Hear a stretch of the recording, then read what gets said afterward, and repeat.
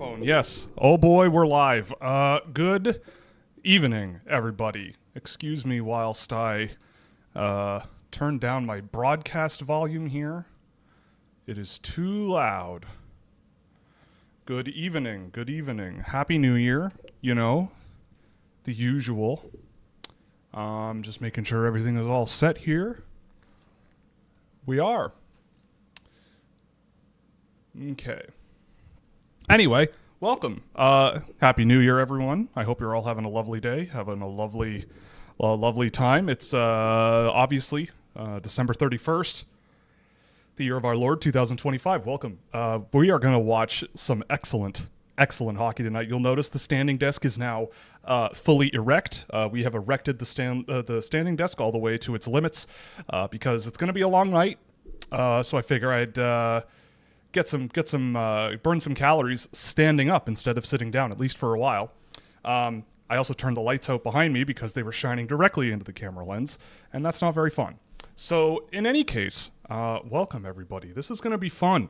We've got, who's coming up tonight? USA Sweden. Those two teams are pretty good, I think. We got the USA Sweden game coming up. Those two teams are, you know, maybe it's going to be a good one. And Canada and Finland.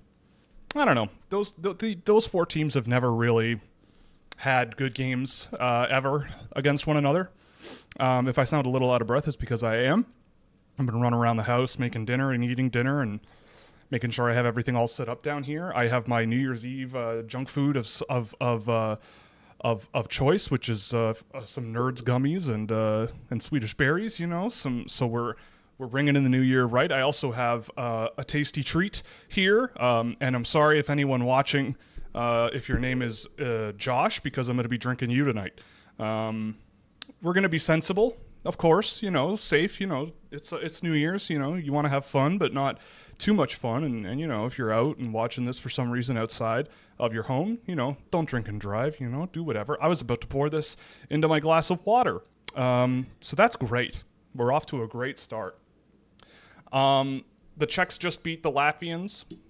I will update the standings in the World Junior Tracker if that is something that anyone else is out there following. If I can find it. And there it is. Okay. I have like a gajillion tabs open to run this show. All right, so Latvia's there. Finland, Czechia won that game. Latvia lost. The score, what was the score? 4-2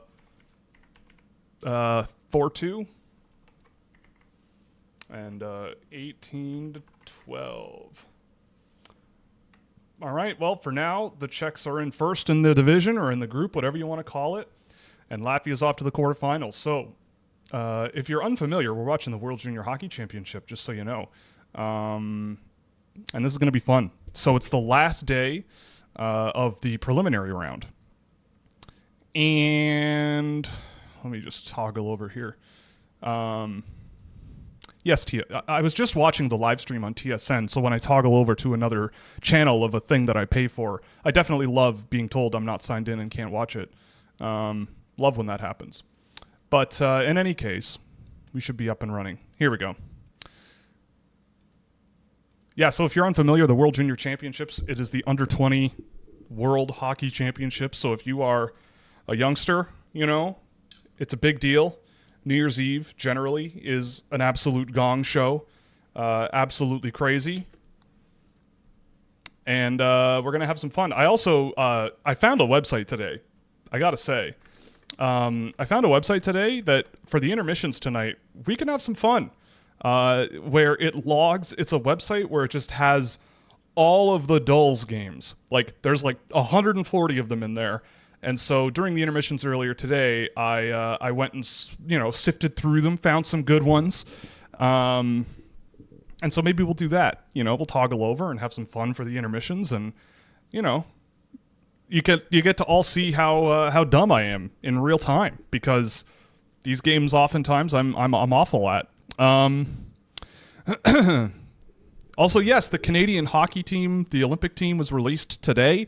There has been much gnashing of teeth about it. And, you know, obviously the analysis is already flowing pretty hard. So, I mean, I'm sure we'll talk about it. I mean, I think it's a pretty darn good-looking hockey team. As I check that I don't have any broccoli poking out of my teeth. But sure, maybe there are some areas where you might be able to nitpick a little bit and be a little doubtful. But yes, Parayko is on that team. Colton Parayko is on that team, locked for the Olympics for another locked in. I mean, Drew Doughty, I think, is the oldest player on that team. He's older than I am, I think. I'm 35. I think he's 38, 36, 30-something. Late 30s. And we'll see how that works out, But, I gotta rep the team, We're Canadians, They're gonna, I hope, do well. But it's gonna be tough. Those Italians might get in the way. Do you think the USA will fill up the arena for Finland to cheer against Canada, or will the crowd be lackluster for Group B again? I mean, I hope it's not. It's New Year's Eve, You're in Minnesota, the state of hockey. So I would hope that people are going to show up. It is what it is, though. Like, you can't, I don't know. But you got to think that they're going to show up, right? Like, you've got even guys who are on the team, on teams in Minnesota, like in the colleges that are on this team. And, I went to the New Year's Eve game last year. Canada played in at night. And even though they laid an egg that night, the environment was awesome. It was so much fun. As you can tell, probably by the fact that I'm at home doing this instead of out with family or friends, I'm not one for like a big New Year's party thing, whatever, at least not at my age. I just, I like hanging out and having a few drinks and having some relaxed fun times. And, once in a while you hang out with friends, but the World Juniors on New Year's Eve is kind of the thing that I love the most. And so, we're sharing the experience together. But I hope that this game for the States is full. It sounds pretty full. And I imagine that, I don't know about cheering against Canada, though, especially because it's in the smaller arena. But you never know.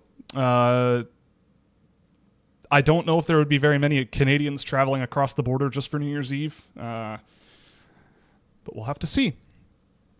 How drunk will this stream get? Well, I mean, I poured a glass of wine for the better half before the show started. So this is a bottle of wine minus a glass. And I don't think I'll get through it all. I mean, we're probably going to be on until 11:30 Eastern. So we're looking at like 5-6 hours. And the game has started. No Craig Button. Weird. I've liked Craig Button this World Junior go around. But what was I saying? Oh yeah, how drunk this will get. I don't know about blackout. I don't like that. I've done that a couple of times in my life. I mean, who among the best of us hasn't? And that was a bad time. I mean, I don't really remember it, but the after effects of it were definitely a bad time. One time. Actually, this was a New Year's Eve one time when I was in university. Was I? Yeah. And I was with two friends in High Park in Toronto, as you are, definitely drinking illegally. And that's the last I remember drinking at a picnic table, and that's the last thing I remember. The next morning, my family packed the car. We were going to go up to the family home in the woods up in central Ontario, which is about a 5-hour drive away, mind you.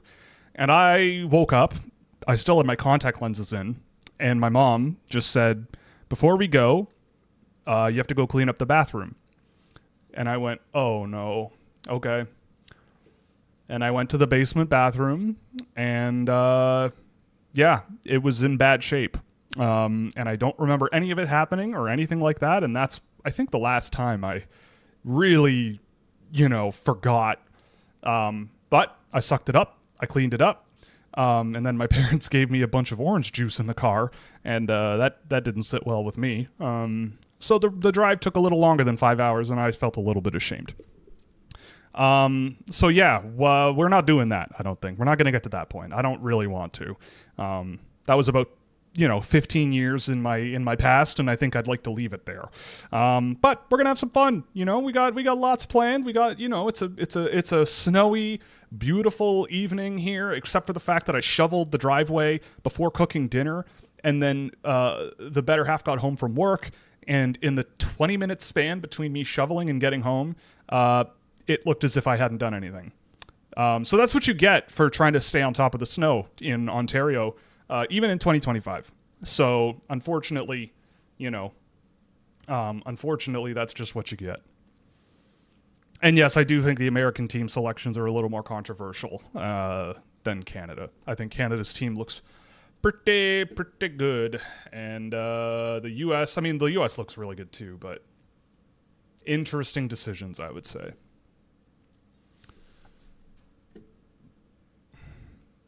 I miss the USA-Canada New Year's Eve games too, but there was one last year because I saw it. I try to forget, but I saw it. Nah, it was a great experience. I got my garbage can from that experience. I have a garbage can now that I used for popcorn at the game. I didn't use my garbage can as a popcorn bucket, but my popcorn bucket I got at the game is now my garbage can at my desk. So, the Canadian Tire Center has contributed in a way to absolving me of a life of filth and squalor. That's a plus, Everybody thinks garbage is this, unfavorable thing, but we all make it. It's got to be managed. And the Canadian Tire Center coming in handy, and I got popcorn out of it. So it's a pretty good deal.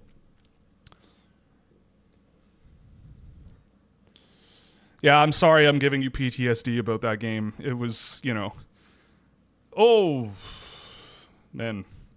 It's really not, I will say, first note on this game is it's really interesting and in a way relieving to see Anton Frondel on the wing, if that's what he's doing. Is he on the wing tonight?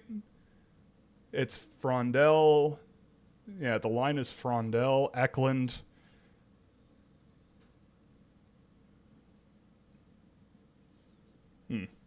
Oh, and then, okay.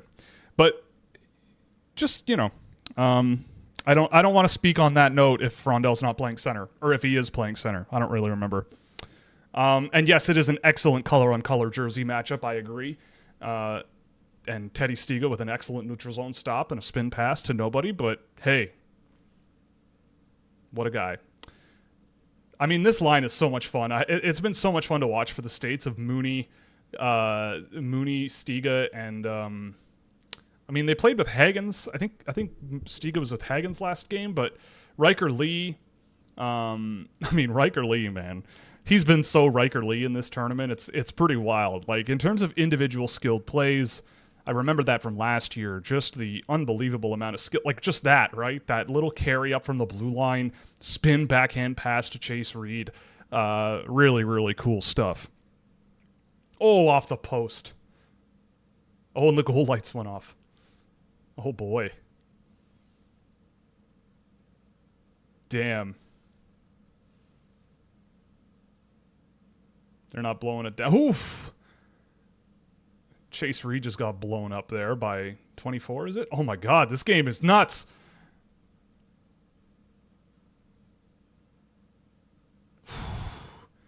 Yeah, Stiga and Mooney together is terrifying for the other team. I will note this, too. Like, was I streaming for that game? But the last, 40, 50 seconds of their last game, LJ Mooney took, every face-off in their own end, which is sick, right? Like, you want to talk about trusting a guy that most people would probably write off a little bit. I think Mooney's been really good in this tournament.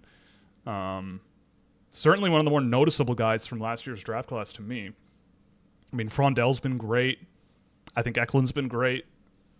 Oh, nice pass. Asher Barnett. That's a guy. Riker Lee has been really good.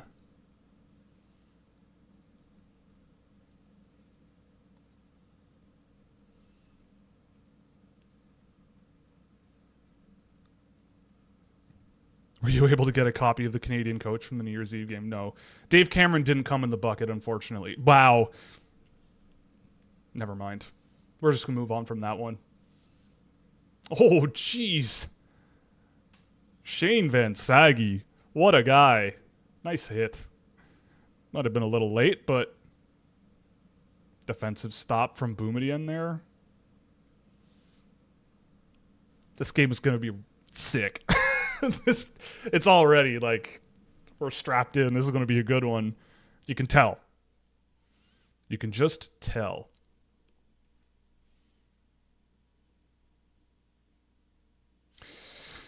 All right.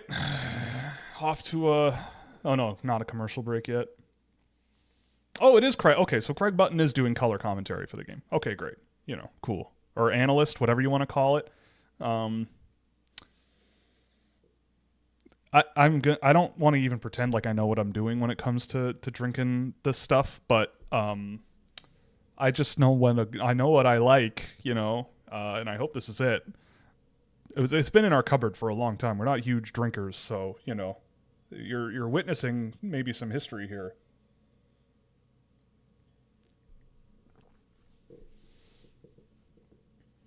Eklund. Oh, Eriksson is on that line. Interesting. It seems like the refs let everything go come New Year's Eve until they randomly don't. Yeah, I mean, sure. You know what? Like, honestly, like one of the things I love most about this tournament is the drama that stems from the refereeing. Like, you never really know what you're going to get. And I don't think there's like a perfect referee out there. But kind of like the really loose nature sometimes of this and sometimes the really tight nature. I don't know. Obviously it's easy to say when you're not at the, you know, either a beneficiary or on the wrong side of situations like that. But as a viewer, you know, and someone who likes to think of themselves as the, oh my goodness. Oh my goodness. Yo, Riker Lee, man. Riker Yee, baby. Holy smokes. Yeah, no Hagenstiga is really dumb. I don't know why people keep saying... I don't know why that's never... I don't know. You would think that the NTDP coach has seen those two play together with the NTDP, but... Anyway, I'm not complaining. This line is electrifying. Look at these guys go, man. Oh my god. Yeah, Riker Lee giving him a little how do you do after the puck went out there. A little I'm coming for you, little man. Oh, what a move.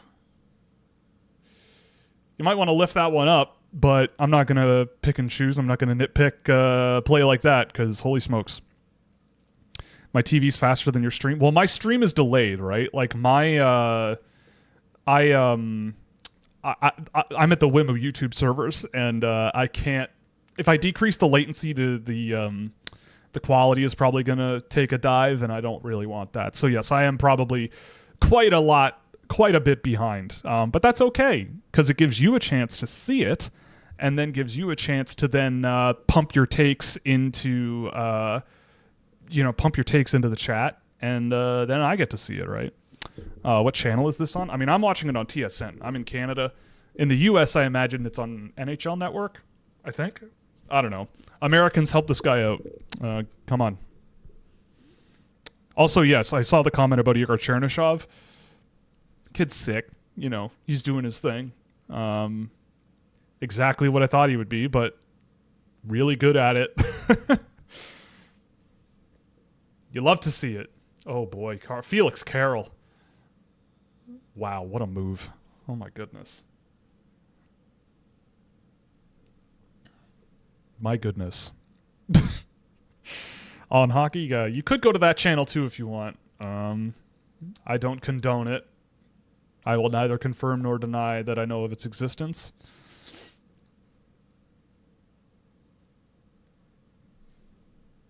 Riker Yee, baby. You want to talk about a guy who had an insane second half last year. I don't think I had that guy ranked at this point in the year last year. Maybe. But good player.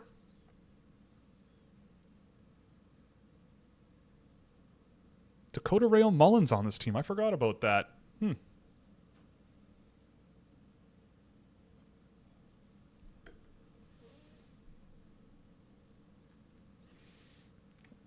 Yes, the U.S. Olympic roster, I think Elliot Friedman tweeted it out, but I don't think it's officially confirmed. Oh!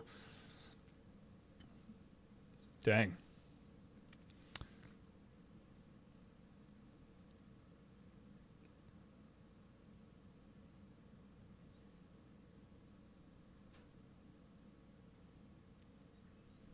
Dakota Rayon Mullen almost set up a beauty there. Dakota. Shout out my own Rayon, you know. If anyone knows that name. Oh! Well, there you go. Thoughts on the new helmets? Whose helmets? A fantastic play by Alphonse Frey. Damn right, Craig Button.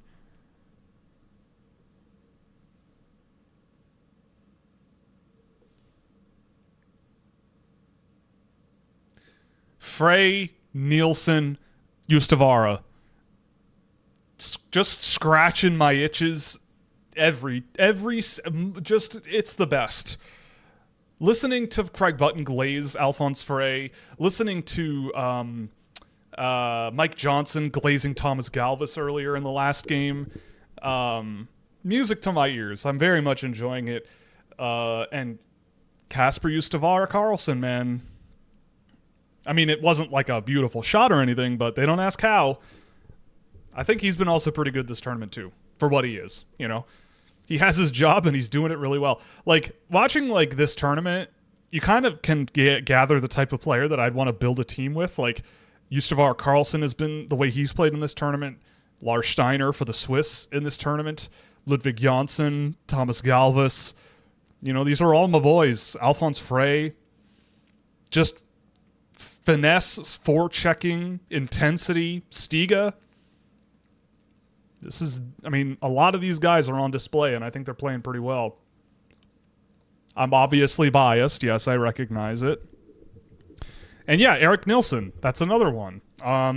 Eric Nilsson is, I mean, I think Eric Nilsson is an extremely, he plays, in my opinion, and does it well, one of the most important roles in the sport. Just a reliable, dependable, two-way, 200-foot, selfless center that can play physical. He can play with skill. He can make plays. You know, he has a shot on him, but it's not really his hallmark. And yeah, I mean, I love guys like that. And you know, obviously it's also very difficult because there are a bunch of guys drafted last year who don't have the luxury of being here. But he can come back next year, you know? Like, Eric Nilsson will be on this team in a year. And that's going to be fun to watch, you know? That's going to be fun. And yeah, Thomas Franco's been having a good series.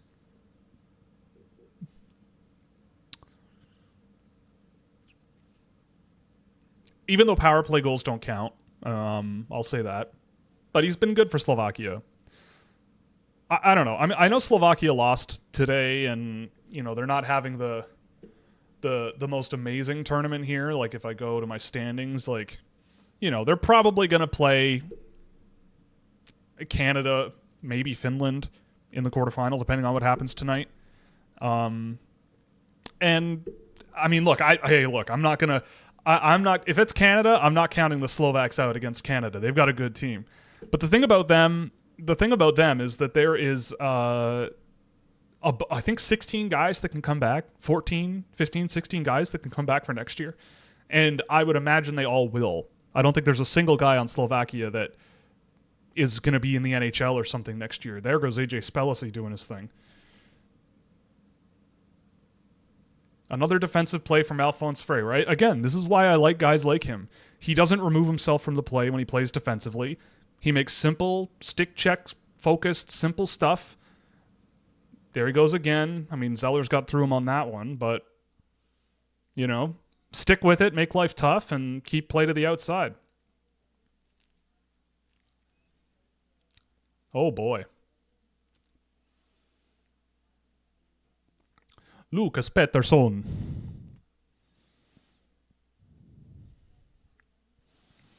Oh, Sweden, the majority of the team's helmets. Yeah, they're pretty flashy. They're pretty snazzy. Yes, they are. Yes, Happy New Year, Andy. Good to see you back. And yes, I am grinding. Usually, I will say, normally I don't do streams during the World Juniors, but this year, for extenuating circumstances, excuse me, I was unable to go visit. Oh my God. You ever like have that feeling of drinking the water and it goes down the wrong pipe, but it happens with air? Or is that just me getting old? That air goes down the wrong pipe and it makes it all weird. But anyway, yeah, I'm streaming New Year's Eve and all these World Junior games because unfortunately I can't, do the things with my family that I usually do around this time of year in the woods. At the aforementioned house in the woods. Oof. Yeah, so I don't have that luxury,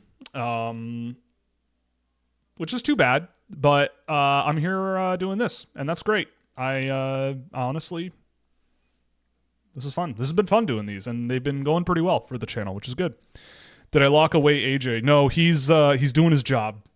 He's doing his job. He is being a big boy. We're both at our relative workplaces, so to speak.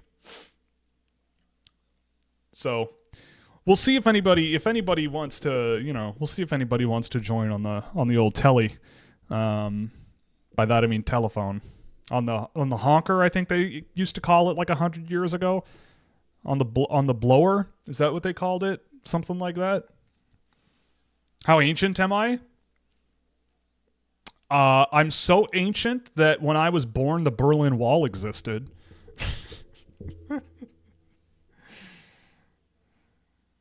I'm so ancient, I used to use Netscape Navigator for the internet. I'm so ancient, I used the website askjeeves.com many times. On the Horn, that's the one. On the Horn, yeah.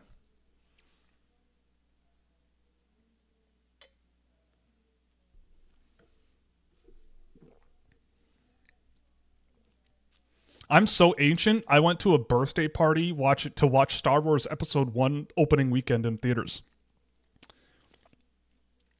That's... What an experience that was for a 9-year-old, I will say. Holy smokes.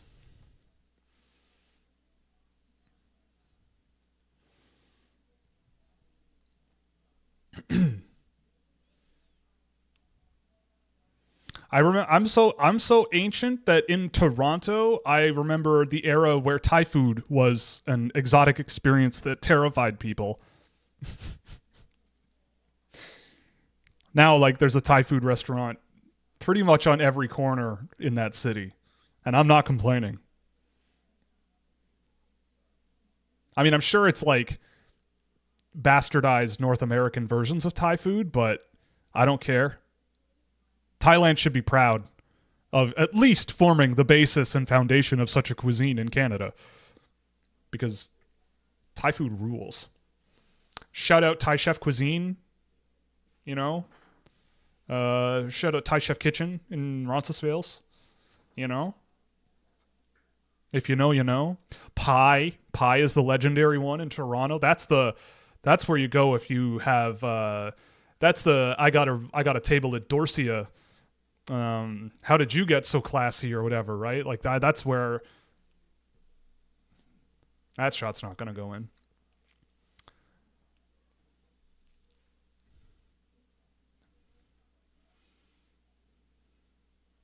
AJ Spelliscy's another one who's been pretty good in this tournament as well. Like, again, for the job that they've given him and what his responsibility is, pretty good at it.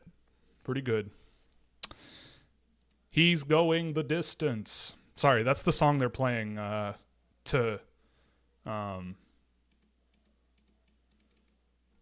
that's what they're playing during the TSN broadcast as a stinger going to ads once in a while. And I'm a sucker for Beck.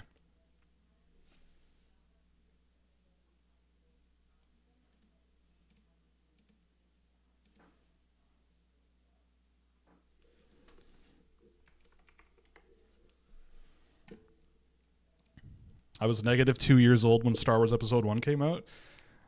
Yeah, man, that was... I don't remember what movie it was, but I do remember seeing the teaser trailer when they announced it coming out.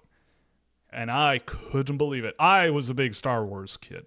I had the VHS tapes that came out in the 90s. I think that was the last release of it in its original format before George Lucas got to it and started making all those crazy edits and computer imagery and all that crap. That VHS tape set, I think, was the original cut of that movie. And that's a dandy box set. I wish I still had it. Not that I have anything to play them on. I do have the despecialized editions. Oh, Kyle Dubas is there with Jason Spezza. I feel like Jason Spezza retired like 3 years ago, and he immediately looks like the dad everybody knows now. Like, he doesn't look like an athlete anymore. Not that I'm like saying he doesn't look good or anything. I'm just saying there's something about him that now he just looks like the guy there to pick his kids up from a swimming lesson or something. Pretty wild. Oh, good. I'm glad someone got the American Psycho reference. I like that movie because it makes rich guys look cool.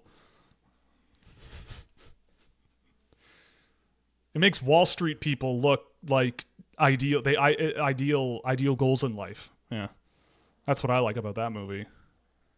Christian Bale is just a real American hero. That's what it should have been named.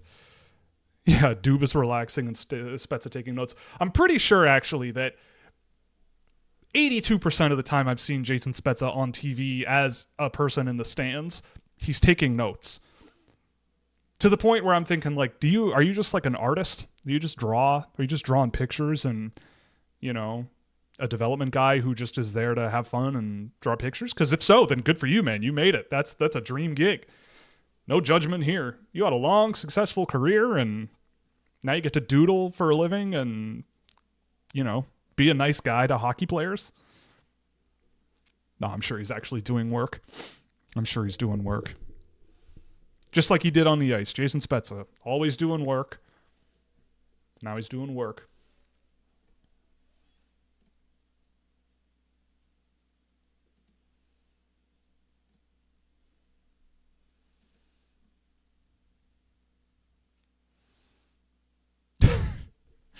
That's true, actually. A lot of the U.S. team does have those episode 1 names, Like, we don't have a Jar Jar Binks on the team, but Brody Zemer, Teddy Stiga, yeah, I could see those. I'm thinking of the roster of characters in the Pod Racer game. Shout out Star Wars Episode 1 Pod Racer on the Nintendo 64, by the way. I have a copy of it over there. I'm not going to go get it, but I have one, and I adore that game. It didn't age super well, and I haven't played the remastered version of it. I want to, but I haven't. But yeah, excellent racing game. It's a little overwhelming, and the levels are very confusing now, in my old age, but it is great. Oh, yeah, that's true. Canada has a Misa, but no Jar Jar Binks, but that's pretty close. Like, I think we're a little bit away from, I really want a Sebulba in the picture, I think we need a Craig Sebulba, on the maybe German team next year, something like that. Teddy Stiga does sound like a baseball player's name. Who do I think will win?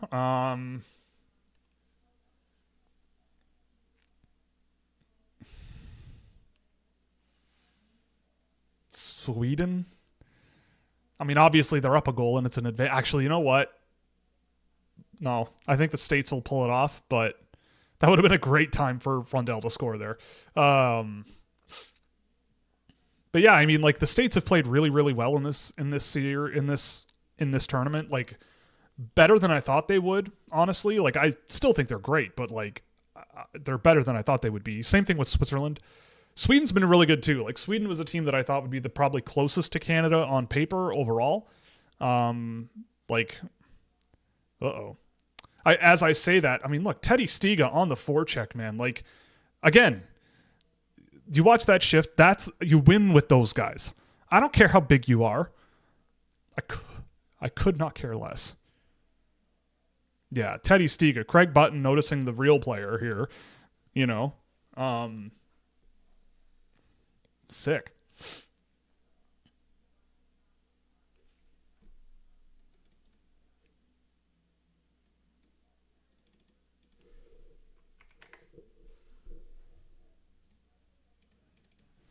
Favorite random topic?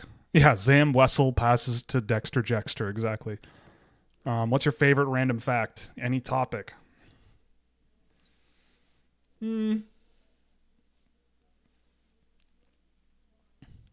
I don't know if this is super common knowledge, at least not outside of North America. And I don't know how many people are watching from outside North America. But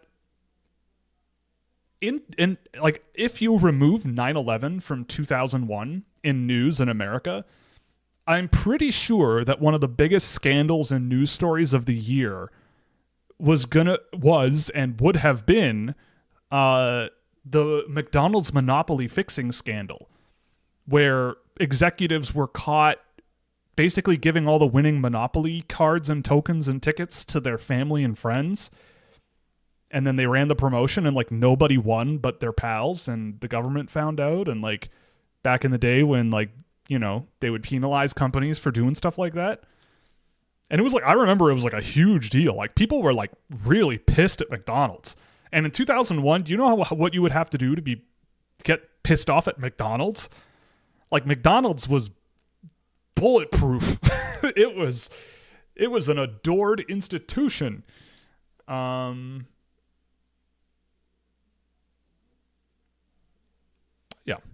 pretty wild. Yes, America is still losing despite Stiga making winning plays. Exactly. We'll just have to wait until overtime in a gold medal game, and then maybe he'll do something that, you know, maybe someone will notice. I don't know. Am I saying McDonald's did 9/11? You know what? I don't know where Ronald McDonald was on 9/11. Do you? What was Grimace up to? The Hamburglar. The Hamburglar was off work. Halloween had already passed. He had plenty of free time on his hands. I'm not saying anything particular. I'm just wondering. I don't know if there's any record of where all the McDonald's crew was on that day. You know?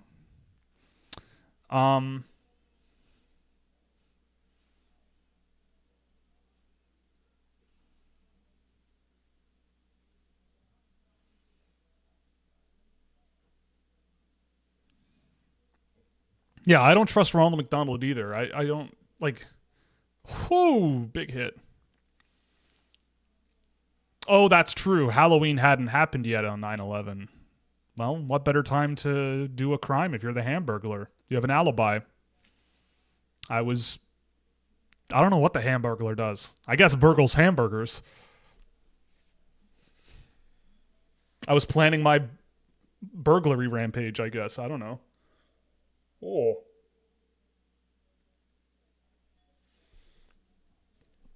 Was that Hagens? Yeah, dude. James Hagens throwing hits. You know, like the guy everyone said was soft and didn't play physical last year. And when I put data in my database, it said, wow, this guy throws a lot more hits.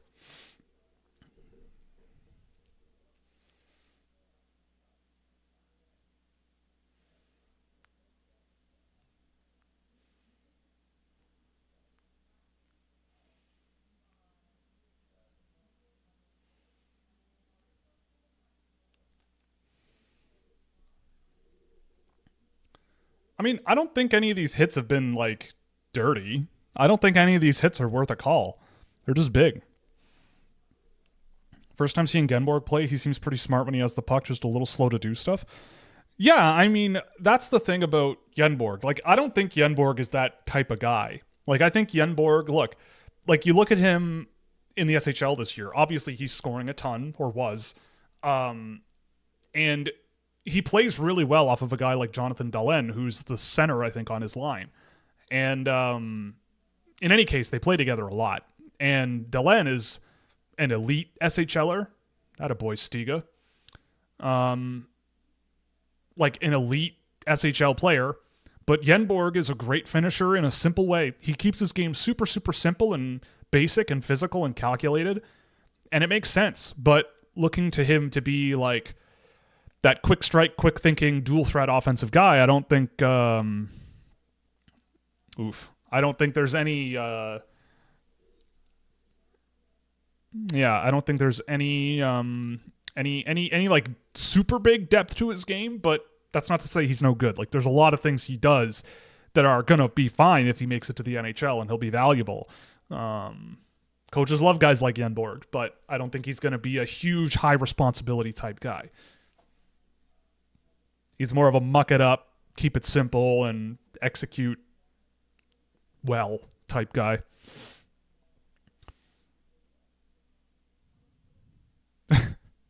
We say he doesn't hit enough, and look at him now. Exactly. Yeah. I mean, for that first half of the season, Hagens was pretty physically absent, but after the World Junior, like, it seemed like something turned to corner there. He really sort of found another gear that everyone had been, or at least I had been kind of looking for. Go to Thai food order. I mean, I'm a basic boy. The pad Thai is always coming out. I like a good, like, spicy curry, you know. A curry of some kind. I'm always a fan of those.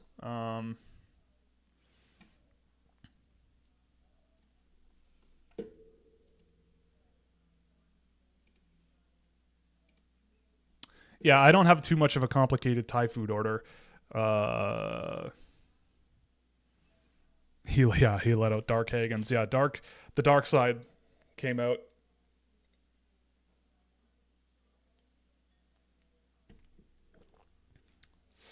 Love Harenstam taking one right off the dome there. Okay. First intermission, how are we feeling? Good?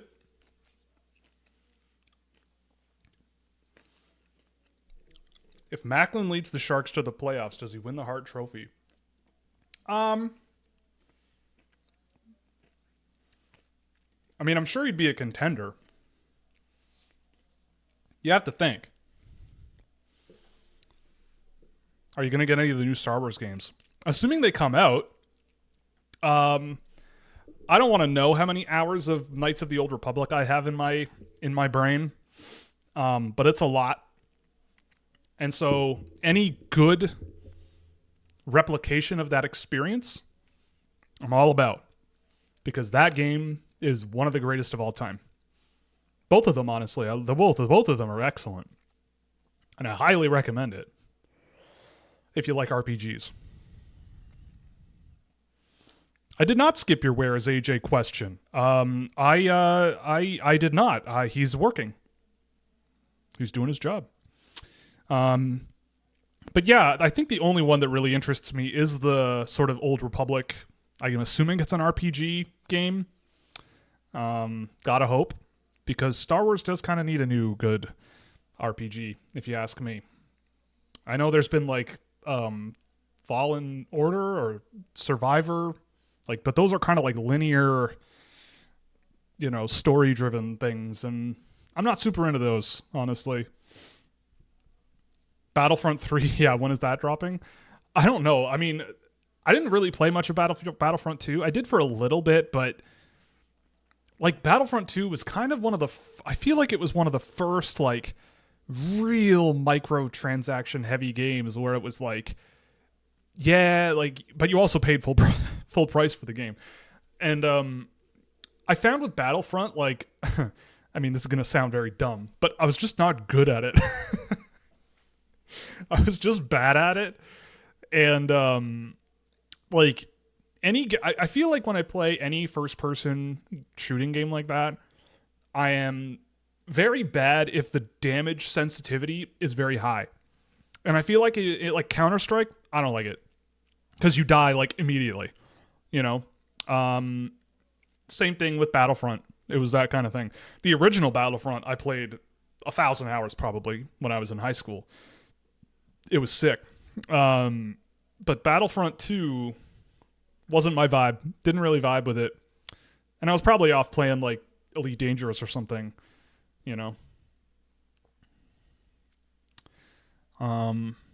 Unless it's fake 3-on-3 hockey, and OT Stiga does not make real winning plays. Exactly. Yeah, now you're getting it, right? Yeah.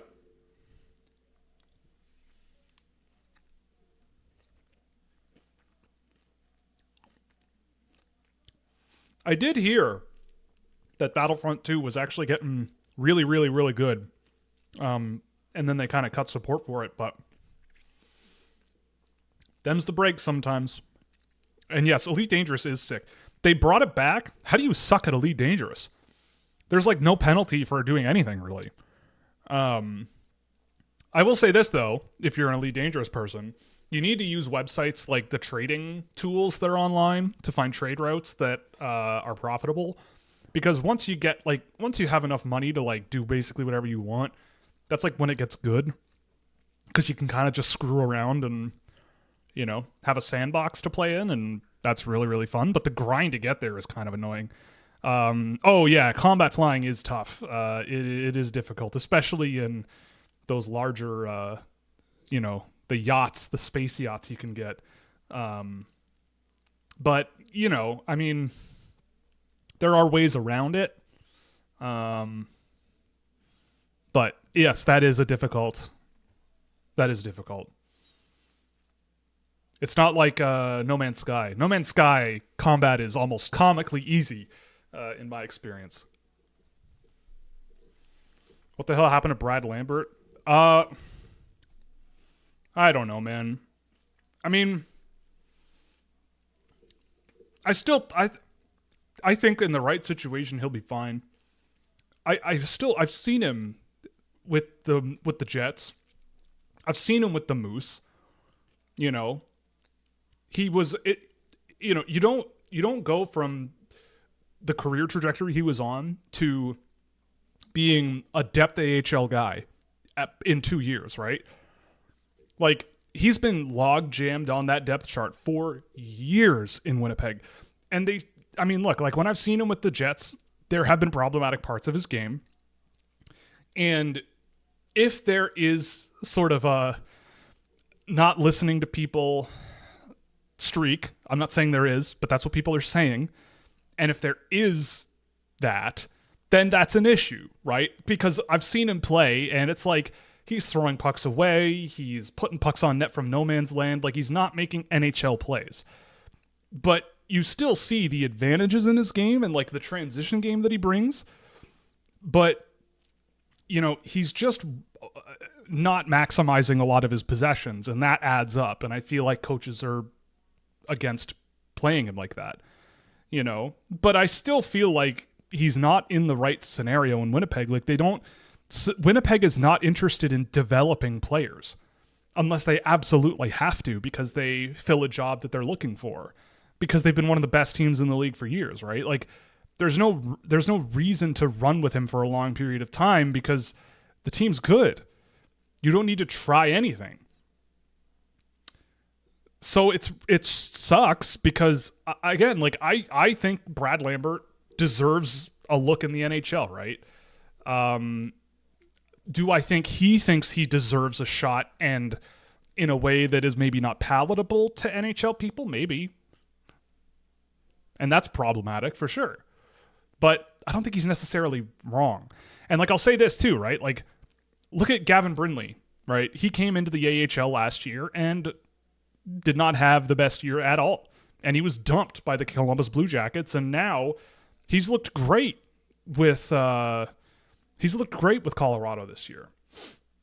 You know, he's earned a lot of rope in Colorado. And so it's like, it's about situation, it's about who you're playing with. I also watched Lambert with the Jets, and they're playing him on the wing, and I just never have felt comfortable with him in that position. Like, he's a little small, but I think up the middle of the ice, that's where he really shines. So if there's a team out there, you know, that could use a player like him, then good, go for it. But nonetheless, here we are. Yeah, don't believe any of my disillusions about Lambert. Exactly. Is there any chance Brennan Othman becomes anything? Well, it's not zero. He's what, 21, 22? I mean, I wasn't a huge Brennan Othman guy in his draft year. Like, I think I had him in the second round. And I think his game is a little bit limited. But I always felt like there was a pretty decent chance he could grind his way to a bottom six job. You know, I thought, sure, like I could see him being a physical enough guy, a decently skilled enough guy, a guy that plays with enough pace to sort of just get the job done and maybe not be a huge difference maker, but be something. It's possible. But like where they drafted him, I wouldn't have done it. It's similar to Braden Schneider. Like I like Braden Schneider. I in his draft year, I think I might have had him a little low, but I thought, yeah, like as a puck carrying guy who can skate well and move the puck well and play pretty solid defensive hockey, like sure, I could see a Braden Schneider being a decent option.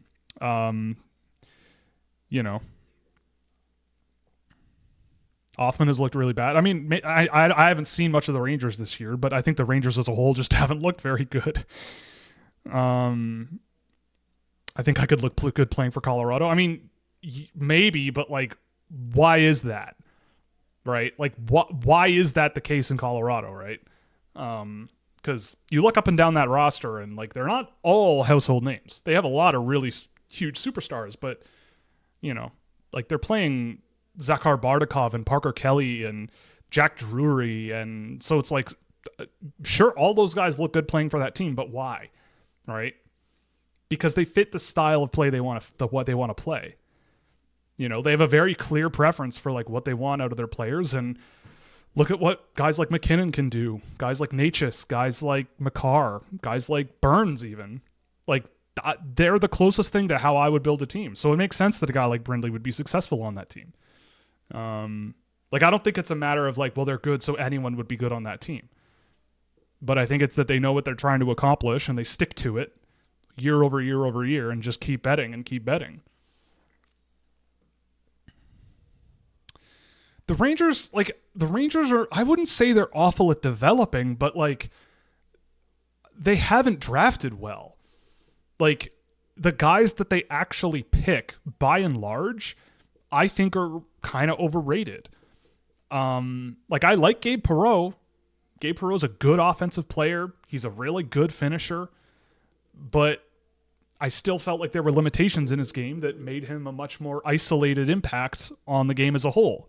But as a number 3 guy on a line that, the game kind of revolves around him and he can sort of take advantage when needed, sure.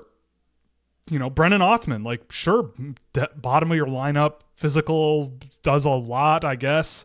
I could see it, sure, but like where they picked him, I wouldn't have done it. And like, they also haven't really drafted a whole lot in the first place, I don't think.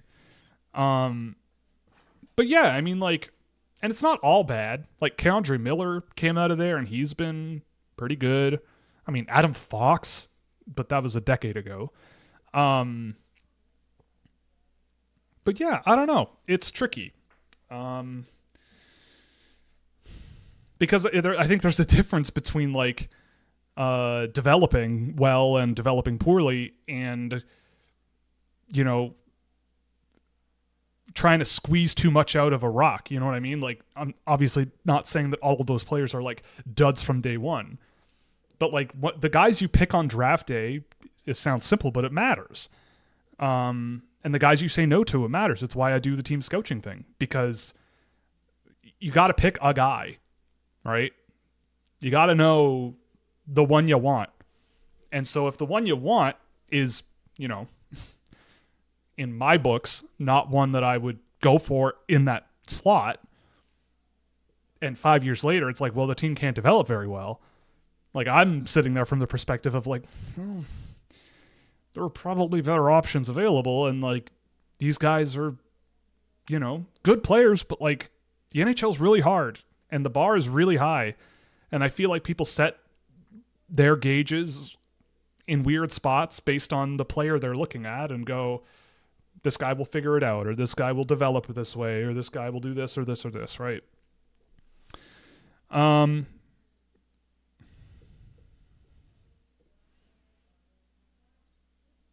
yeah, people do forget how insanely good the NHL is. It's just insane how good it is. So many things that you just have to do well. Excuse me while I refill my beverage. And yeah, making the NHL is really hard, especially sticking in the NHL. Yes, I agree. Nielsen to Frey to Casper Justavara Carlson is indeed a banger. We like that.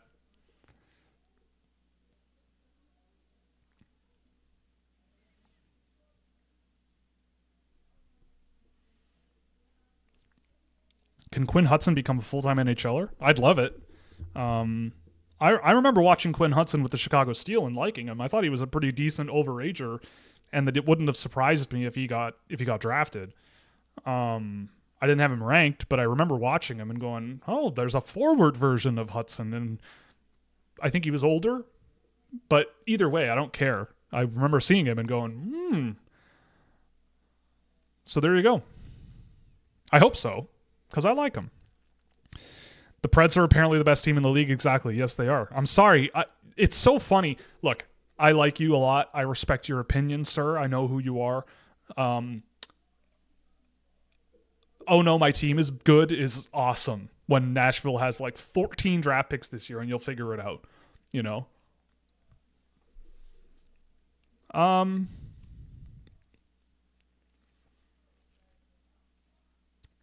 Finland is not playing the Czechs right now. The Czechs just finished a game. It would be weird if they were playing already.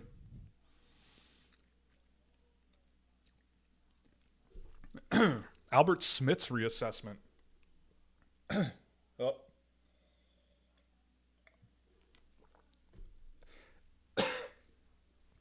Got a bead of sugar stuck in my throat. Yeah, I think at this point you do have to be along for the ride. I'm sorry. The biggest surprise to me about Team Can... Oh, sorry. Albert Smith's. Yeah. Smith's is... I think he's been good for Latvia. But I do think that, you're seeing the positives and the negatives. I think when you compare him to some of the other defensemen in this tournament, like the mobility and the footwork is a little bit behind that of like a super, super high-end defensive prospect. But that is me being a little nitpicky. I think his passing game has been really good by and large. Pretty good defensive game as well. I've liked him. But I think I've knocked him down a few spots since watching this tournament and seeing Chase Reed and Oliver Suvanto and even Pete Arinen. Just been a guy that I think I've knocked a little bit down, as much as I love him. But I don't see him being too much lower on my list by the end of the year, at least as things stand right now. The biggest surprise after the Team Canada Olympic selections. Honestly, looking at that team up and down, like nothing surprises me too much. Like it's a team that a Canadian would build. I don't think there are that many guys that you legitimately could look at and go, why didn't you bring that guy? Hearing that Connor Bedard didn't make it and it wasn't because of his injury, that I might disagree with. That really screams to me, don't bring Sidney Crosby to the 2006 Olympics because he's only 19 type stuff. Or 20, whatever Crosby was at that age. 19? And Canada finished 7th or whatever, right? It's like, like they said, like, oh, he didn't play enough games in the NHL. His track record isn't whatever. And I'm going like, but like, like, I don't care that a year ago he had only one season under his belt. Like, I'm not looking for how the player, like, I don't care about the player prior to today. Like, if Connor Bedard can play on that team, you can play on that team. And when I watch him, I go, this is like the perfect situation for Connor Bedard because yes, he's a center, but just play him on the wing. Like, put him on the power play. Use him as a auxiliary guy. And if you want your penalty killers, like, you could have your penalty killers. But that one I'm going like, I don't buy the explanation at all. And yeah, and you take Celebrini, who's younger. But to me, that means like I think to me, that strikes me as like they're thinking about Celebrini's two-way game, which is also exceptional, where Bedard's is not, I don't think. But to me, it's like you're not bringing Bedard for a two-way game. You're bringing him to like lead the Olympic team in scoring goals. Like that's why you bring him. All right, we're back up and flying here. We're rolling. I don't know. What else do people say?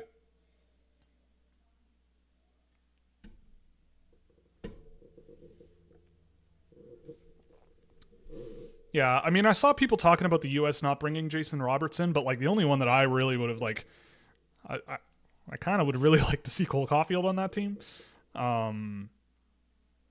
but maybe next time. I don't know.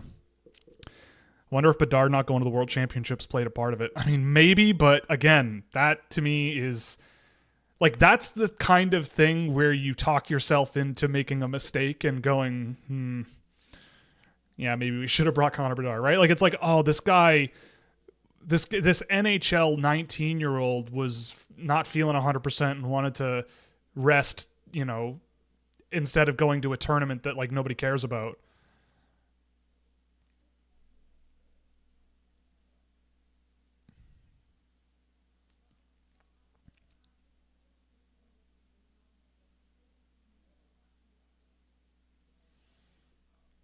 Yeah, too bad for Cole Caulfield. Ooh. Interesting.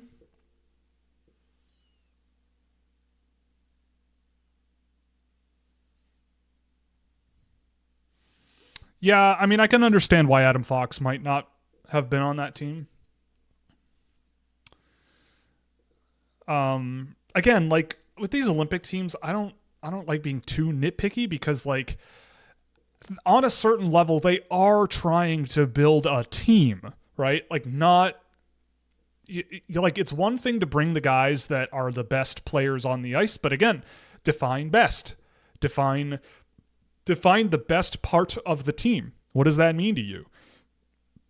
I'm a big believer in the psychological side of the sport making a huge difference. I think it's a big reason why players have wildly different careers based on the teams that they're playing on. Sweden's on the power play. Let's see what they do with their PP time. But yes, you could have had a Caulfield, Eichel, Jack Hughes line. That would have been sweet. Oh, Frey lost the puck. He's cooked. Oh well, we had fun. Well, it's a shame. We had fun for like half a period there, eh? He sucks actually. Give me Adam Kleber instead. That's what I'm looking at. That's what I say. Oh boy. Oh, I thought there was nobody there.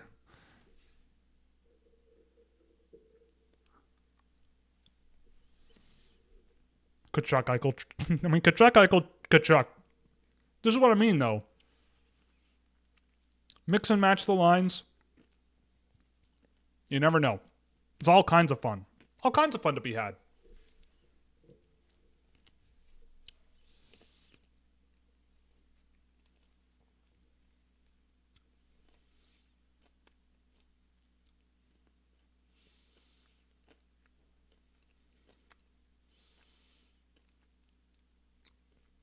Vigo Bjork. Oh. That went in. Eddie Enborg. That's what he does. The puck comes to him. He shoots it. It's a good shot. It goes in the net.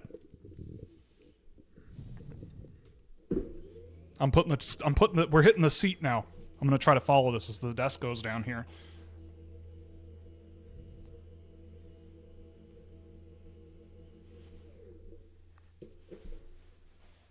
Do I look teeny tiny now?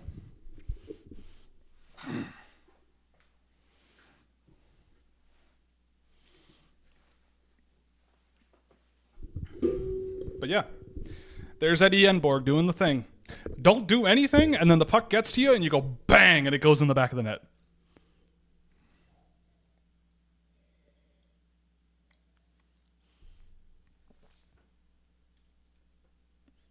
By the way, today, I also did a power ranking of all the goal songs in this tournament. I was more surprised at how little I thought of the Swedish one. So there you go. Yes, it was a power play goal, but have you considered that that oop, attaboy. That Ustavara, go to the net, son. Muck it up. Be a jerk. The first half of Sweden's goal song is bunk. It's like a 0 on the power ranking, but the second half, I put it in an even 5. The Czech one is A+. The Czech one wins. The U.S. second. I'm biased. Look at the jersey I'm wearing. The Canadian one, Tragically Hip, number 3. Legendary band. Culturally and statistically significant. The Slovakia one was after that. Then I had Sweden. Then Germany, Switzerland, Finland, Denmark, Latvia. I don't know what the Latvian one is extremely Latvian, but I don't think it's a very good goal song.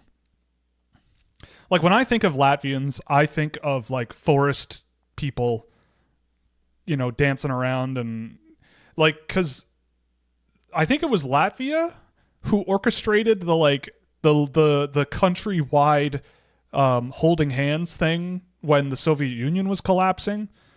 Like, I think it was like a political statement that they did together. Like, they held hands across the entire country.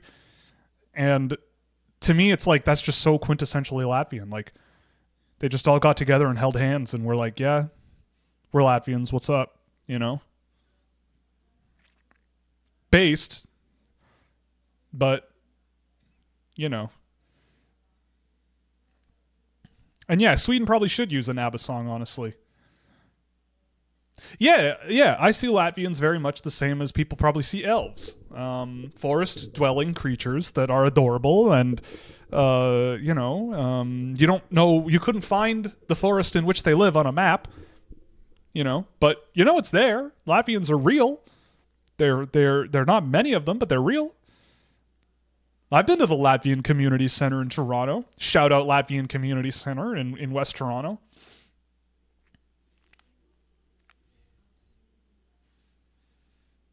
I went to a friend's confirmation party at that conference center, or at that community center. And definitely no underage drinking going on at that party. Latvians definitely don't like to have that party. And here comes Ivar Stenberg. And a bunch of the kids started passing around what they were calling a budka, which was literally just a bowl, like a large punch bowl, filled with just whatever booze there was. And there were like 40 straws in there, and it was just going around the room. And that's just, it was the closest thing I felt to being Latvian or Balkan, not Balkan, sorry, Baltic, like former Soviet Republic vibe that I've ever been. And I come from a boring background, right? My family is Canadian after Canadian after Canadian after Canadian, except for one line of my family, which is Buffalo, New York, and New York State after New York State after New York State after New York State.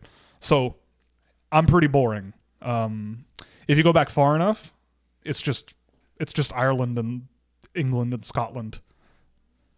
So if I get an experience to feel like an Eastern European, to feel like whatever that is not my boring background, I treasure it.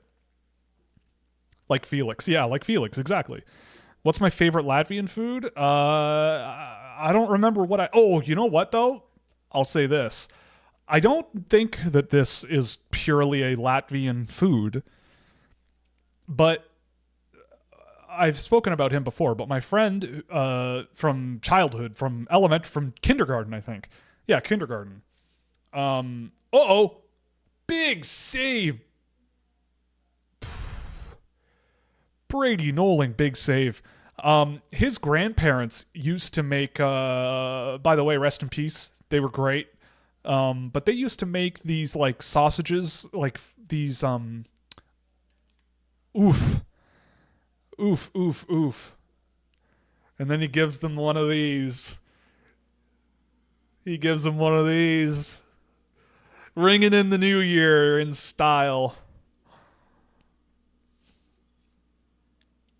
Remember that time I said the U.S. might pull this off? There's still time. But just a banger of a shot. Nice move from Berglund, too. Like, nice little... Draw that pressure, diffuse it, give it to the guy who can shoot, and bing, bang, boom, you got a goal. Unreal. It did indeed go in, believe it or not. Yeah, I mean, look, I think I've told this story, too, if you're talking about taunting the crowd. I was at the World Juniors when they were in Buffalo, and it was the gold medal game, and it was Canada-Russia, and the second intermission came, it was 3-0 Canada. They started doing the na na na na na na na na hey hey goodbye chant, and it was loud. And then they lost 5-3. The only other thing I really remember, other than the fact that I think I was sick with the flu or something that night, it was awful. But somehow I knew someone who was in the car on the way home with Mark Visentine, who was the goaltender for the team during that game. I think it was his girlfriend, and somehow I was like a Kevin Bacon away. And he apparently just was silent the entire drive home. Pretty sure that game might have like nuked his career mentally, because that was a brutal one. Oh, Eric Nilsson taking a stupid penalty. He's cooked. All of my boys are getting cooked. Jeez. Well, let's see. Let's see where this goes. But yeah, I forget what I was talking about. Someone asked about Latvian food. And anyway, the grandparents used to make these like sausages, but they were in like a dough. Like it was like pigs in a blanket, but it wasn't just like hot dogs wrapped around a Pillsbury thing. I don't know what they did. I was too young to ask, and I didn't care enough because I was like 12. But they would give us like bowls of that stuff, and I would crush it. Now I'm just thinking about it, and they might have just been like Pillsbury pigs in a blanket out of a box, maybe, or like some sort of whatever. But I'm almost positive that I've never seen anything like it since, and I'm pretty sure they didn't speak great English, and I'm pretty sure they said it was something in Latvian, like a Latvian word. But my Latvian's not very good. I don't really remember too much from my almost zero experience being exposed to the language.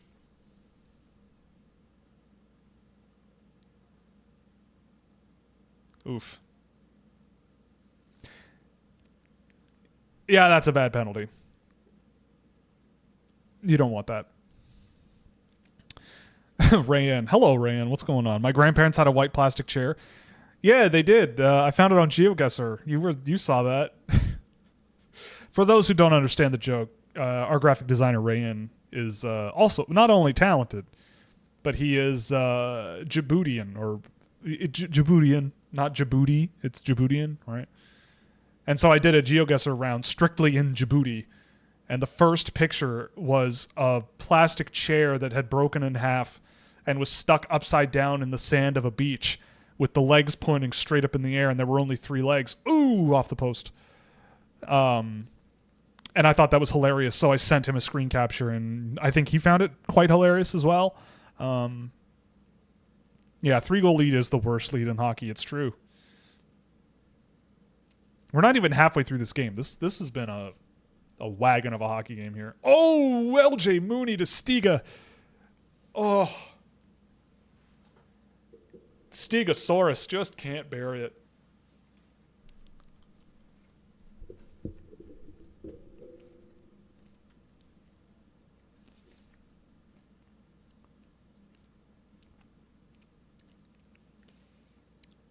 Oh.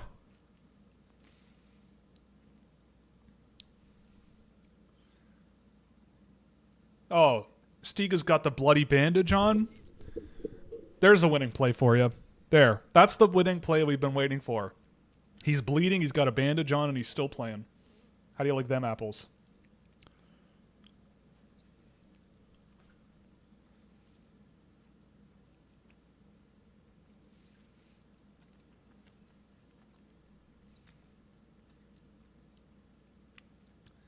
Sasha Boumediene.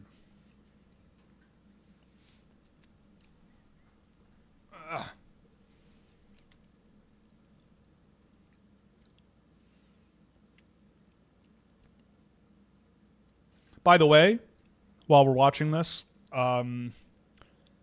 still doing 25% off all Scouching.ca subscriptions. We just updated a bunch of our data packages, or our data visualizations.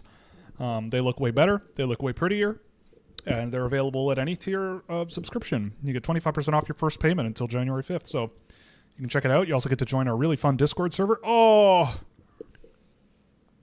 Who set that up? 24. Oh, nice pass. Oh, my goodness.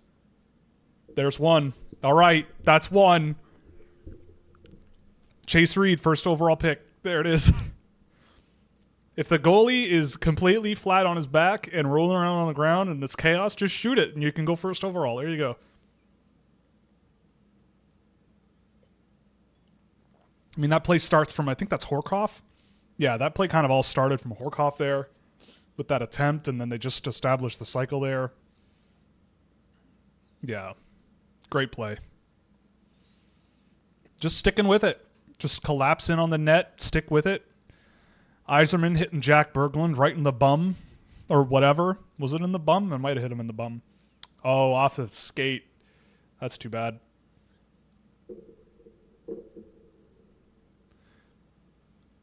Okay. All right. Play Freebird, baby.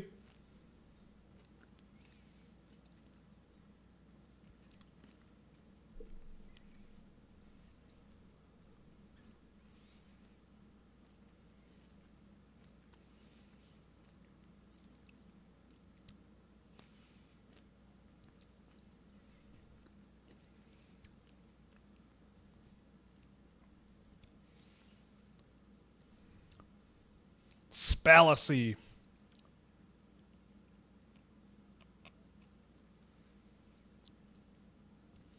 Wow. All right. Good thing I'm sitting down. Are you sitting down? If you're at a New Year's party, put this on the TV. Chromecast this to the TV. I want to be like Big Brother by the end of the day. I guess end of the day. End of the evening, whatever you want to call it.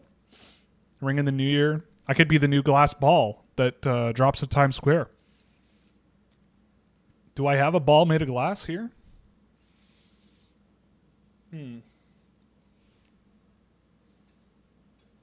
I don't, but what I do have is these. What do you think? I realized that these aren't prescription, so if I take off my real glasses, I can't see anything. And if I wear these, I can't read your beautiful messages. But I'm trying to bring back shutter shades for 2026. There you go.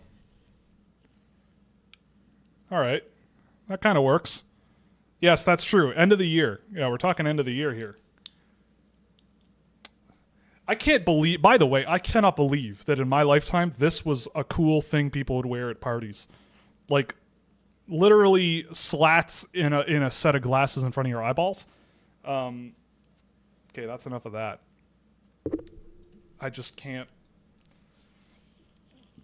I really wish we could track like near almost goals and almost points, because I feel like Teddy Stieg would have 4 tonight. Anyway, what are our New Year's resolutions? Mine are to go on the bike more, for sure. I mean, it's right behind me. It's looking at me all day, every day when I'm down here in my office. That's one. Oh, I want to oil up all the hinges in my house. We've been here long enough. and the hinges are starting to get squeaky. It's starting to sound like we live in a haunted house, which I don't like. So we're going to oil them up and fix those up. I don't know. 3D print some friends. No, I'm kidding. This is my outlet for human engagement. I don't know.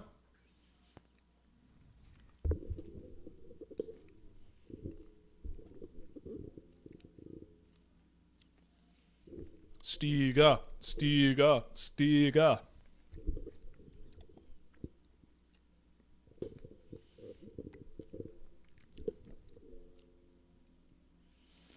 I think America should bench Teddy Stiga again. It'll be like Nick Robertson, right? That's how Nick Robertson gets motivated to score, is you bench him. You bench him and then you play him and he scores and then you bench him again. So with Teddy Stiga, maybe if you sit him for like 2 periods and all of these almost chances, you won't get them. But when he comes back on, you're going to get him. Interesting. It feels like every time I look up, they're playing this Mooney, Lee, Stiga line. Oh boy. Okay, Felix Carroll, I see you. All right. You look weird without glasses? Yeah, no, I agree. I do look weird without glasses. I don't like how I look without glasses. The better half had LASIK a year and a half ago. And she was asking me, like, why don't you do it? You should do it. And I'm just like, I don't. I've been wearing glasses for 24 years, I think. No. 21. 21 years. 20.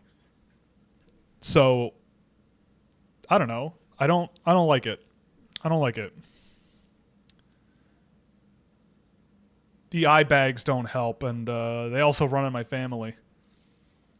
Yeah, the shutter shades aren't going to go on again. We'll do one of these maybe for a while, but how do I make them symmetrical with the camera here?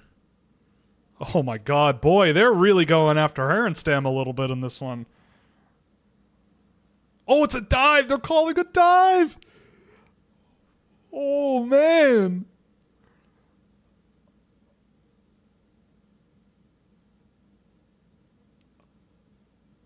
I haven't seen that since, like, for Sweden, I haven't seen that since, 2008. Was it? The 2009 tournament? I was in first year university, and, Markstrom. Jacob Markstrom. I think he was called for a dive. Oh, boy.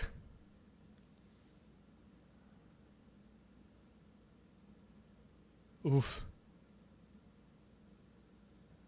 That, I think, is a good call. Yep, that's a good call.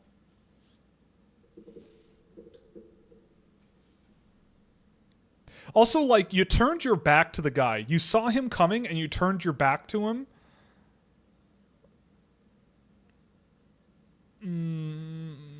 Not sure about that one. If I'm, I think that's probably the right call. Yes, there are people who are as old as me, as I've been wearing glasses. That is exactly right.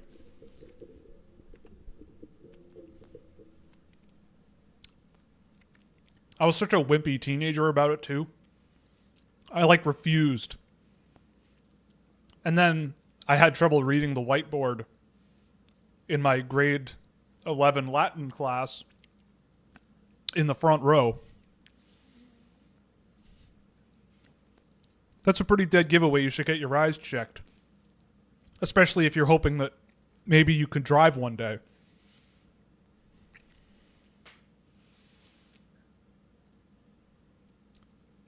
Because I'm pretty sure my eyesight stinks pretty bad. And going to do my driver's test with the eye test. Eye test, get it? I think they would have laughed me out of the room. Out of the Service Ontario office. Shout out Service Ontario. Do I think Will Horkoff would be top 5 if this was his draft year? No. No, I don't think so. It's a good draft year this year. I don't think he would be. Is Green Tree playing? I don't know. I don't know if they posted the lineups for tonight yet. On the commercial break, I'll check. Or you could check. I don't know, but I could do it too. We could both do it together.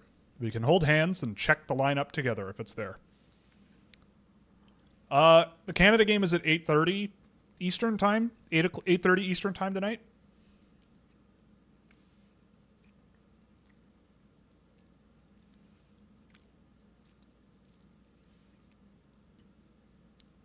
Oh.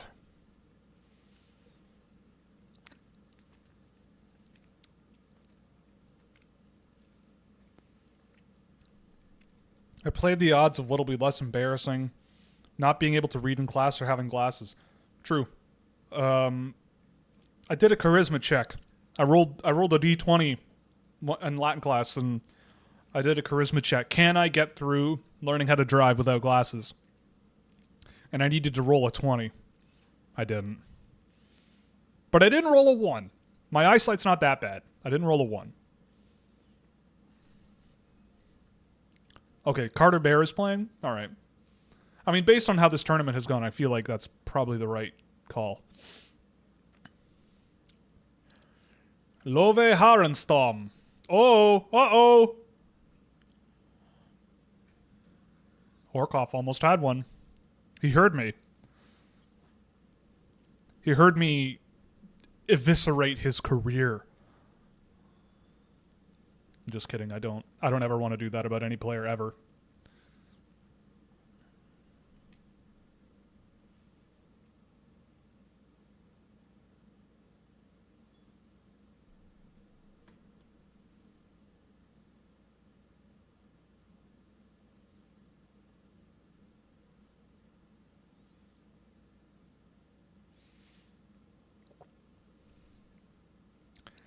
James Haggins. Who's been better this tournament? James Haggins? Oh boy. James Haggins or Teddy Stiga? Oh, snap! Lucas Pettersson. Oh my God. Colby Barlow, yeah. Yeah, me having Colby Barlow as a second round pick definitely ruined his whole career.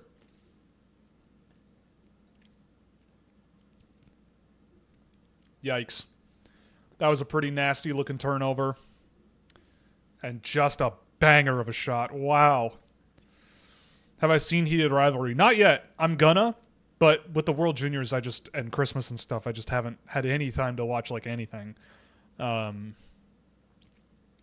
watched the Bright Sun Films episode of Bankrupt on YouTube, where they did the episode of Hooters last night. That was our entertainment. Pretty good. Canadian, by the way. Canadian YouTube channel. All the best YouTubers are Canadian. What am I talking about?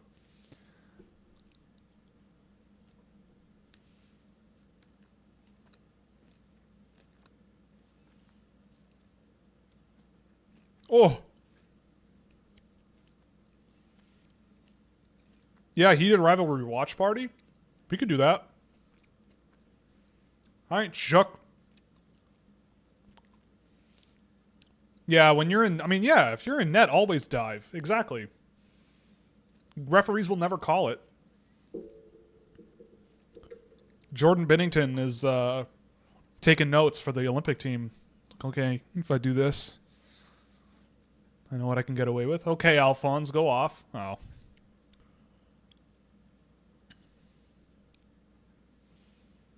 You weren't serious. Too bad. You said it. You wanted it. Yeah, you did. You did.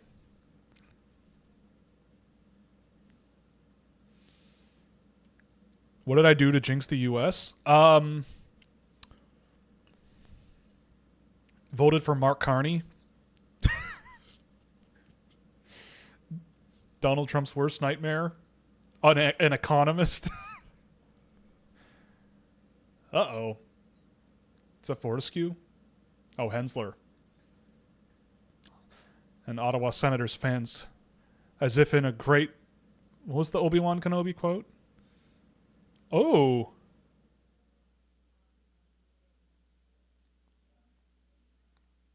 Uh-oh.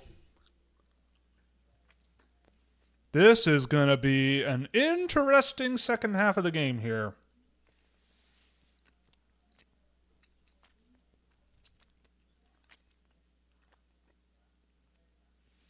So, as it stands right now, Sweden would play Latvia,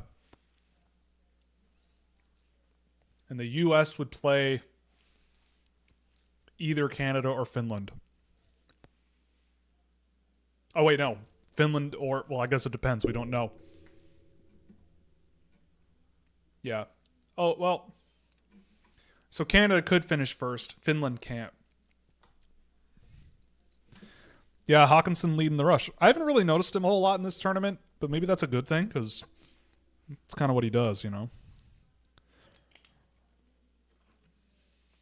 Also, I can't decide, and maybe I need the better half here to help me out with this discussion, but I don't know about anyone else. I don't know about the U.S. people in here. But the Canadian broadcast of the World Juniors, the ads, they always air the same, like, 6 ads the entire tournament. Last time around, Hawkinson did the thing. But the ad package for this year's World Junior is, I'd say, mildly tolerable. Yeah, you can't do that. Yeah, Hensler, ill-advised, but looking like an Ottawa Senator out there. He's playing like a senator, you know?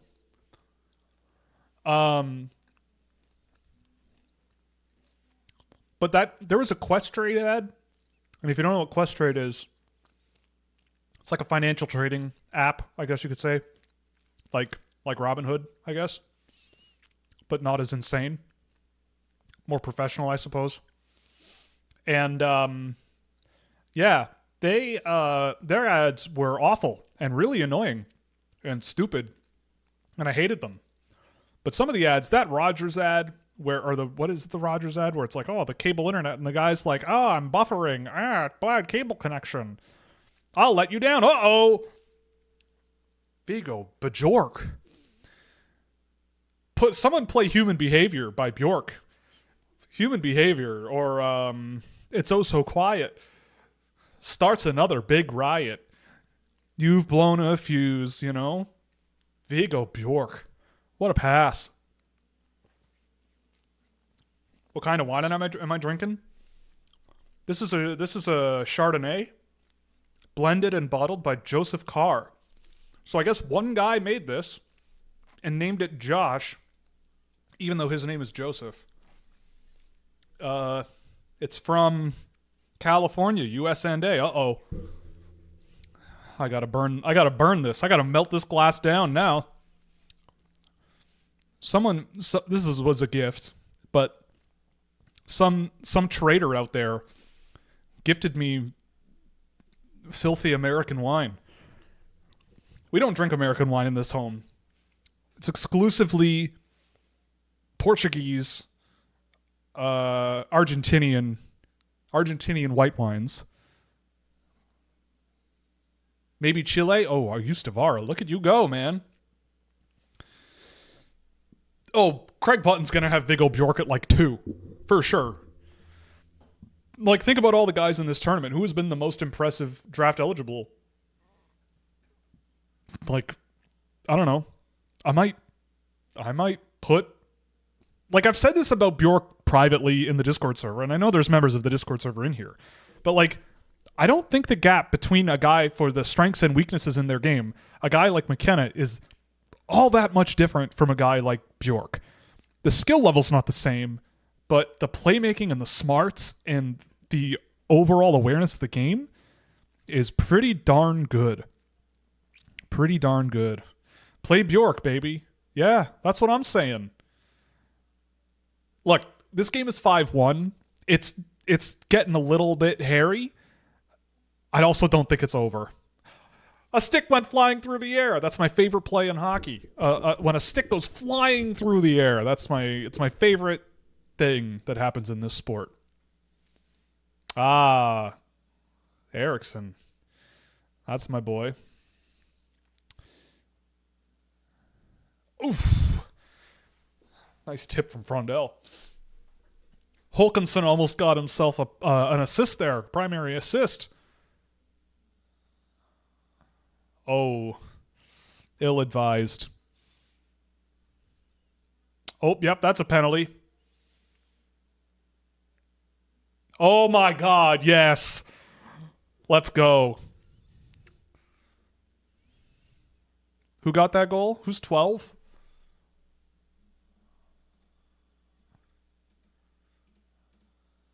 Wait, who's 12?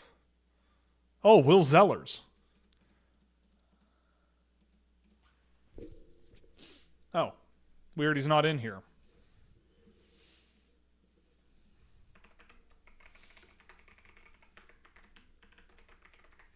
There you go. Will Zellers.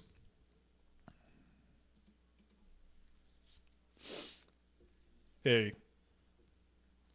I don't have so much look, I have enough national pride to be annoyed when I find out that the wine I'm drinking is from a country that has said they want to take over mine. But I love good hockey. And this is good hockey. So maybe they're evil, but these kids aren't evil. You know? At least not that I know of. Whew. Scoring chance right off the hop there again.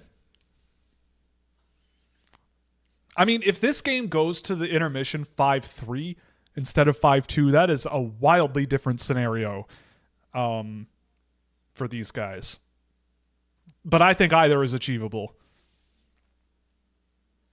Oh, Brody Zemer, man. Like, just wrecking ball through the crease and just clearing it like that. I mean, I don't know if he meant to do it, but a pretty clever little sort of like leadership thing. Just get him out of the... Just keep plowing through and see what happens, right? Like, pretty good. I bought the wine with tariffs. I actually didn't buy this. This was a gift from somebody. I don't remember who, but we've had it for quite a while. Probably predates the tariffs. And so I think we're safe on that regard, in that sense. It was given in good faith pre-2025, I would think.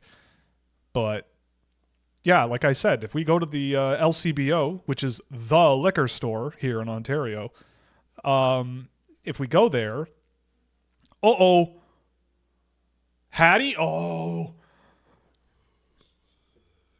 Hattie Patty, almost.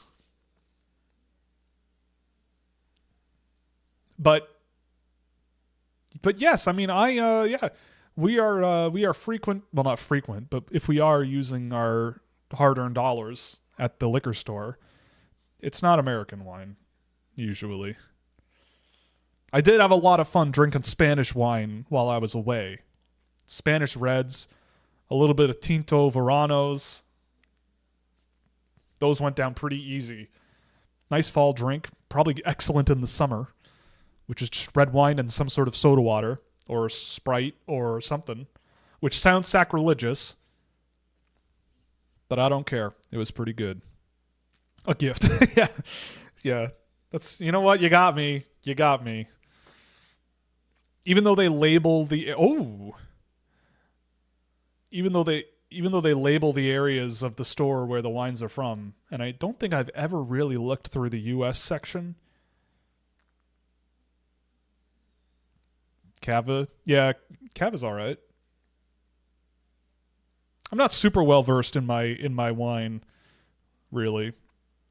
Except I like my white wines dry, and I like my red ones dry like comedy. That's my white wine palette. Dry like my comedy. Bad like my comedy. I like my wines bad like I like my movies, like I like my own jokes. They're bad.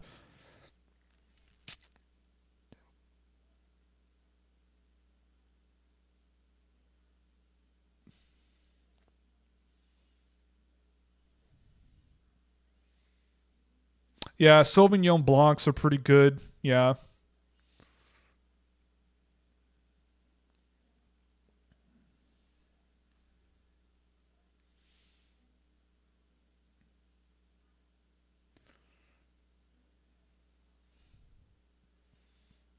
Yeah, I agree. Both players throwing their hands for a penalty is always entertaining.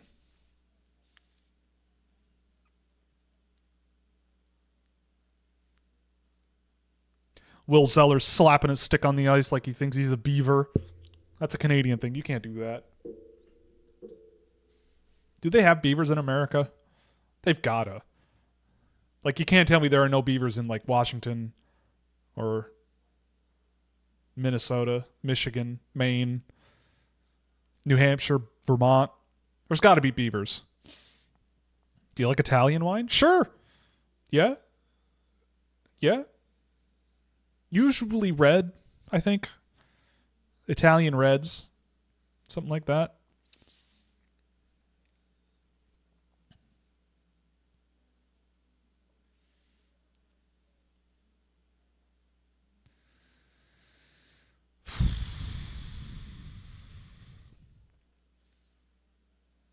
The U.S. trying to get in the goalie's head. Yeah, maybe. Uh-oh. Oh. Lucky. There are beavers in Vermont. Beavers are in 49 states.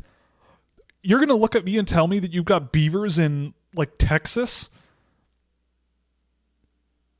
Utah, New Mexico, Arizona has beavers. There are beavers in Arizona. I would love to see the evidence of beavers in Arizona. Hawaii?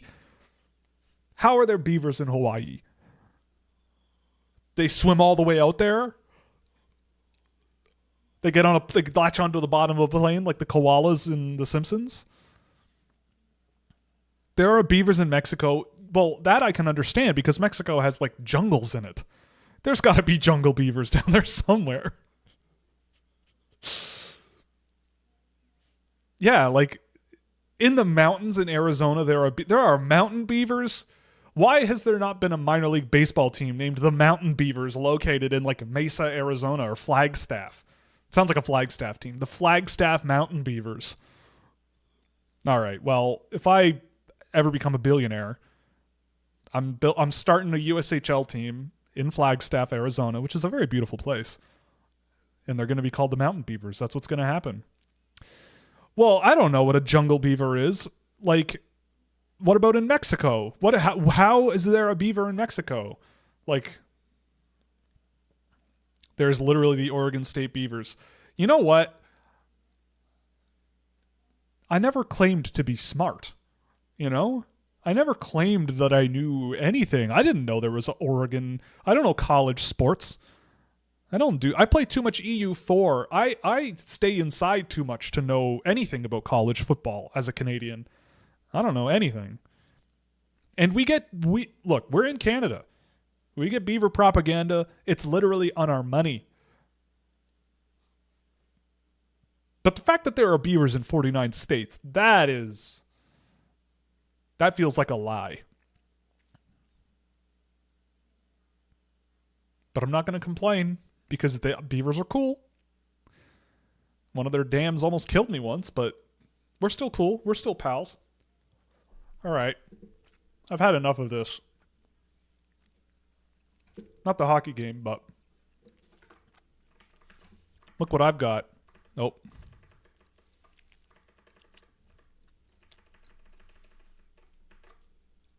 All right. Let's see what we got here. Look at all this fun stuff.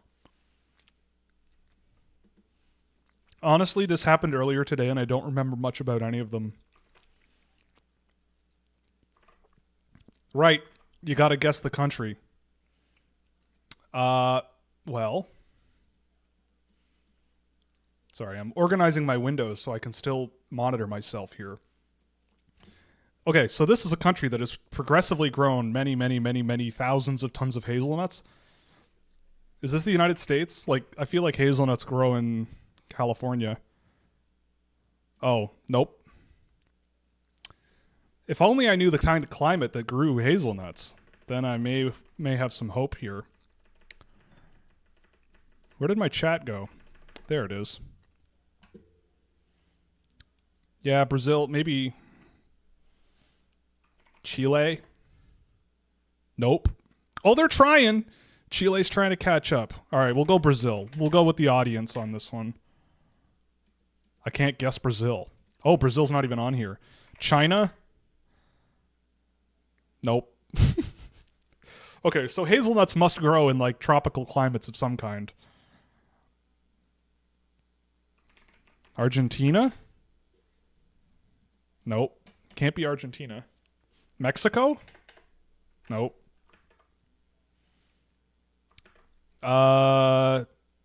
France? Okay, France is on the board. Spain. Ugh. Turkey. Of course. How did I not know that? All right, well, bad start. We're off to a loss. Starting things out with a loss here. All right, I'm sure people know what catfishing is. There might even be some catfish in here with us. Okay.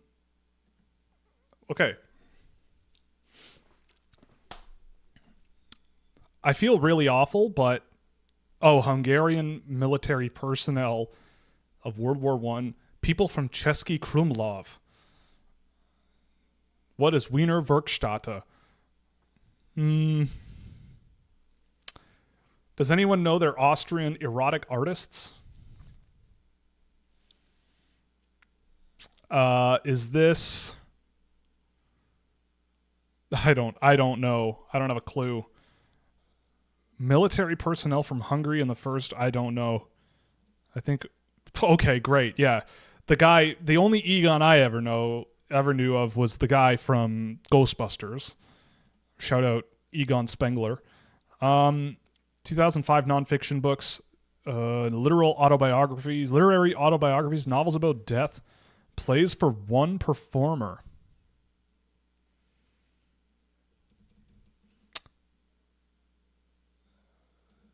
Books by is this? Damn it. Oh no. Bad guess, but I did see that performance live. It was very weird. But I feel like that book did come out in that era. Don't judge me.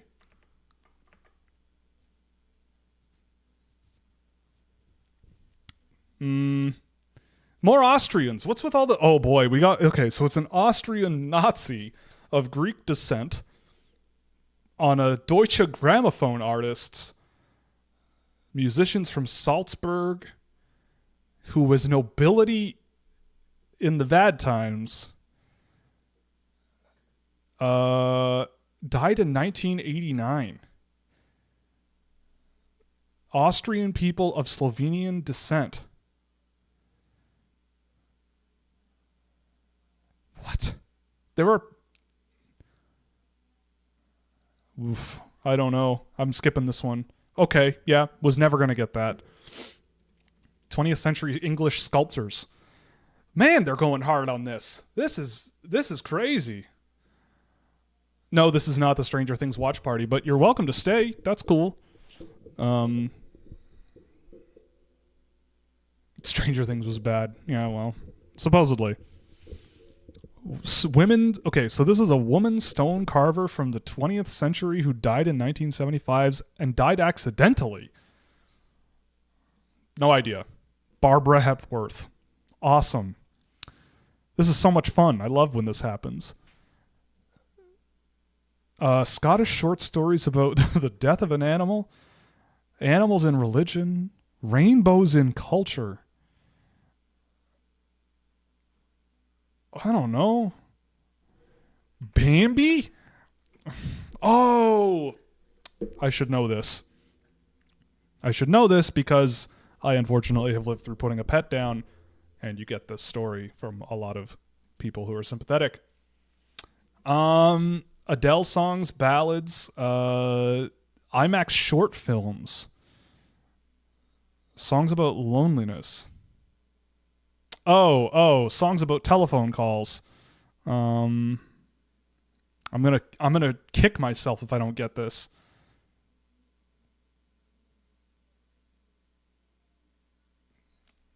I'm blanking on this. I can't believe I'm blanking on this. The only Adele song that I can think of right now is the I Set Fire to the Rain one, and this is bad.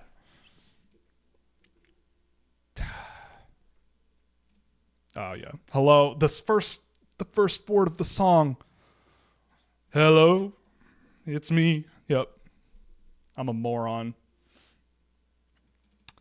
Novels by Vladimir Nabokov. 1962 American novels that are metafictional and satirical by Vladimir Nabokov. I don't know a single book by Vladimir Nabokov. Okay. The 5,000ers of the Armenian Highlands. This is, I could have, most of the time when I play this game, you're at least getting 4. The stratovolcanoes of Turkey. So, so it's the highest point in Turkey. What's with all the Turkish, or Armenia? So it's on the border of Armenia and Turkey. I don't know. Mount Ararat. Okay, great.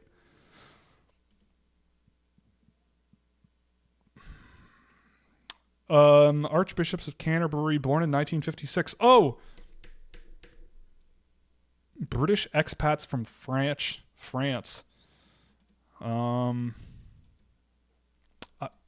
Okay, so this isn't the guy I was thinking of. He was the Archbishop of Canterbury. Okay, never mind. This is bad. This is awful. This was a bad choice. 2000s American drama series, LGBTQ-related drama television. Fiction about bipolar disorder. Peabody television. Primetime drama. TV shows about death and adultery. Oh, I know this one. 6 Feet Under. Great show, by the way. That was painful. I got 1. That was terrible. Okay, this one I think we're going to have a laugh. Travel from the Czech Republic to South Korea, straight line as fast as possible. Well, we can work backwards. North Korea. Russia. Ukraine.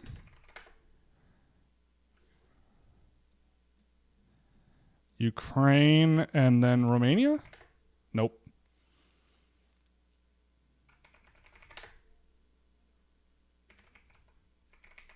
There we go. We did it.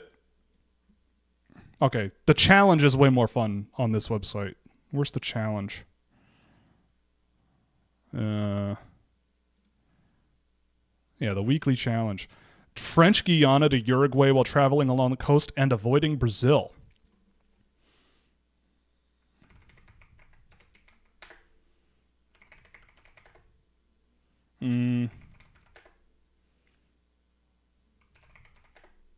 Okay.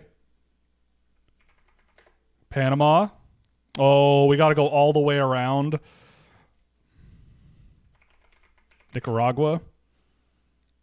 Costa Rica. Yes. All right, we're on a heater here.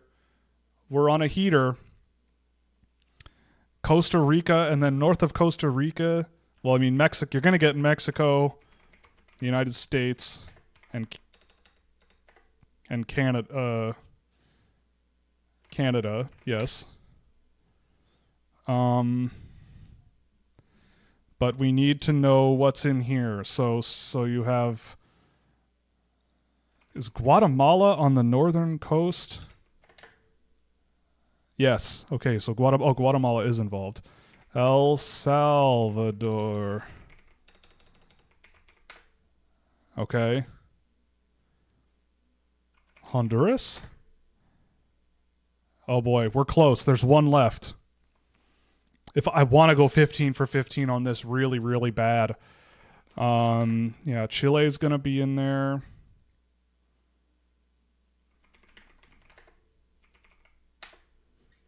Peru's going to be in there. Ecuador. I mean, this is basically...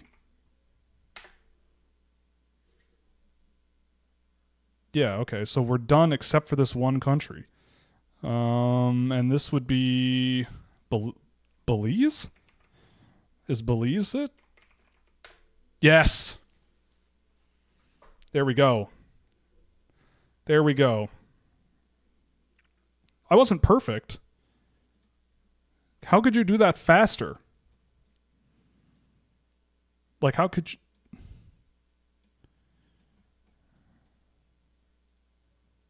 I don't understand how that's possible, but I'll take it. What do we got here? Oh, OEC Tradle. This is a classic. Which country guesses or exports these products? Oh my god, that's so bright. Awesome. I love when this loads. I love when games load. Did this game die? Did they kill it? I hope not. What else do we have here? Okay. Name the top 5 countries given the products. Machinery having individual functions. China. Nope. Machinery having individual functions. Oh, I've never played this one, so forgive me. Oh, okay, so that makes sense. China's number 1. Is Japan number 2? Nope. United States? No. Germany? Is Germany 1 maybe? Aha. Machinery having individual functions. China, Germany. France? I'm thinking they make a lot of cars and planes. Nope. Machinery having individual functions. Japan? Did we guess Japan already? Oh, Japan is number 3. South Korea? Oh my goodness, I'm on a roll here. Oh, it doesn't. Oh, it's 1, 2, 4. Oh, you get. Okay. I see. So you want. Oh, I see how this game works now. Okay, who makes a lot of stuff? I mean, the United States has to be up there somewhere. No, they're not. Wow, their manufacturing base has really fallen off.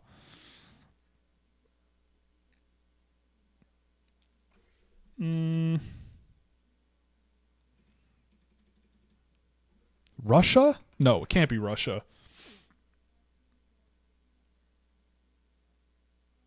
Vietnam? No, they don't make machinery. The Netherlands does a lot of computer engineering stuff, but I don't think it would be them. United Kingdom?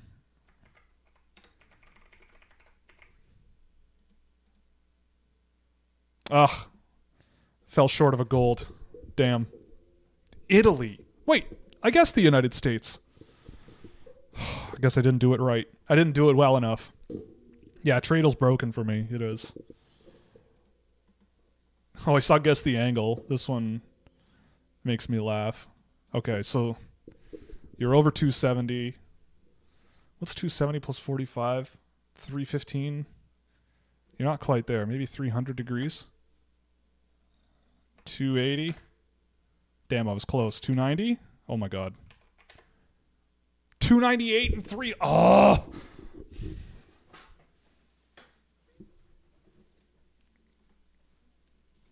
That pisses me off. Okay, how many pennies are in this container? Well, you got about 4 tall, like that.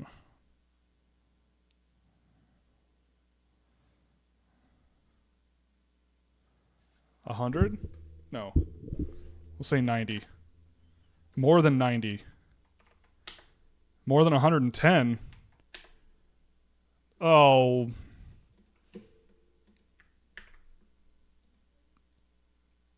I tried. Oh, this one's fun. I didn't do this one today, but this one is fun.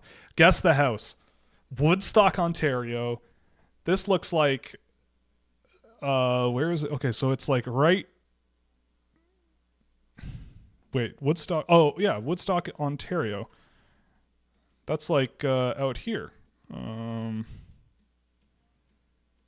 Where the hell is Woodstock? Is it really out this far? No.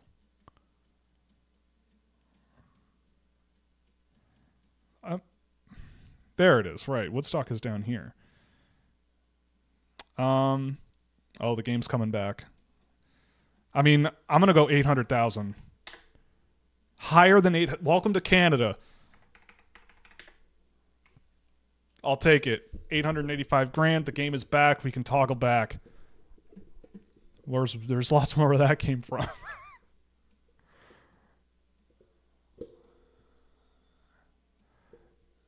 We do have GeoGuessr as an option. We do indeed have it.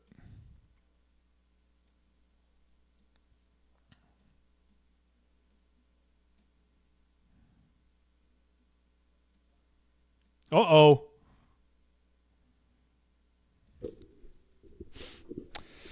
All right, we're back.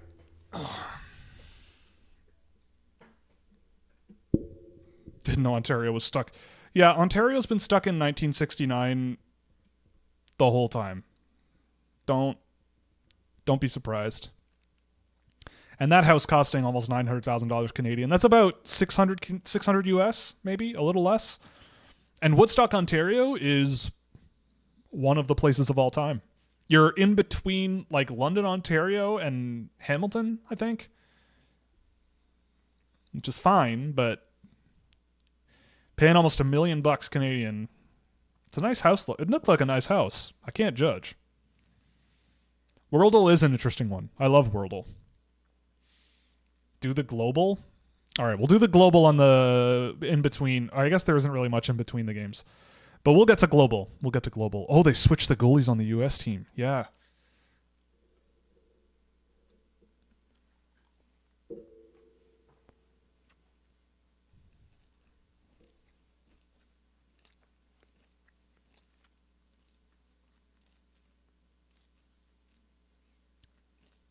I mean, Brady Nolan is 17. Or he just turned 8. Yeah, he's 17. Like, big stage.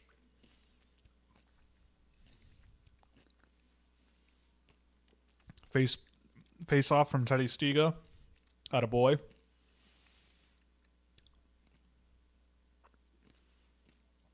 Boumediene for Bjork.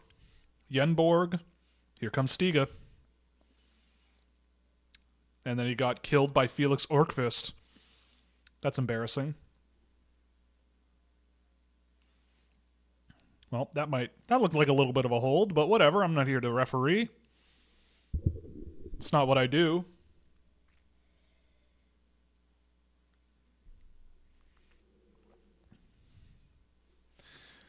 Wordle is a country you've never heard of?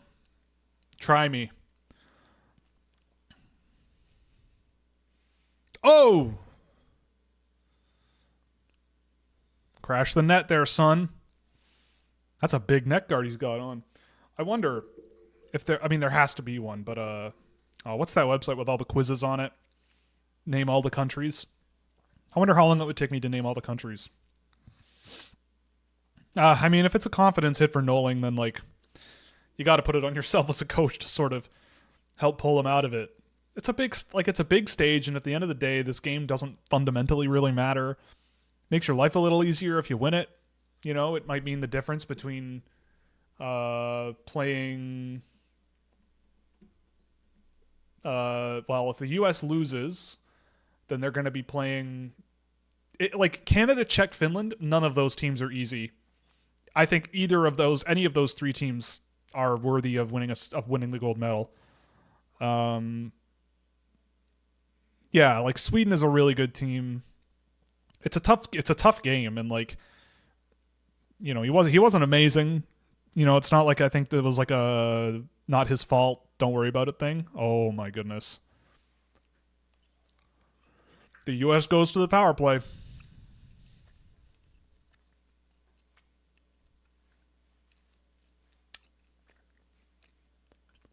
By the way, I think as of 8:00 p.m., everywhere in Europe, it is now 2026, so Happy New Year if you're a European. I believe Newfoundland, it is New Year's at around 10:30 p.m. Eastern Standard Time. So,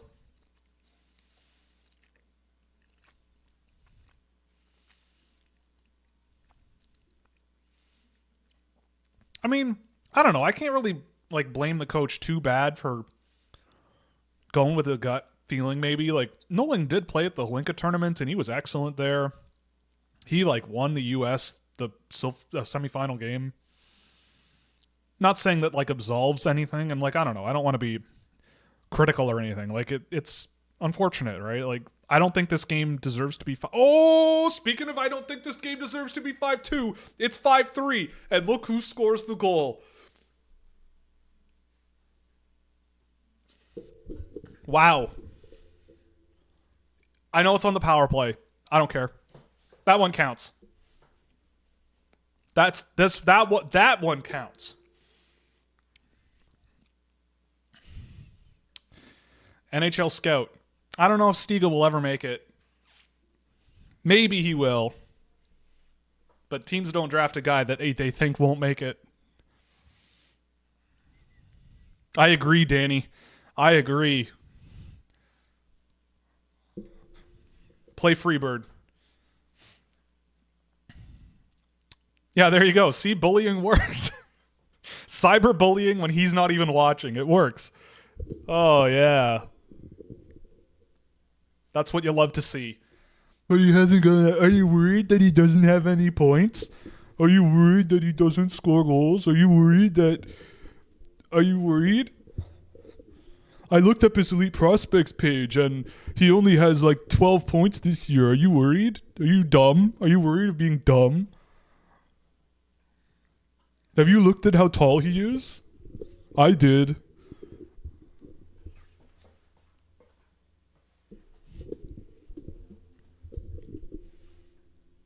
If you were good at this, your NHL team would have hired you already. Ooh. If anybody cared. Now he's gonna. I'm all fired up now. Now I'm all fired up. He's gonna score the next 3 goals of the game. Watch. Or Yustavar Karlsson can score, and that works out for me too. That would make me feel okay. I don't care. What a goal. What a goal. LJ Mooney, also in my first round last year. If I were put in control of an NHL team, they would be we would get cyberbullied so hard, and nobody. It would be such a mess. It would be such a mess, but it would be so much fun, and they'd be so annoying. Just the most annoying bunch of jerks in the whole universe. It'd be great.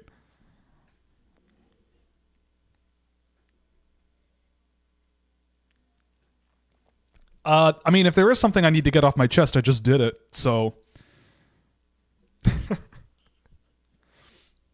I don't know. I just love that sometimes I get comments from people, and I know it's all in good faith, and people are just curious. And I'm more than happy to explain why I believe in the players I believe in. Ad infinitum. I do it twice a week for hours and hours on end. But, it's like sometimes people will come at me with stuff that they just Googled. Oh, this guy is ranked here. Why do you have him so high? Like, this is the worst ranking I've ever seen. It's like, I don't know. Okay. I don't know. I've done work. I do work, Maybe I'm wrong, but it's like, this guy's too small to make it. It's like, okay. Oh! Holy. Yenborg. Is that a clean shot? I don't know about that one. I want to see that back. He looked that.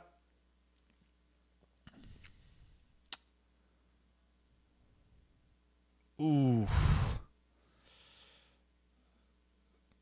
Maybe. Oh, yeah, there's no head contact. That's just a big hit, man.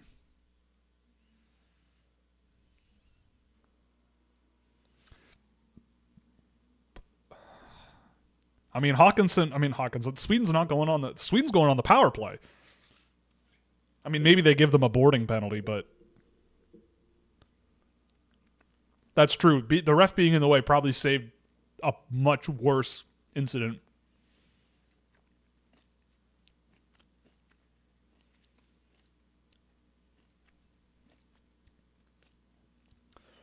Sam McGilligan just fell to his knees in a airport hangar somewhere. Luke Osborne out with an injury like that, or maybe injured, maybe out.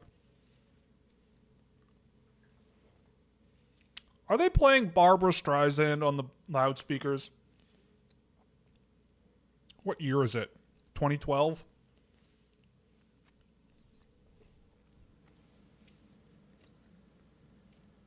And that's it. Delay a game. Probably the right call.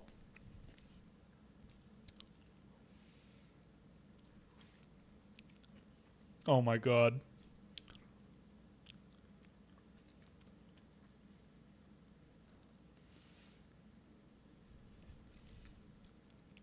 Yeah, I mean, like, Osborne is crunched over, puts it over the glass. Like, if Osborne's standing straight up, that's a fine play. That's just a hit into the boards that the linesman gets in the way, whatever. But the fact that he's like a little cannonball doesn't help. That's just an unfortunate play for both sides.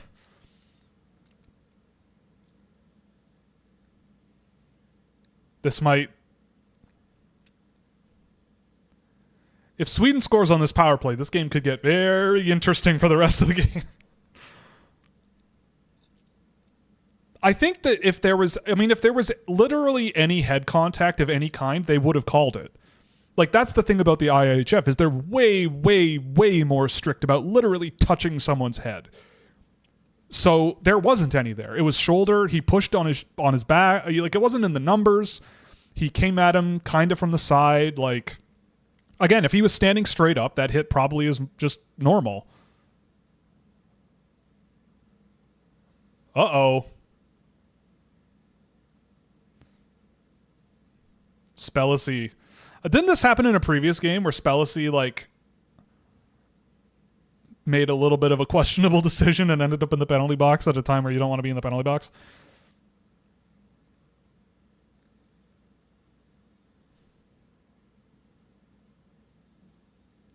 Yeah.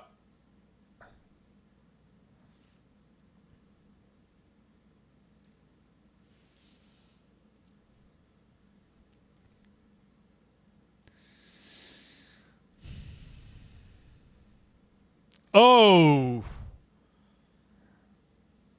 I mean, that is a penalty because there was head contact. Even if he was a little bent over, he had taken a shot. Yep, there's head contact.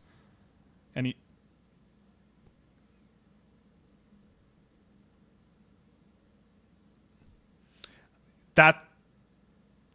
That's going to be a penalty.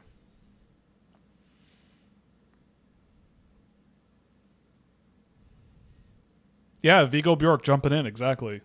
It's a real shame. Have you Googled him? Have you ever Googled him for 5 seconds and seen that he's 5'9"? I don't know, man. He might never make the NHL because I Googled him once. All right, I'm done. I'm over it.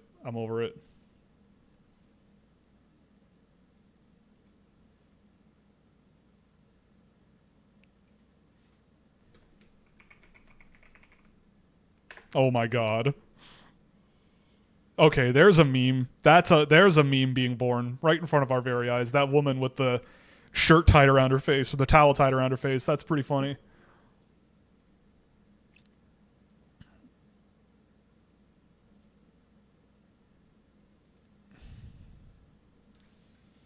Yeah, AJ Spellacy automatically now is a bum and a dum-dum and a big bum and never should have been drafted. Goon. Yeah, that's the right call. 2 minutes for head contact. Welcome international hockey. That's why you have to be so careful, and why sometimes teams like Canada and the US are at a disadvantage, because that's the style they play. They'll go through you regardless of the position the opponent is in. No, it didn't deserve more than that at all, Craig. You know that. He said he agreed. It's like Craig Button's here with me. I think Craig Button should be here with me. Why is he here? Who watches TSN anyway?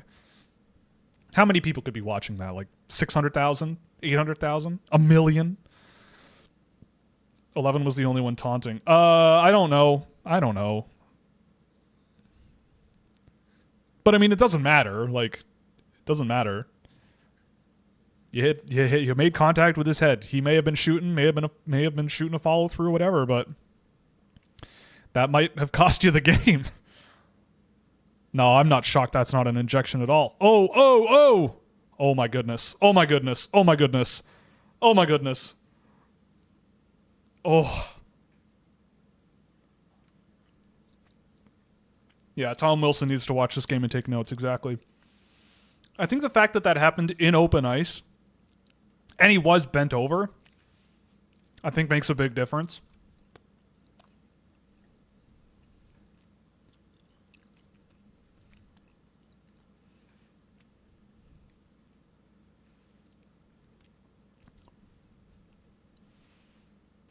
Oh, Stenberg can't buy one in this tournament. My God. Yeah, that's a do they score moment for sure. Oh, he was the one taunting the crowd, yes. Because he's scoring so many goals, right?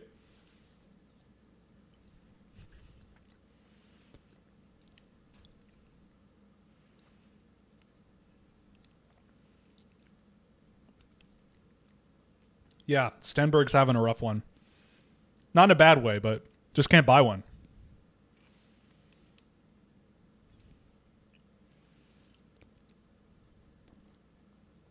They keep, I don't know if anyone else is looking at the CSN thing, but they're talking about Ivar Stenberg like he's a goal scorer, like that's what he does. But it's like, not real, like that's not really his game. I mean, he is a goal scorer, but not the most impressive part of his game, in my opinion. But that's kind of what makes him so good, is that it's not just that he's a goal scorer. There's a lot of the stuff that he brings that's really good. He just can't buy anything in this tournament. There's just not like, I don't know.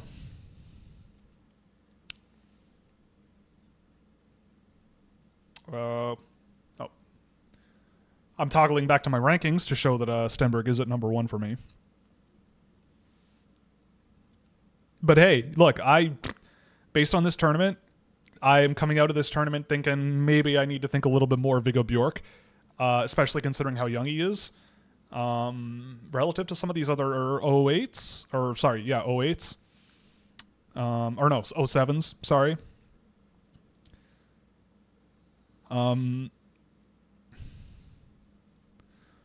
Nice job. LJ Mooney, by the way, killing a 5-on-3 as the only forward on the ice. By the way, just going to point that out. Oof. Bjork, Frondell, Stenberg.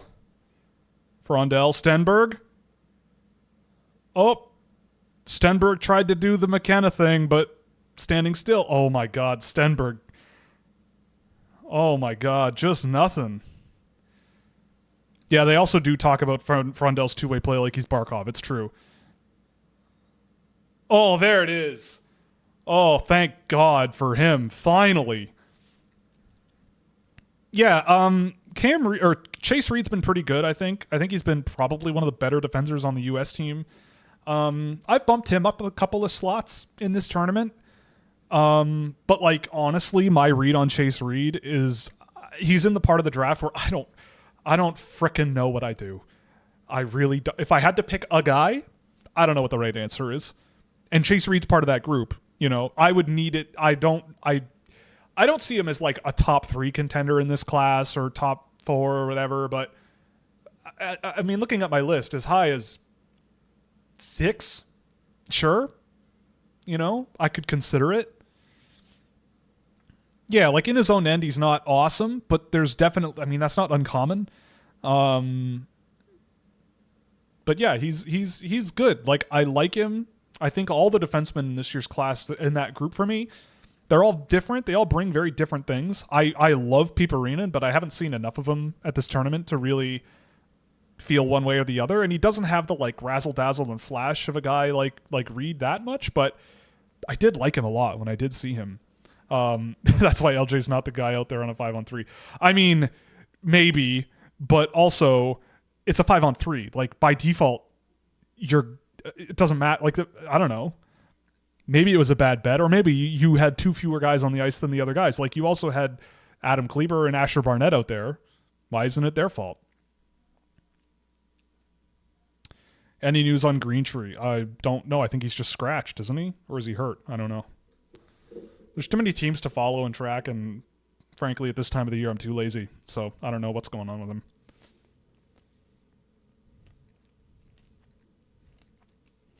Crazy.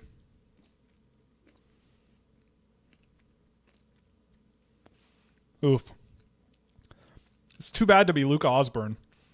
You get crunched like that. Now your nose is bloody. You look gross. You go down the tunnel. And then they score on that power play because you flipped it over the boards. Not much else you could do. Yeah, but he is small, and so it makes it a 5-on-2.5. Okay. Sorry, I forgot. I forgot to Google him and look up the fact that he's small. Sorry, I forgot.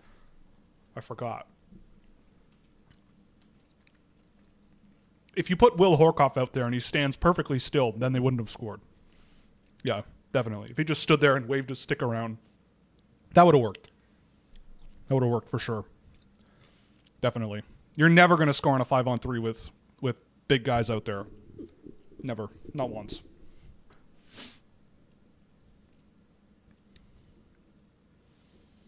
It's always got to be someone's fault, eh? It's always got to be someone's fault. It can't just be, it's a good play.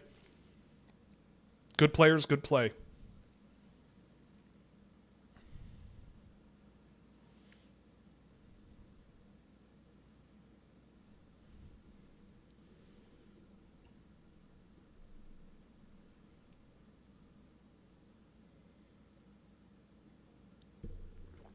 I saw that Mike Greer was at one of the Latvia games yesterday. Albert Smits, San Jose Shark, maybe? Yeah, it's always the shortest guy on the ice's fault. If you have a team full of guys that are 6'6" and can't skate, you'll never get scored on the penalty kill. It'll just never happen.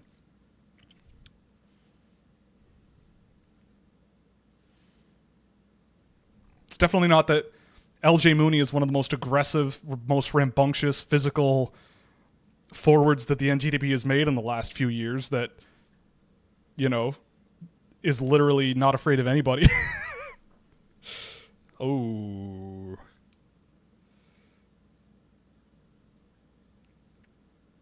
Yeah, that might have been a bit of a questionable play there. Oh!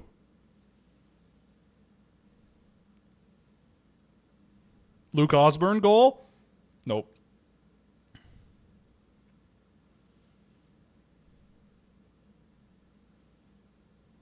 Yeah, it could be 0-0 going into overtime with a full team full of 6'6". And then, I don't know, then you just play keep away until the shootout. And then who knows what happens then. Just go to the shootout every single game and you'll get 82 points even if you lose every game. Oh boy. All right, they're not dead yet. Stranger Things finale is 2 hours and 8 minutes. Why? Why? This is way better than Stranger Things, honestly. My show stinks, but I think it's better than the new Stranger Things season, it seems. To be fair, having Zdeno Chara on the PK was usually a net positive. Well, yeah, he's Zdeno Chara.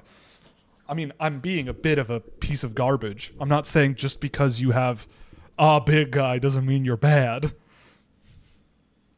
Zdeno Chara was an elite defenseman. Like, no one is saying that.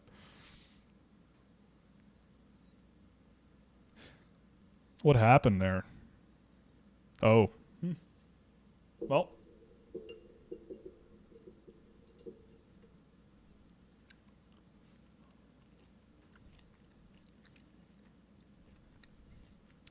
That's true. My show is strange. And it has things. What are the things I've got on the... Well, I still have this line right next to me here.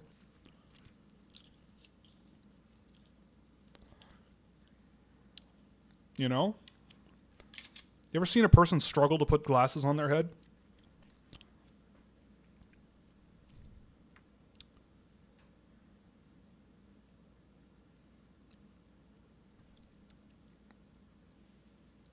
Oh, Teddy. Come on, Teddy. Oh, that was... All right, he's cooked. We're done.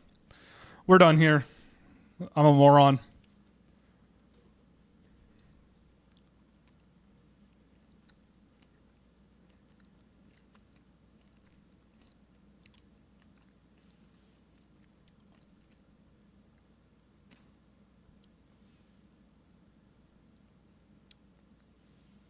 Whoop.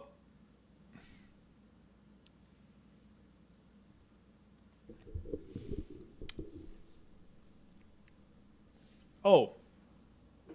I have the, Uh-oh.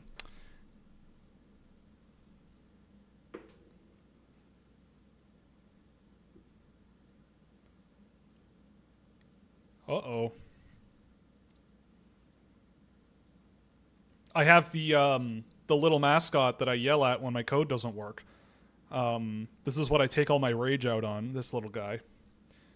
And somehow it makes me feel better, but I don't understand.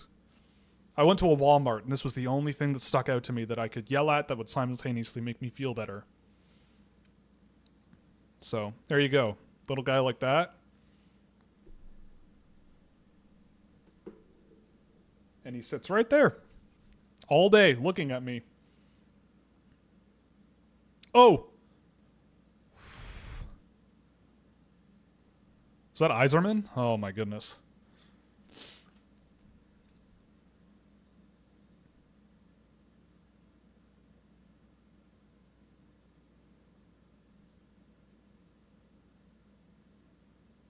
Ugh.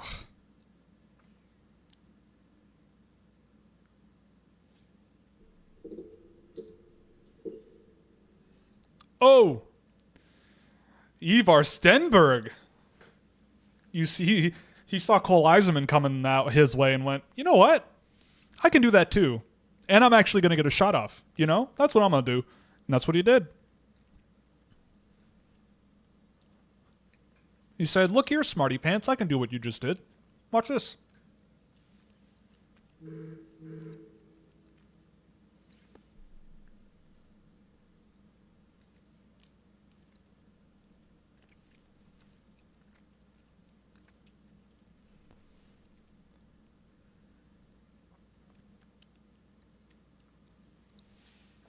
AJ Spellacy. The second best AJ on the planet.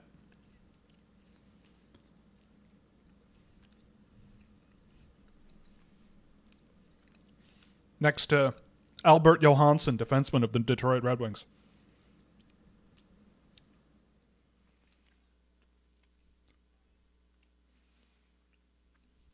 Uh-oh.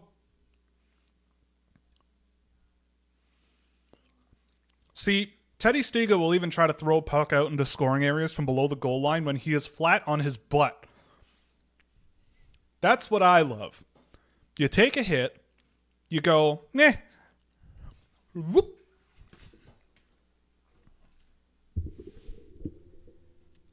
The guy rules. I'm telling you.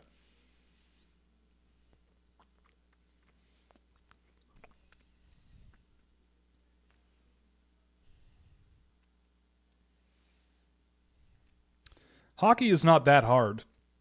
It's hard to be really good at it, but the sport itself is not hard.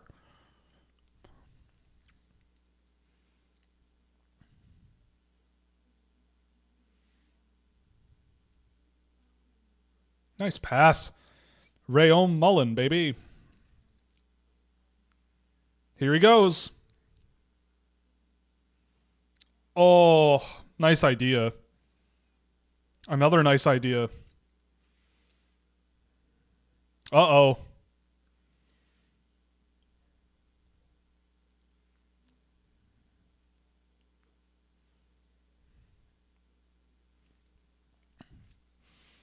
Linus Eriksson to Anton Frondell. Frondell back to Frey. Frey across to whoever that is. Nice pinch. Sorry, activation from Alphonse Frey.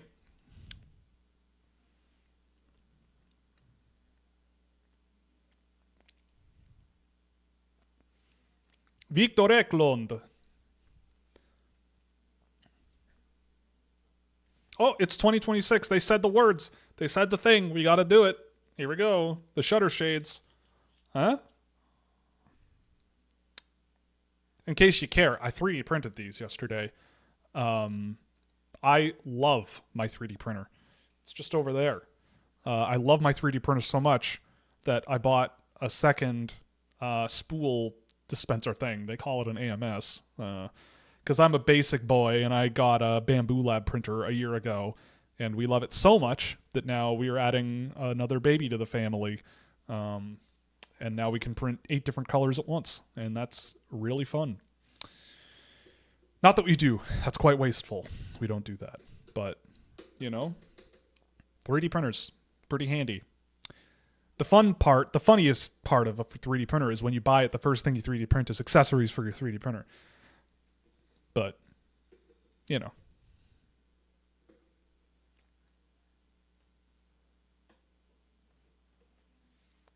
Man, they're showing an ad. Oh, thank you. I love your work too. I'm sure the work you do is also excellent. They just showed an ad for the OHL profiling John Tavares or hyping him up or whatever.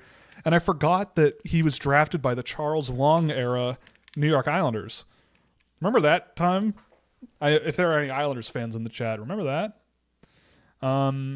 Those were fun. The Garth Snow era. Who do you like for the Rangers at 6th overall? What about 27th?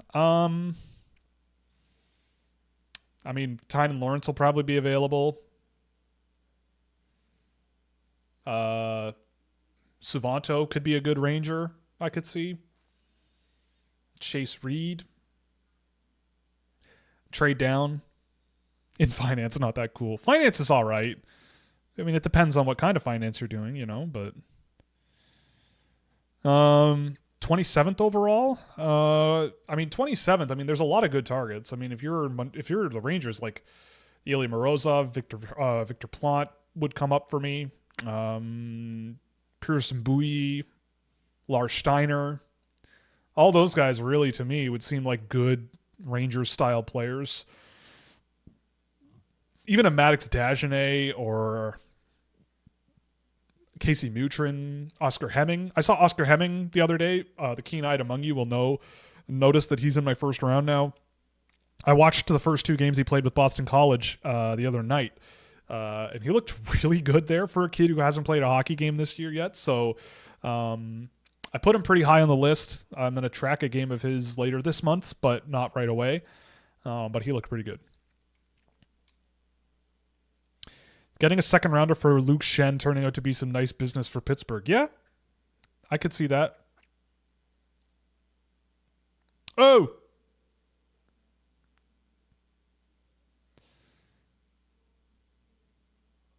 Oh, it's 8:36. Is the Canada game starting?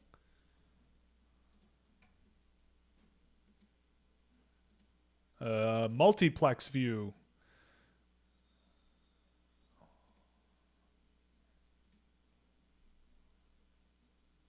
Okay, that's the same.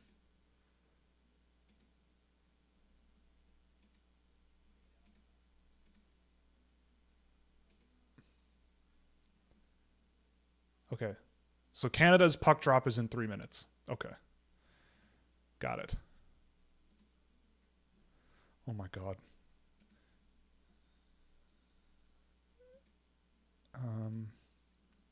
I need someone smarter than me to explain how TSN's streaming app works because I don't understand.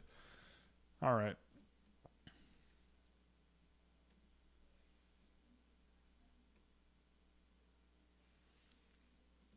We got 3 minutes left in this game. 3 minutes till Canada puck drop. This game is... It would take take a miracle here. So I'm going to assume that we're not going to see one.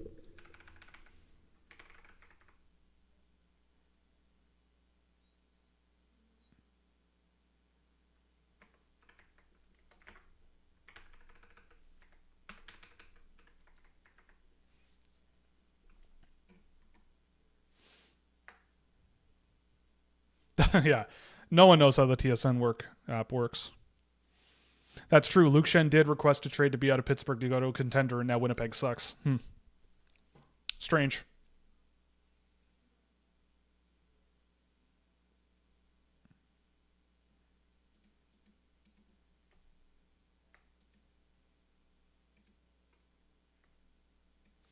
So it's looking like Sweden-Latvia quarterfinal.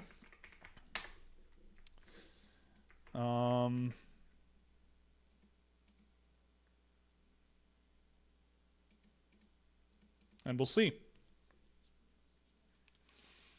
But USA is going to be playing one of Canada, Czechia, or Finland. We'll see.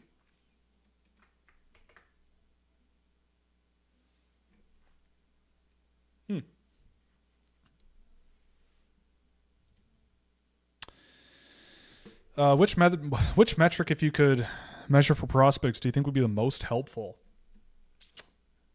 One?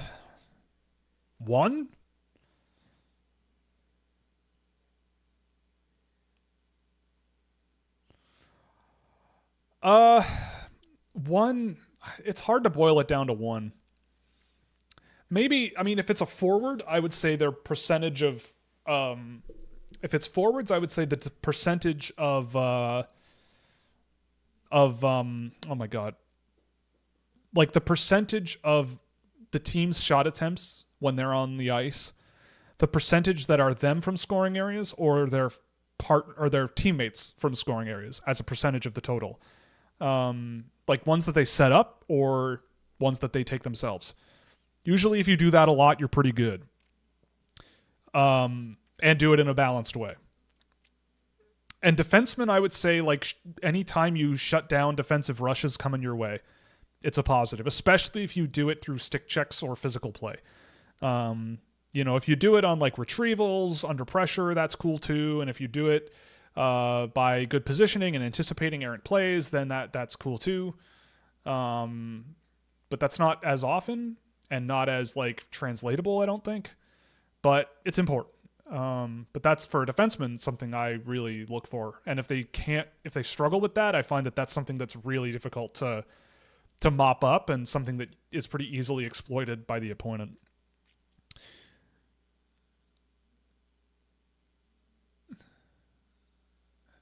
Craig Button almost called him Viggo Boop or Bork. Viggo Bork. You've talked about small plays that keep the puck in the offensive zone. Could be a good thing to measure how a player actually tilts the ice. Yeah, I've thought about that kind of thing over the years. I haven't added a metric this year. I did last year. But what I have done, or what I do think is I don't like tracking stuff too often that it's kind of like arbitrary and dependent on your line mates too much. Right? Obviously, it's impossible to avoid. But at some point, I kind of draw the line of, like, they might try it's at a certain point you reach in data science and hockey. It's like at a certain point, like, when is an incomplete pass a bad decision, or is it poorly handled by the recipient? You know, because on paper those are the same thing, but in reality they could be two completely different. You come away thinking two completely different things about the play. You know. And so, like, what is, like, I've thought about breaking down passes by zone, but then I get really granular. Like, you might not see enough in a sample. So a lot of that kind of thing, I think, comes down to, and it's arbitrary, I know, and it kind of sucks, but, like, the notes I do. Right? Like, I'm making notes about guys too, and filing stuff away and watching stuff a bunch of times and going, okay, like, what am I seeing? What am I doing here? You know? And it just, by the way, that Golden song, I don't care what anybody says, that's a banger. That to me is a song that we're going to be listening to for a while, whether you like it or not.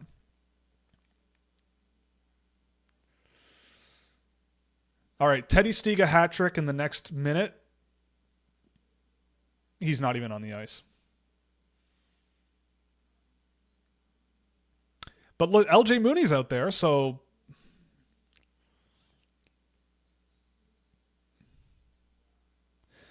but yeah, I mean, like, I'm always open to new ideas and thinking about what I'm missing when I watch a guy.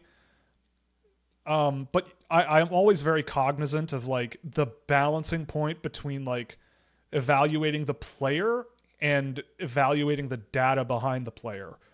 Because hockey is a bit of a weird sport in that like, oh, oh, what a save! Big blocker save.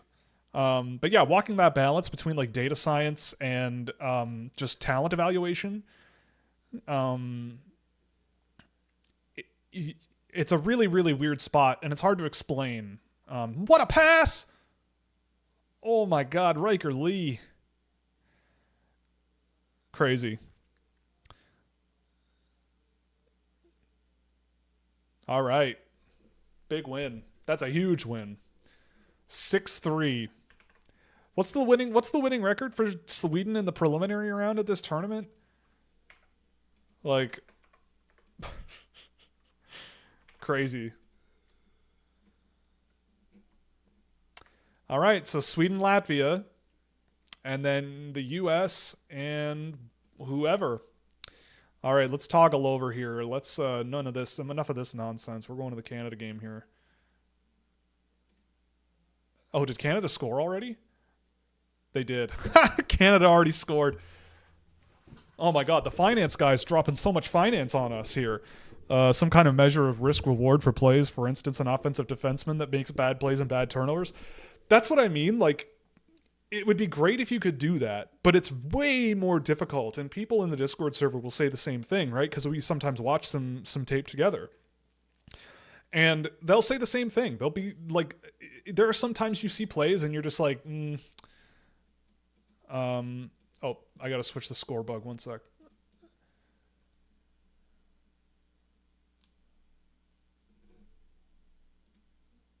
Who scored? Oh, Parekh. Oh, that's why the person wrote that. Okay. Yes. I mean, the thing about Zane Parekh that's blowing my mind is just, he does this. Punk, and it goes in. It's insane how nonchalant he can look sometimes and then just pop one with the craziest shot you've ever seen. Ain't I Canadian? You're right. You're dang right I'm Canadian. I'm a proud Canadian. I bleed red. Get it? Because, you know.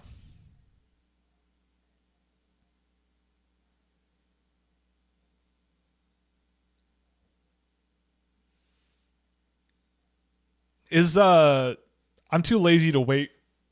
I'm too lazy to wait. But I'm wondering if Piparinen's playing for Finland. But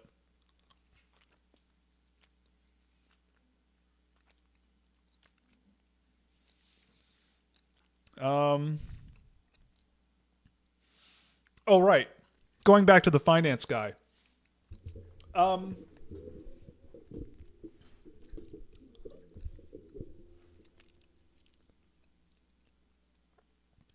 I bleed mustard gold. You might want to get that checked out, man.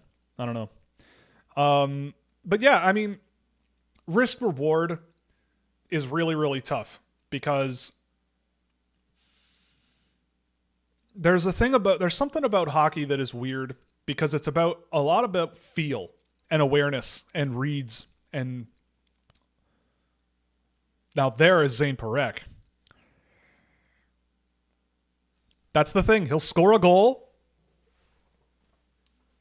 God, people yelling at me for his off-puck defensive game, but whatever. You can come back from this.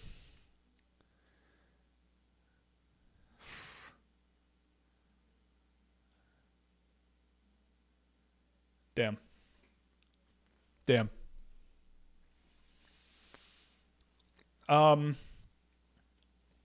Yeah, what a nice shot.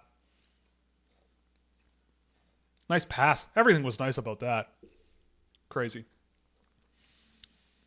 But I mean, look, I think the thing too is hockey is like a game where it's like you collect moments, right?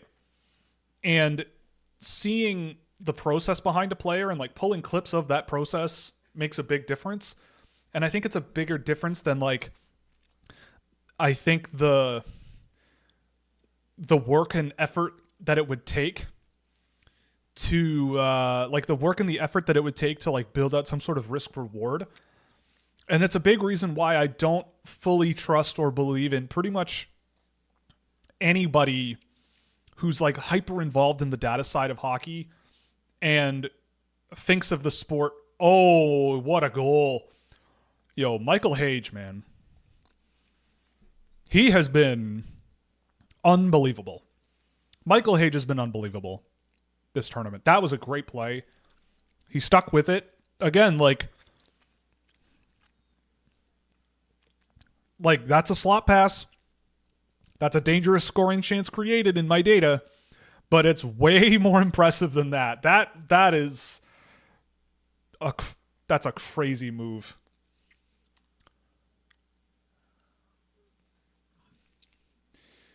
Oh yeah, R2 Valala. Yeah, that's a little bit of a mismatch. Hage versus R2 Valala.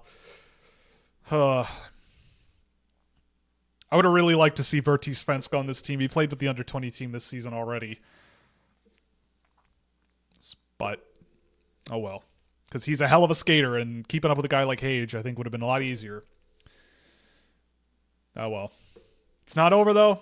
Could be a wagon game. This could be a hockey wagon. All right, next commercial break, I should probably send a reminder to people that we are actually live on the internet. Oh, nice move, Jet Luchenko. Luchenko's been good too, as well. I think he's been really good at being almost really good, if you know what I mean.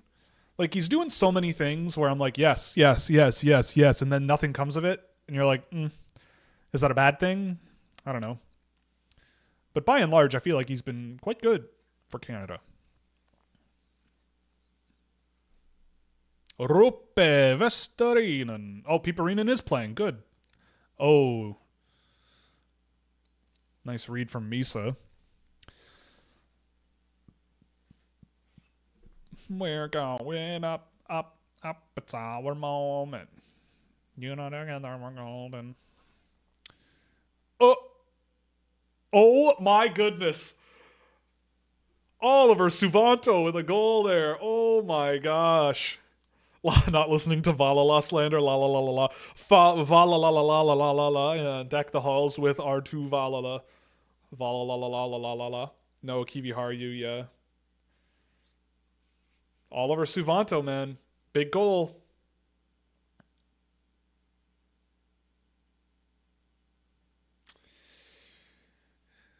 Not what he wants. Brunick just kind of a little sleep in there, and I don't know.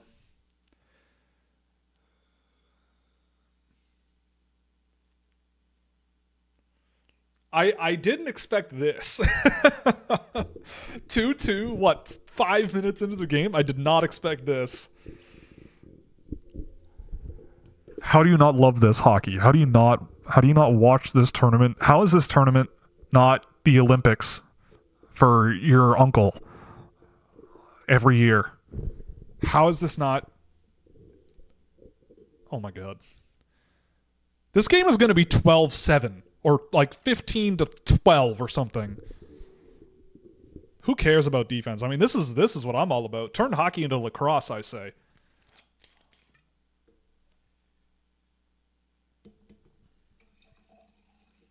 In before all the boomers say, "Oh, Canada, everybody complained last year because Canada brought too much of a defensive team, and this year they bring an offensive team, and now I'm going to complain that they didn't bring enough defense." In before your uncle says that, because your aunt would never say something like that. Your aunt's way too cool. I know my aunt's way too cool to say that. I don't think my aunt cares particularly. I know she loves hockey. She loves this tournament. She just thinks if they lose, they suck, you know, like a normal person. But Game's not over yet. This game is far from over, fellas, ladies and gentlemen, and everything in between. This game is not over.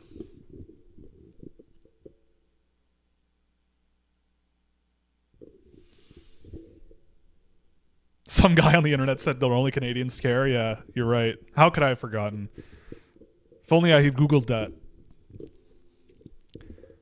No, Europeans definitely care about this tournament for sure. The arenas in Turku sell out every time they hold it in Turku.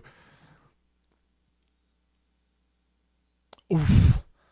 Aitchison was looking for a disaster there.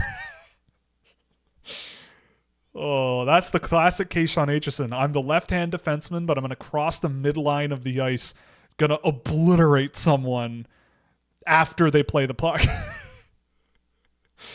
But it would have been huge if he connected. That would have been enormous.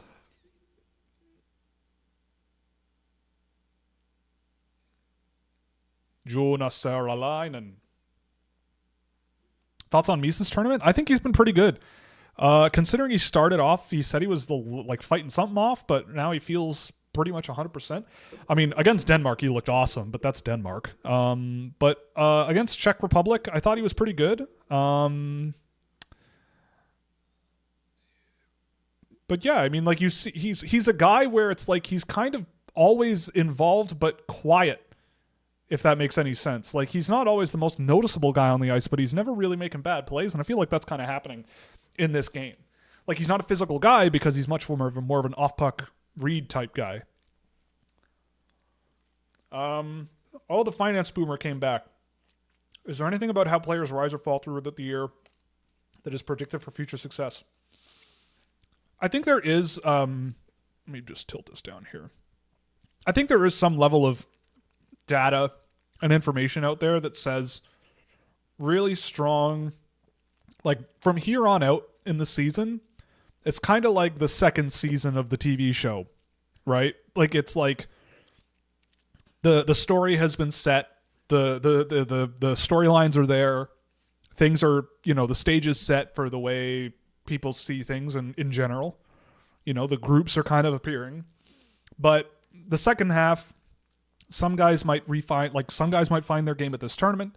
Some guys might benefit from a break, or maybe they're getting a few more minutes now that some of these guys are at this tournament, and they're getting a look and they're getting a gear that they didn't have. And it is true, I think, too, though, like especially with the younger guys in the draft class, sometimes it's not until the second half of the year that they really, really hit their stride. Like the ones that really come to mind for me, I mean, Beckett Seneca was a huge one. Michael Hage, his second half after January, I think, was, if he played the full season like that, he would have had like 105 points in the USHL. Seth Jarvis was another one like that. And it's not a one-to-one, but it does make a difference when you go, okay, this guy down the stretch for a very, very long period of time really turned it on and was really putting the puck in the net a lot and was kind of regressing back to where they probably should be. Do I think that's entirely possible in this group? Of course I do, right? Like it's never a no.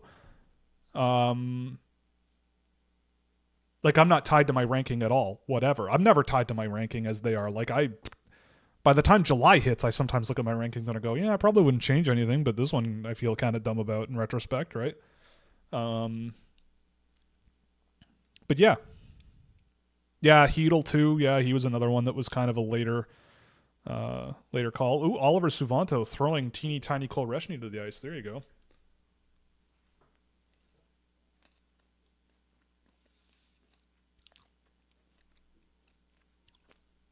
Light 'em up, light 'em up. I'm on fire. That's a song that needs to go away. Play Golden more. Nice play, Suvanto. Latvia best defense in the group. Yeah, probably.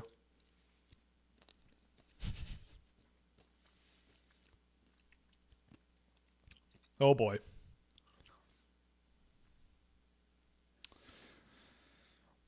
But yeah, I would say that I wish there was a way to do it. I wish there was a way to do it, but nice pass. Oh. Yeah, I wish there was a way to do it where you could sort of go back and look at, okay, after January 1st, who were the leading scorers in these leagues, and seeing. Like the opposite was like Brett Leeson. I remember Brett Leeson went to the World Juniors when he was 19 because he had like 2 points a game into that point, and then for the last part of the season, I think he was like under half a point a game. It was just, to me, like you look at the numbers and they were bound to regress, right? I think Will Horkoff's been good. I think he's been good in college this year, but like he was shooting going into this tournament like 35% or 40%. Like, so the odds of that being sustainable are quite low. I mean, who knows, right? Like, you never know. But unlikely long-term to sustain itself. Same thing with a Carter Yakimchuk too, right?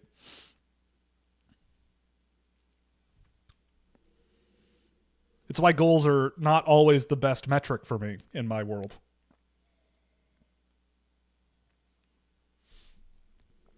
The process behind the goals is what I care about.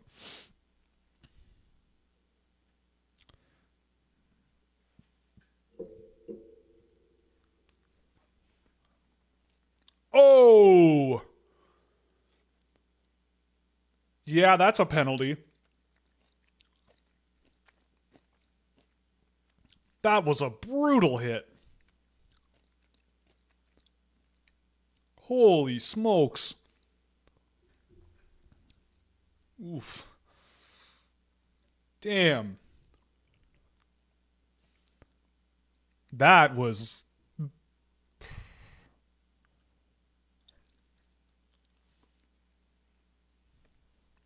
That guy looks like a kid I went to summer camp with.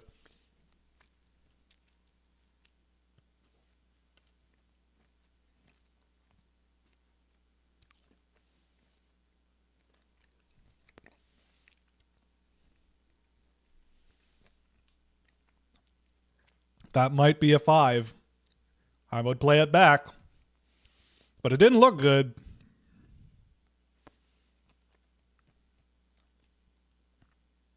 Yeah. Yeah. That might be a 5. In the numbers, drove his head into the boards. I mean, I'm wearing a Canada jersey, so I'd like to see, Gavin McKenna score a hat trick on one power play, on a major power play, but, yeah, that was a bit of an ill-advised moment of contact, I think, if I'm that Finnish guy. Have you been following Chernyshov's hot start? Yes. Yeah. I mean, praise the sun if you will. We don't see the sun much here, where in my neck of the woods this time of year. But yeah, dude. I mean, look, Chernyshov is like the perfect augment for a lot of what they've drafted over the years. So it doesn't surprise me that they've kind of plopped him into the lineup and he's doing his job and he's putting points on the board. Like, that's kind of what you kind of get out of him. And that's always kind of been what you get out of him. Like, he's a good complementary up and down to dual threat offensive guy, and he's not small, which is great. Like, the thing about Chernyshov was, in my sample of him, it's like pretty much every single game he was doing something. It was like every game, really dangerous scoring chance here and there in the KHL. Every game, nice slot pass here and there. Every game. Nothing incredible, one game and then disappearing or whatever. It was just like, you always just kind of got a good game out of him. Ooh. Oh, I don't know about that being 2 minutes. Oh. Yeah, that's a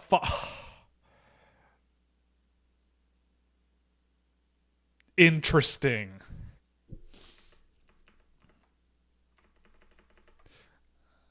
All right. Well, that's all right. Here comes. Okay, I'll settle for 1 Gavin McKenna goal instead of 3 on the same power play. I'll take 1. Or I'll take that. Yep. I'll take a Brady Martin goal. Sure. Whatever. Look, Finland is lucky. Finland is lucky on that one.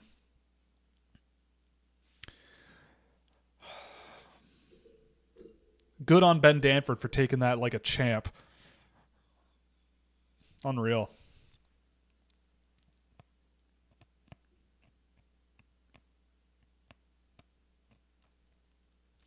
Yeah, I have no idea how that was only 2 minutes, but the IIHF threw a guy out for small amounts of head contact that was questionable at best for being a major penalty.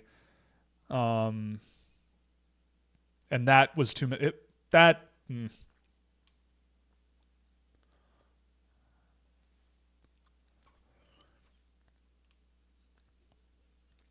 Well, like I said, this game's not over.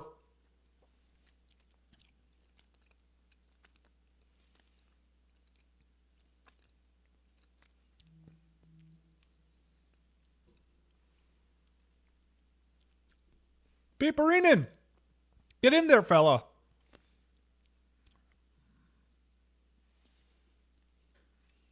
Oh.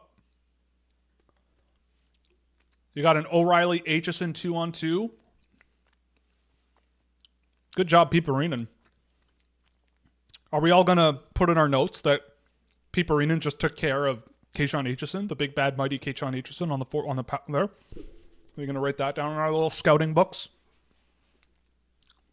And then are we going to put that in our books too? Like almost turning it over like that, but if it makes me look smart, I agree with it. If it makes me look dumb, it never happened.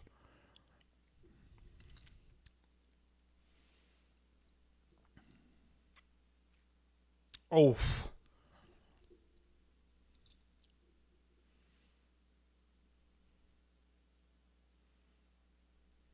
Oh.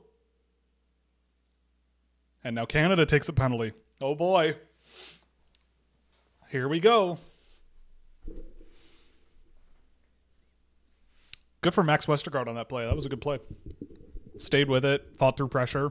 Attaboy. Yeah, this is not what I expected out of this game. But I am not complaining. Nice save.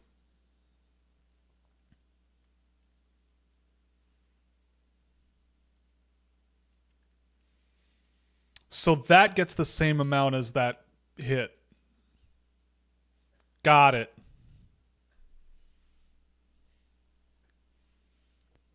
Look, I love my dad, but I wish Gardner McDougall were my dad because he is peak dad energy.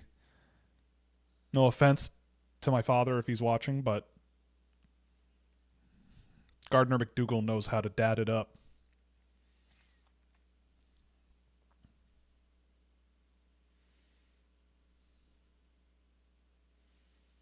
Oh boy. Oh boy. Well, that was not an ideal giveaway there from Brunick. That's NHL defenseman Harrison Brunick to you. Lassi Bolius. Bolius. That's a fun name. Wow.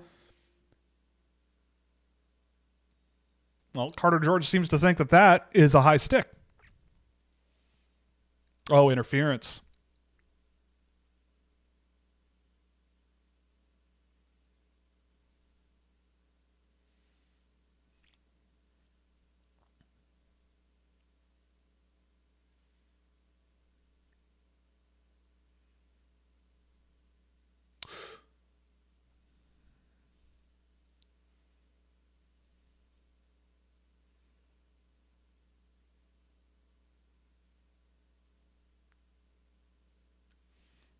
Interesting.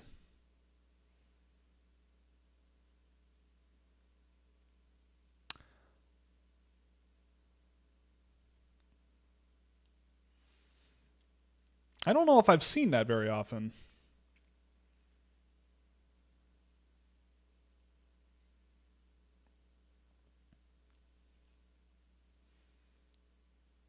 Where's Ivan Kovic? On the bench.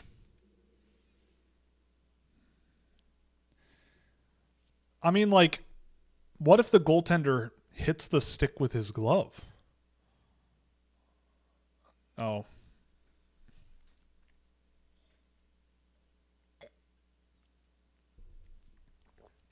Yeah, that shouldn't count. That probably shouldn't count. That's unfortunate, but I don't think that's going to count. Yeah, that's not going to count.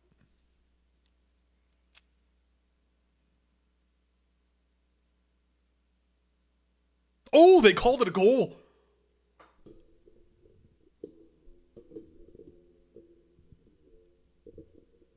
Oh. Is it?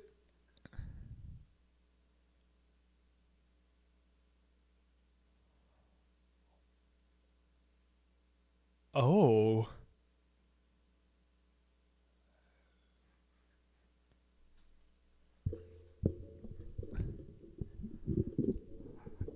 Honestly, I would.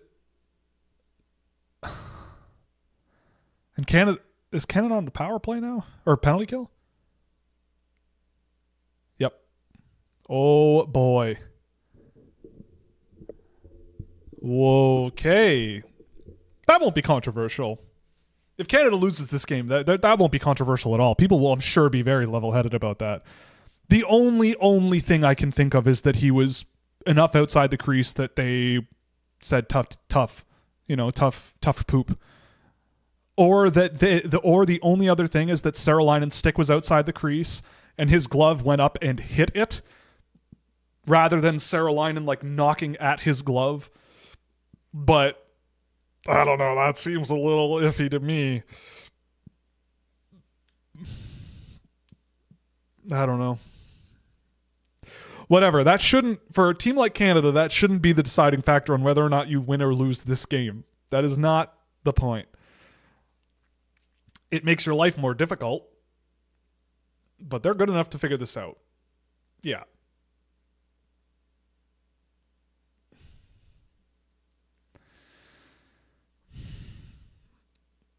I do see the question about whatever, 5th overall, whatever, but I'm going to answer it when this power play is not making my heart run a little. What's my heart rate right now? Uh-oh. Big save.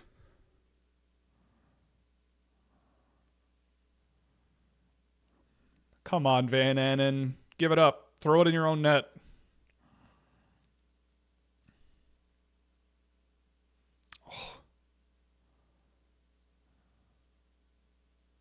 Oh! A tip off the crossbar.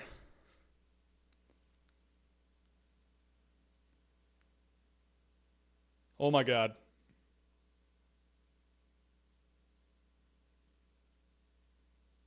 Nice. Oh. Damn. Crazy penalty kill shift. Man. Woo.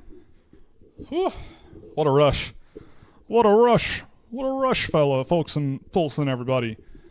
Holy smokes. Leo Tuva. Oh my God, they killed it off. Okay, now we can sort of get back into it. At 5th overall, if you could guarantee a second line center good for 50 or 60 points, would you take that or go with the unknown? I mean, it depends. Who's the discussion? Who's on the board, right? I also don't really... That's offside. I don't really think about things in the sense of like this guy's gonna be a second line center and this, like I just want the player and like what they do, and like the points will be the points. I don't think it's very easy or possible to predict. You know, like if I in 2024 said, Macklin Celebrini's a 130 point player, yeah, like I think people rightfully would be like, I don't know about that, man. Like, he's really good, but 130 points is 130 points. Like, really? You think that?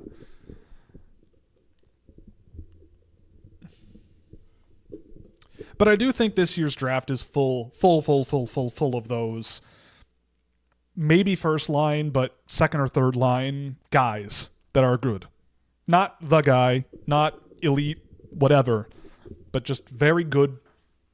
They have their job and they're very good at it. There's a lot of that in this year's draft to me.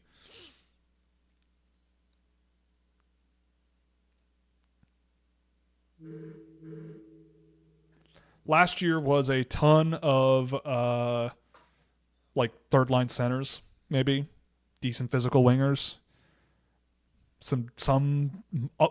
maybe a small handful of intriguing defensemen. This year, there's just a lot to go through.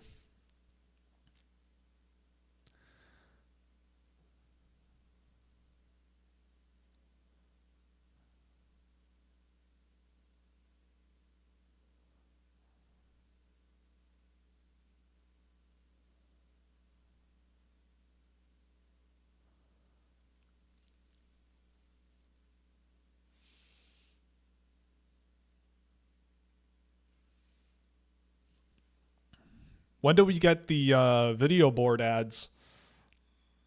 I miss those things. Very few people have said.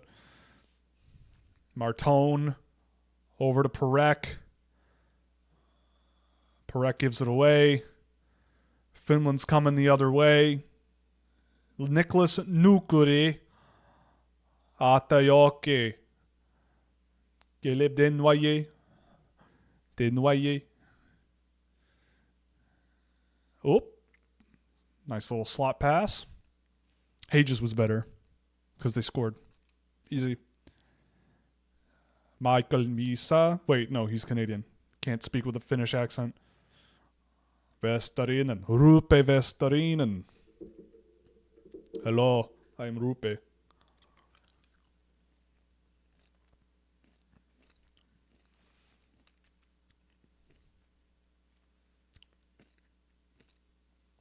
Uh-oh. Yep. Here we go. Oh.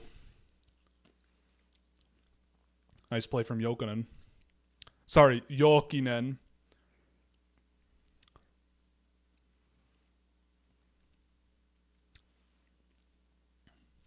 Piparinen. I've seen McKenna make that play in the neutral zone about 100 times this year.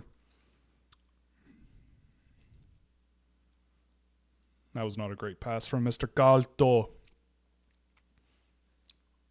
And Aitchison ices it. Wow. Interesting.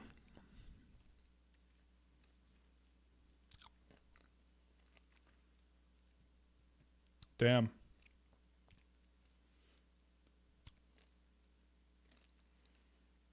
Oh, what a tip. That almost went in. Damn. Here's a question for the audience. What's your favorite Fortnite daily quest from this season? Because some of them are awful.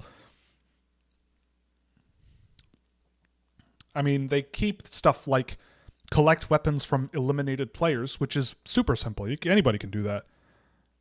Another icing. Interesting. Okay.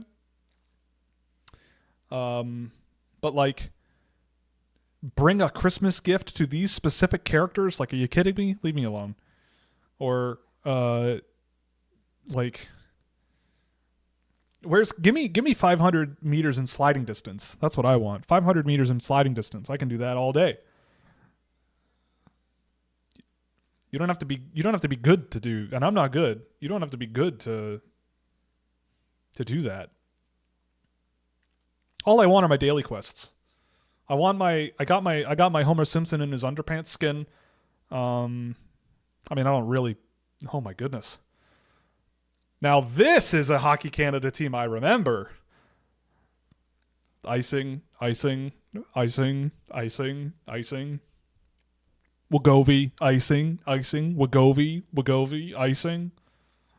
That's the 2025 edition. Sorry, 2026. Haha. Happy New Year. Haha.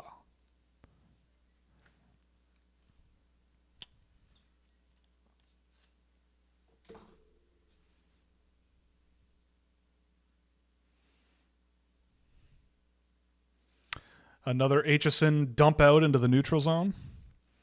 I wish I had an answer for you, but I only play League of Legends and Counter-Strike. Well, that makes you a bad person. I'm just kidding. I could never get into League of Legends, honestly. I played it a little bit, like years and years ago, but I never really got into it. Same thing with Counter-Strike. I tried, but it's just not my jam. There's something about Fortnite that what are they doing? What are you doing in the corner there? Oh,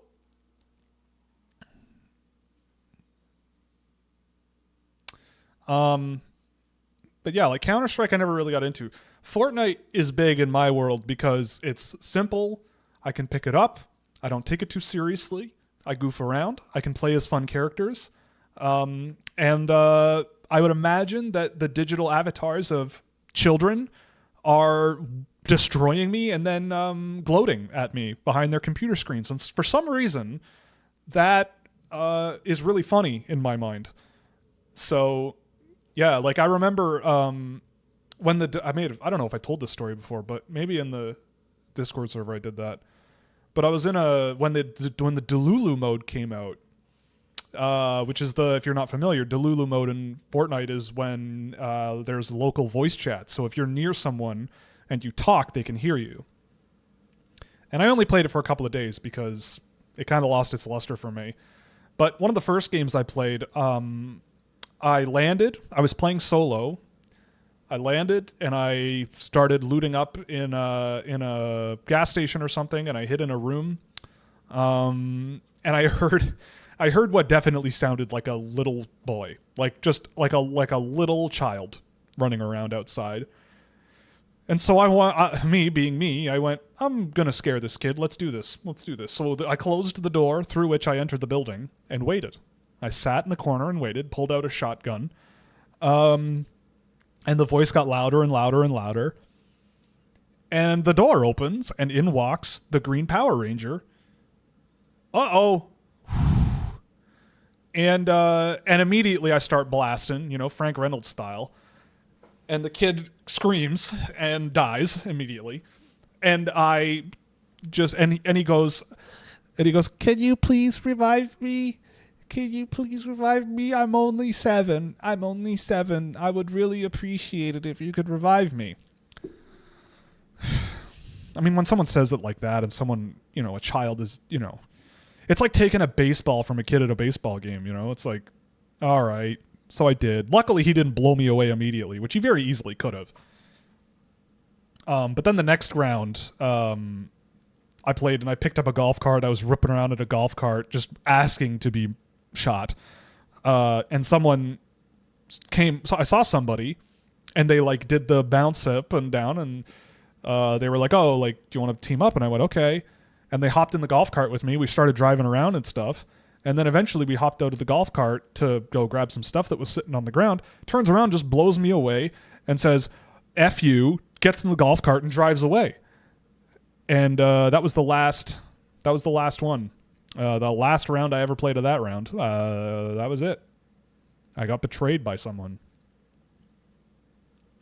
But at least it wasn't, racially motivated or targeted, It wasn't that sort of slur. But it was just very sad. It was very sad. I was very sad. FBI, this guy right here. Haha, come get me, FBI. I don't live in America. The FBI has no jurisdiction up here, right? The RCMP is going to need to come get me. And I've got a Ring doorbell. I can see the big red uniforms coming from a mile away.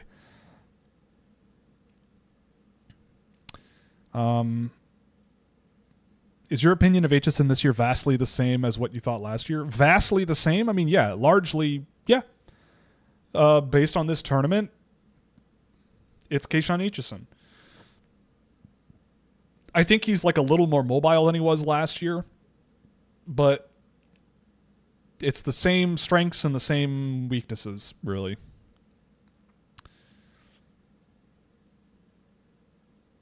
Like, again, like I see why teams value him. I see why he's on this team. I see why it makes a lot of sense. I just fundamentally see the game in a different way. I don't know. And I have the numbers to back up what I feel and how I see things. And in aggregate, I see the appeal, but it's not my vibe. But boy, he can shoot the puck. He can really shoot the puck. And boy, he can throw a hit. Real big one.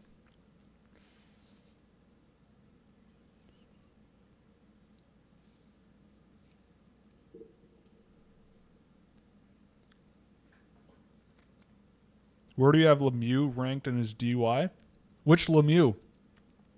Claude? Mario? JC?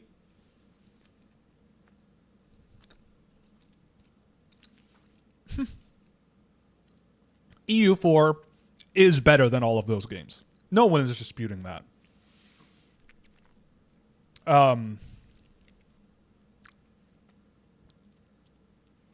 Like EU4, if you are like me, an introverted, I think you should leave obsessed nerd who loves role playing,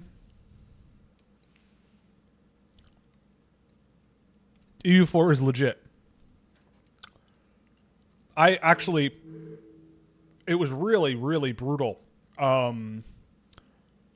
It was really, really brutal in the summer playing that game as much as I did. And I thought I was clean.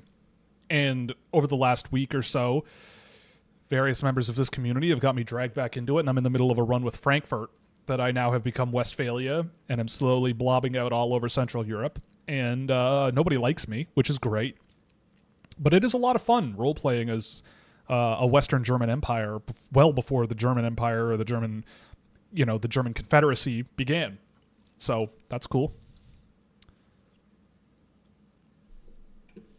All right. Well, we can go back to this.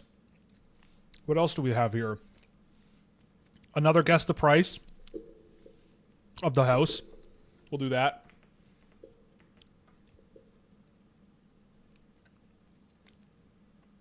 Bannerlord is good. I will say that too. It's good. Wild Wednesdays in Louisiana. Where am I? Where am I in Louisiana? I don't know. $150,000. Too low. $250,000. Oh, next clue. Oh, that's kind of cool. $250,000. Too low. Oh boy. $400,000.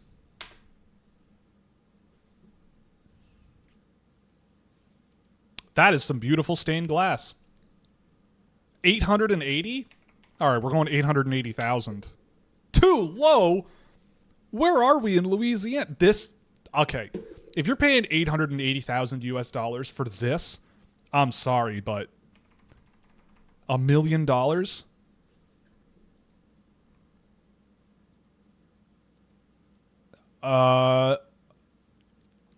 So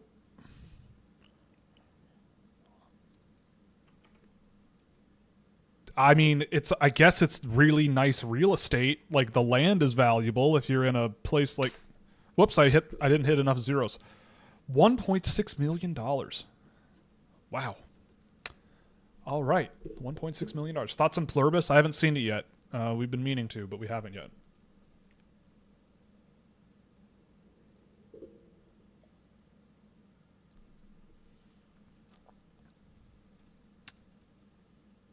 Oh, we had a request for global. So we'll do global. Name a country. Chad. Oh, okay. Rwanda. Mozambique. Oh. Lesotho. Cooler. Burundi? Cooler. Malawi. Okay. Zambia. Zimbabwe. Oh, for crying out loud. Nope, it wouldn't be Angola. It wouldn't be... No, it wouldn't be the Congo.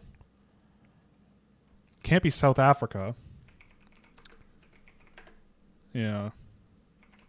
Angola? No. Namibia? Now I feel bad. Oh, yes. I just had it spoiled. Yep, that's the one I couldn't think of. For some reason, I always confuse Botswana with Tanzania. Is it because their flags are the same?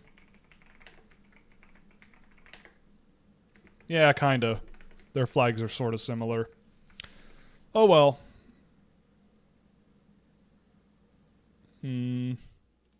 What's concludal? The giant home was built nonstop for almost 40 years because its owner thought it would help her find peace and quiet. Versailles.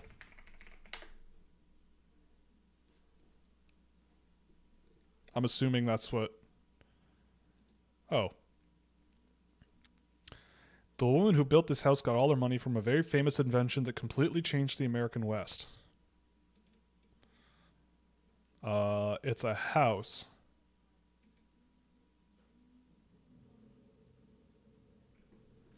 Is it the house that Taylor Swift writes a song about that she bought? Is that called Hill House? No. Oh, California. Meant to be confusing maze for the ghosts of unlucky people.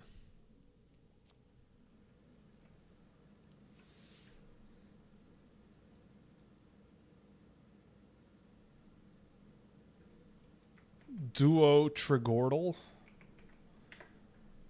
What is Duo Trigordal? I'm losing patience with that game. What is this? How do you solve 32 Wordles at once? Oh my god. All right, now we're talking. Strip. Oh my god. Okay.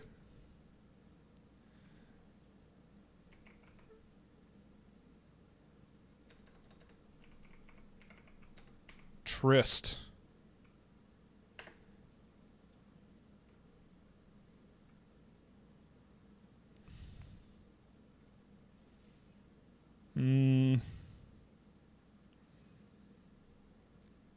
This is overwhelming. All right, well, I guess you have to focus on certain words.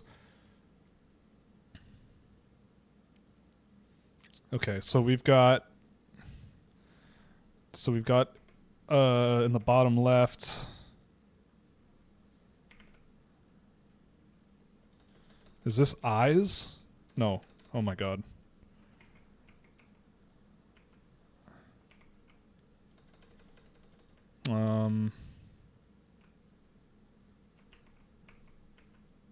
Nope, not trust. Is worst in there? What?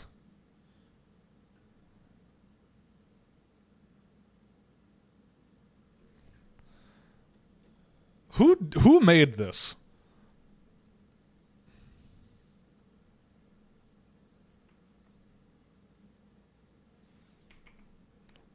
Roast? Okay, we got one.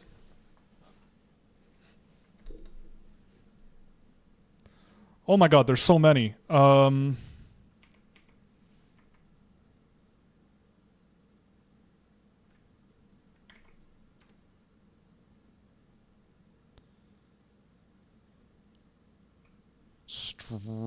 Stray?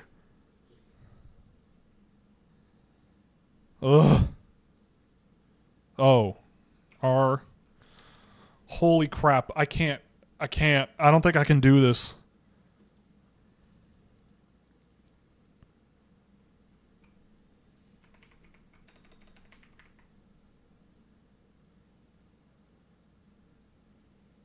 Trams?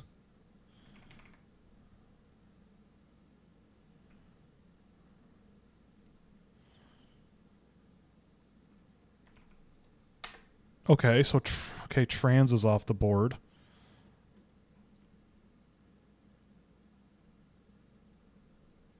Oh my god.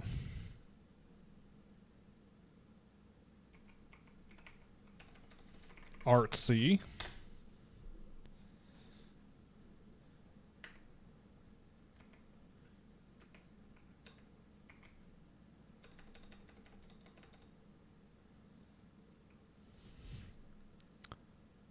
Yeah, whoever invented this should go to jail. I'm sorry. If 2026 NHL draft prospects were Steely Dan albums, what would they be? Well,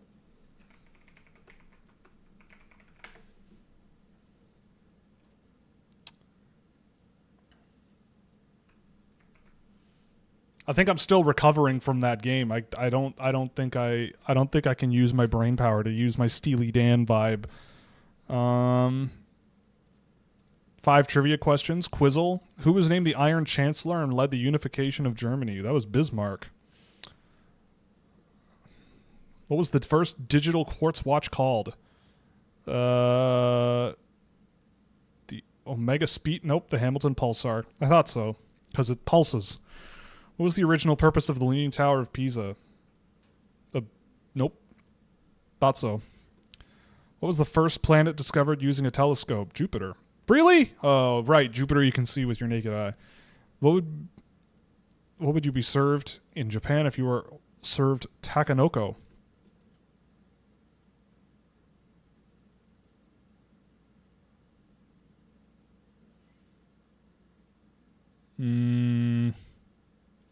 Nice. Thought so. Getting there. Thanks. No need to be aggressive. Plane spottle. Guess the plane. This is definitely not an Airbus. Not a Bombardier. This is not a... I think this is a de Havilland. And this is a... I'm going to say... American Airlines, maybe? Oh, it's American Airlines. It's a jet. Okay. So American Airlines, they might have Embraers. Is that an Embraer ERJ? Nope. It's a teeny tiny little American Airlines plane. I don't think Airbus makes planes this small. Bombardier does. Nice. It is a Bombardier CRJ 200. Represent. Canada, represent. What's Letroso? Oh, the link is purple. Oh, yes. Find the secret word. Drowsy.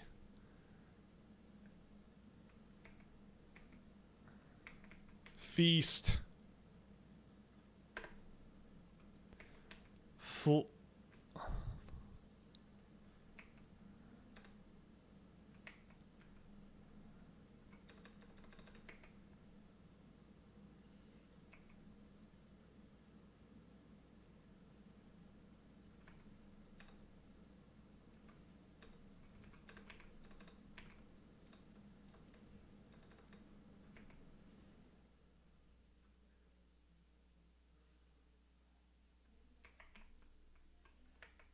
Flush?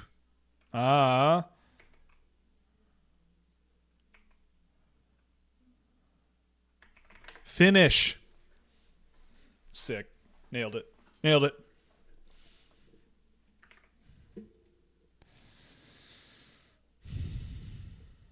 Oh, Cardle? Guess the car make? This immediately looks like a Jeep to me. Like a Jeep Wrangler. Guess the year. 2021. Oh, it's a 2021. Okay. Is this like a Land Rover? No. Oh, is this a G-Wagon?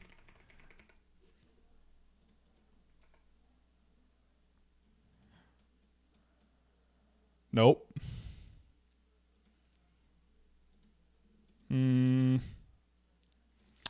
It's rugged. It's a rugged, large vehicle with an antenna. And it's not a Jeep. It's not a G-Class. It's not a G-Wagon. I don't think this is a Land Rover. It's not like a Land... I don't think it's a Land Cruiser, is it? Toyota Land Cruiser, maybe? Did they even make Toyota Land Cruisers back then? It's not even a Toyota. Okay. Well, it's not an Acura, not an Aston Martin, not an Audi, not an AutoZam. As much as I would love it to be an AutoZam, it's not an AutoZam. Not a BMW, not a Cadillac. It's not a Jeep. Is it like the new Bronco? Is this the like Bronco? It is a Ford. And it's not a Bronco.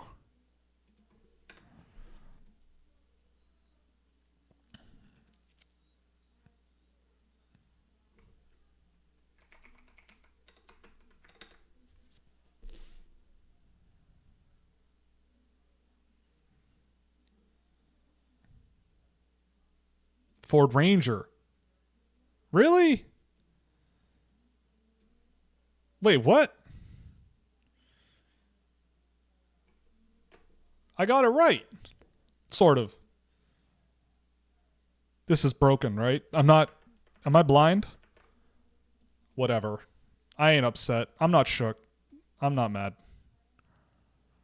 Whatever. All right, the game is back. Back to work. Back to work.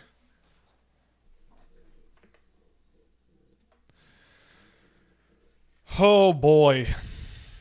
It's only the second period. It's only the second period, folks. We're TJ Ginla's been good too, eh? We still have a good amount of this left.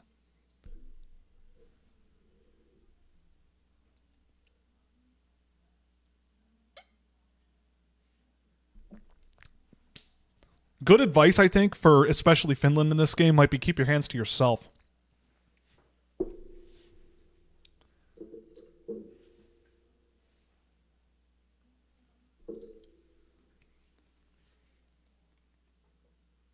Ah.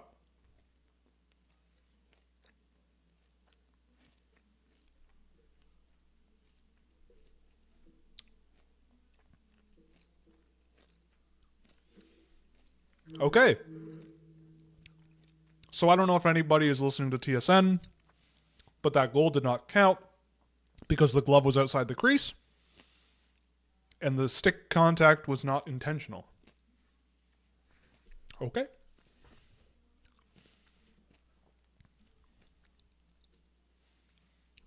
Can you comment on how Porter Martone is sure to be a 90-point per game player? Sure. You don't even need anybody to play on the ice with him. They're just going to give him the puck, and every single time he steps on the ice, he's going to score twice. I mean, Porter Martone could score 90 points in a season if he's got, I think, a really, really good, speedy, smart center up the middle with him. And Matvei Michkov. It's possible, but I don't think that's what he's going to be. He's, I think, a very well-rounded offensive winger with some good feistiness and some good energy in his game. I mean, like, maybe 90 points is possible, but it depends on who he's playing with and how much time he's playing on the power play, if he plays on the power play. Yeah, Zegras, Martone, Mishkov, I don't know. Could be a thing.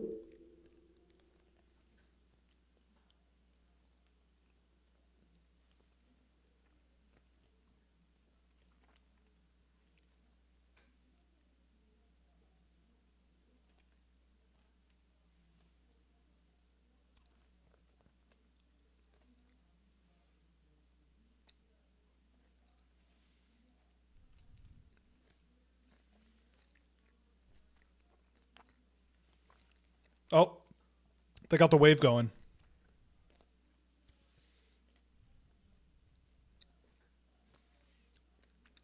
Now we're going to win.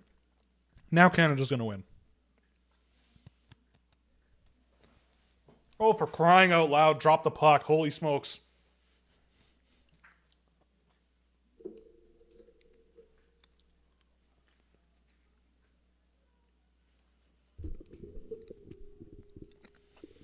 Wow. Wow, some parents. My kid's at the World Juniors, but I got to stay home with the younger brother at his hockey tournament. Uh-oh.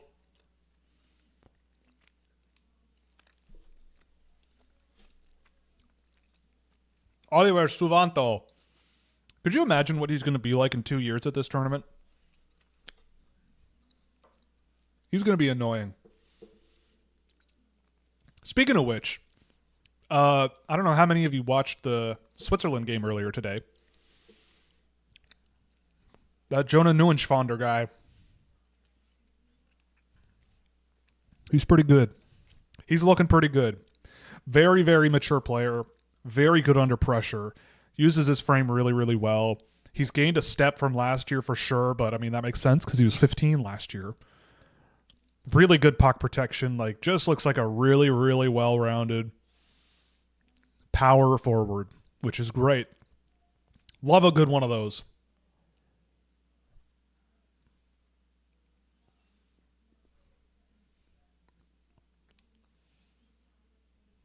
Whoa. Oh, Braden Coots, I love you. I love Braden Coots.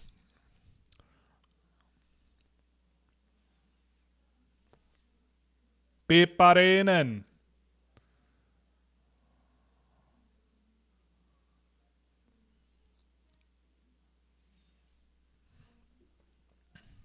Oof.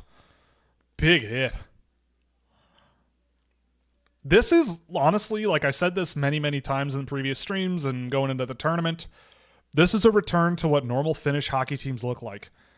The under-18s from this past year, they were not this. They, I think, tried, but they were not. The Holinka last year, they were not this. We'll see what this looks like next year, but the 17-year-olds this year at the Holinka and the ones that have made it to this team, they are that, and they're quite good at it. And that's when Finland's at their best. Tactical, methodical, physical, annoying, grinding. You know, they don't ask how, they just ask that you win type hockey. And they all buy in. They all buy in, which is great. And here comes Canada. Not sure what Danford's doing there, but okay, go off.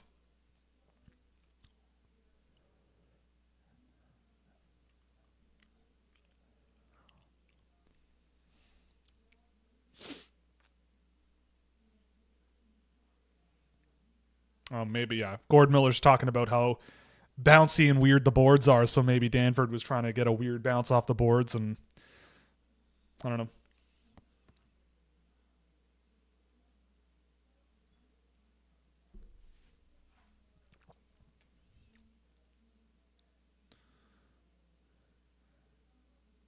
Oh boy.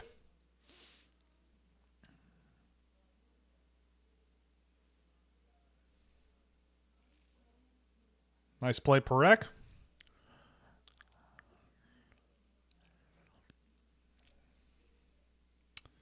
All right, so it looks like the wagon has, the fire's been put out on the wagon.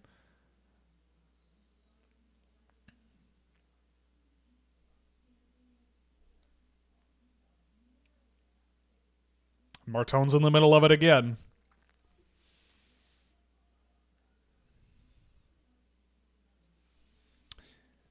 You gotta fight for your right to party. Or wait until you're a legal drinking age, right? Wait till you're 19.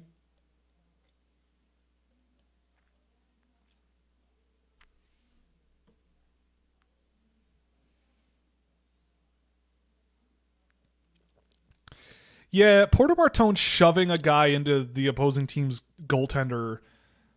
Like, that's the kind of thing where you kind of lose me a little bit with that sort of competitive, so to speak, competitiveness. Like, to me, that's just kind of like, I don't know. See what you're trying to do, but like, let's kind of grow up a little.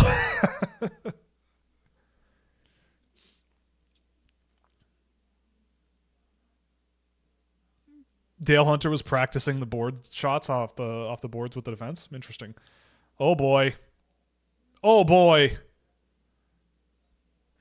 Brady Martin with the chain of events there. Oh, Keaton Verhoff is playing. Look at that. Oh. My cell phone went off. My would you like to say a command to me thing on my Android phone? Right, but that's why the Flyers took him. Yes, but like there's a fine line, right? Like if you shove an opponent into the opposing team's goaltender, you're going to put especially after the whistle, you're going to put yourself down a man. You're going to put yourself at a disadvantage. But, like it's about like picking your spots and how to do it and when, right? And so, yeah, it's like shoving guys into a goaltender at either end of the ice isn't advisable. It's stupid to do at your own net, and you're gonna get a penalty doing it at the opposing team's net. Don't get me wrong, I love Porter Martone. I love him. I love him dearly. But I'd be in his ear. If you're going to shove a guy after the whistle, shove him into the boards or shove him and don't knock him into the goaltender. Just make it look like you're just jawing at him,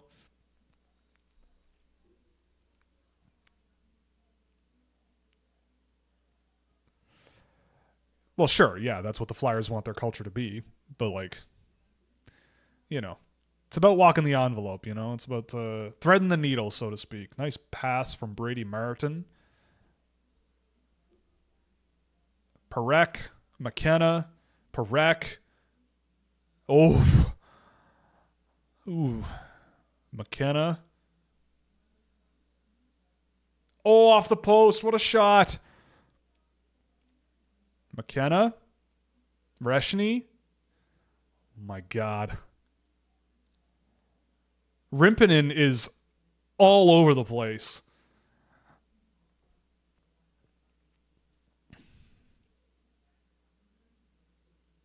Oof.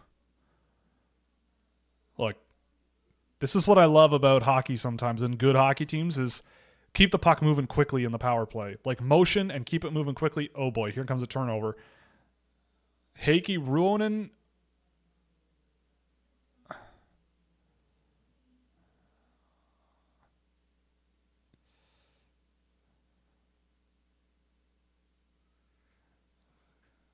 I love this sport, man. I love it. There are some days that go by where I go, why do I do this to myself? Why am I doing this? Why have they chosen this? And then I just watch it and I go, oh yeah. It's like the best thing ever, right? I forgot. It's the best thing ever, and like studying it is awesome. You're damn right Suvanto has been effective in this game. Suvanto has been excellent. Oh, and you go offside. Oliver Suvanto. Oliver Suvanto. How's my Finnish? Are there any Finns in here? Oof.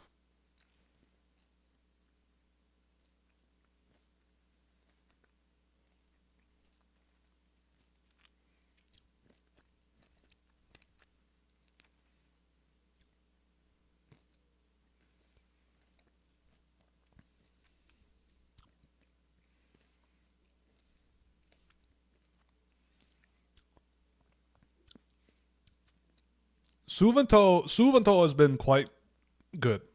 For a guy who turned 17 in September and was playing under 18 hockey in Finland last year. Like, I'm trying to think of an NHL guy he reminds me of. And, like, like this is going to sound stupid. But the one that immediately jumps to mind is, like, Brian Boyle. And, like, Brian Boyle was a first-round draft pick. But, like, I just mean, like, if you have him on your third line, he's going to play 2,000 games. Oh, boy. Oof. Ooh, interesting. Finland back on the penalty kill. That seems inadvisable. If I am speaking, I don't know. We've been live for a while. I'm tired, all right? It's almost 4 hours. Oh my god, almost 4 hours. Well,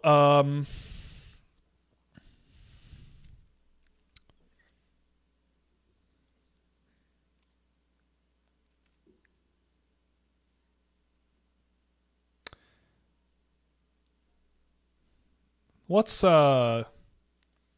coming in 2026 for all of us, eh? What's in the pipeline? What's in your developmental pipeline for the next 365 days? I'm gonna be an uncle. That's pretty cool. I'm gonna be Uncle Bill. That's gonna be fun. I'll be whatever the kid calls me, but that's gonna be fun.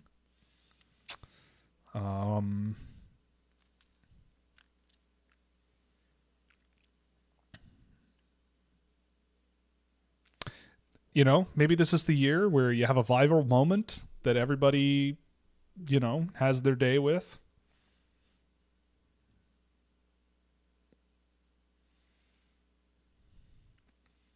I'd like to dip my toe into app development. That's a goal for me for next year.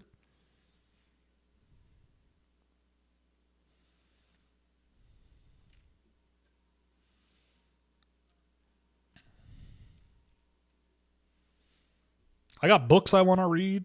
I need to get back on the book reading wagon. The first 35 years of my life, reading books has fallen by the wayside. I'd like to change that. And there's definitely time in my day to read some books. So I'd like to make that a habit. If it's more of the same from 2025, it's unemployment for AI tools replacing workers. Yeah, probably. I mean, yeah, you're probably right. If it works, then that's too bad, but people will adapt. If it doesn't work, then you'll get your jobs back.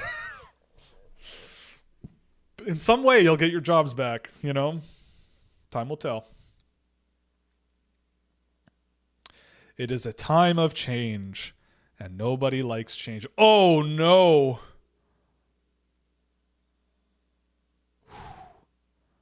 I thought Suvanto was going to do something sick there, but didn't really need to. Oh, shot it right at the goalie from a bagillion miles away. In Elite Dangerous, that might have been multiple light seconds away.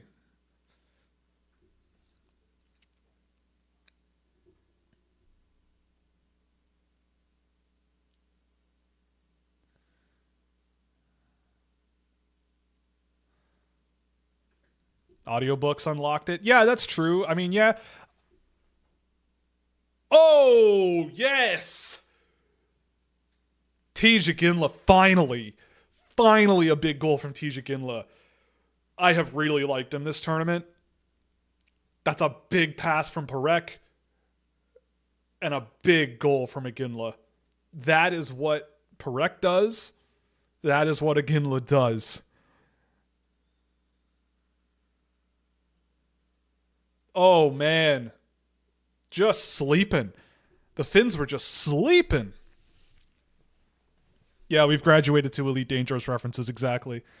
I'm sure there's zero people in here who are keen-eyed enough to realize that I have reorganized my bookshelf. I now have 2 shelves of books back there. There are definitely some books in there that I would like to read. The last book I read was...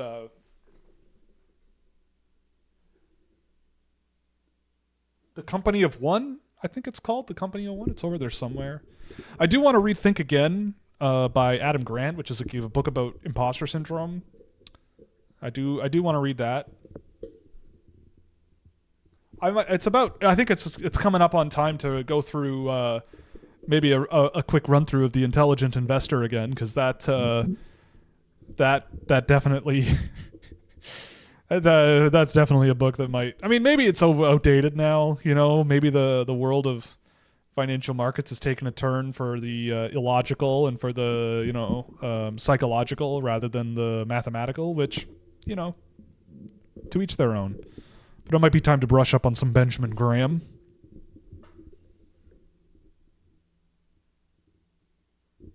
There's a big book in there about...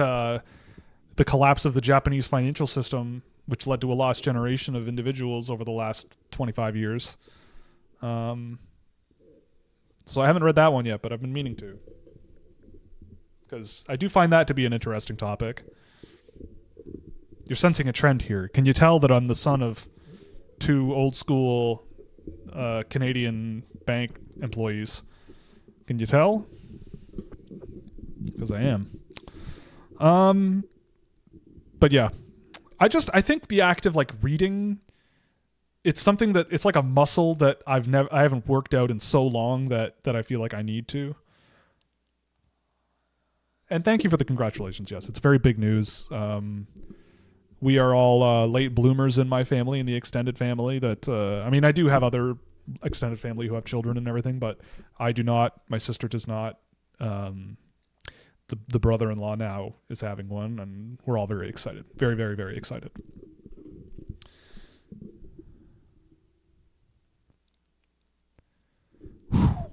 What a pass. What a goal. Elite.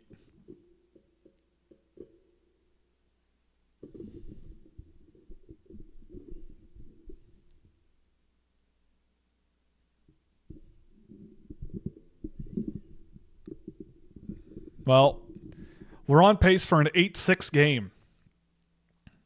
Oh. Now there's an interesting one. My boy, Daniel Niemanen, against Sam O'Reilly, and Daniel Niemanen won.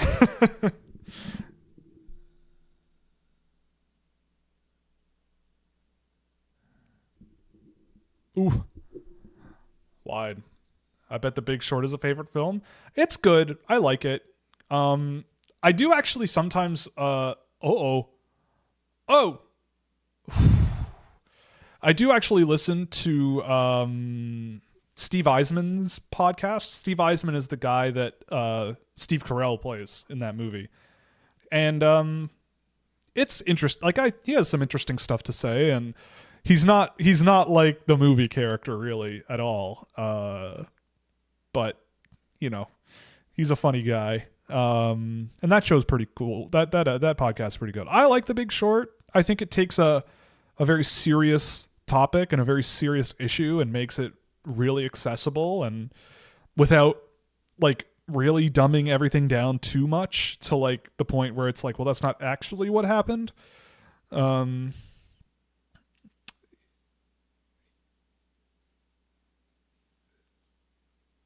Yeah, like it's a good movie, and you know, it's definitely it's a bit Aaron Sorkin pilled, you know. If you either like Aaron Sorkin or you can't stand him and never want to look at him ever again. But it's all right, and I'll watch it. It's an easy watch. The acting in it is really good. You got some good performances. I use the GIF from that movie where Ryan Gosling uses the line "I'm jacked to the tits." I use that maybe 5 times a week, 10 times a week. It's just all over my my personal social life. I just use it all the time. The 1996 World Junior Championship. I'm so ancient, I remember that.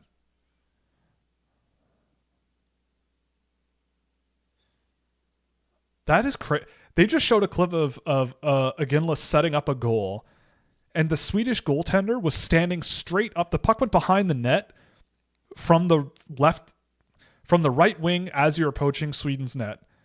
The puck went around the back of the net, and the Swedish goaltender, when the puck was right at his right post, was still standing upright. Oh, Michael Hage. Big save.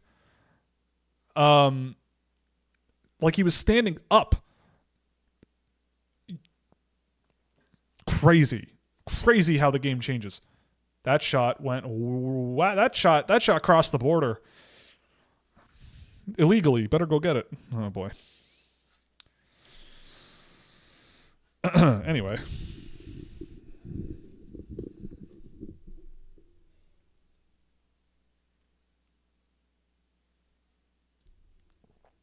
Nice save. Toe save. Morgan Housel just came out with The Art of Spending Money as a follow-up. I have not read either of those books, but I probably should. Those book titles seem to make sense to me. Hey, he looks just like me when I use my iPad on the couch.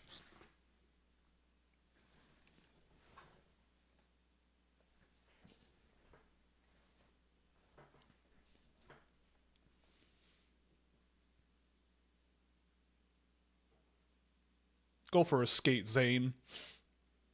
Zane Perek, there's another Star Wars name. Braden Coots. You could argue that's a... Coots Braden is definitely a Star Wars name. I mean, Finland is filled with Star Wars names. Viti Väisänen, Ate Yoki, Neva Key. Which one of those is actually a Star Wars character? Next up, you're going to see Ben Quadranero suit up in net for the Canadians. Poor Ben Quadraneros. His pod stalls at the start of the race. He goes nowhere, and then all the engines fly off and explode.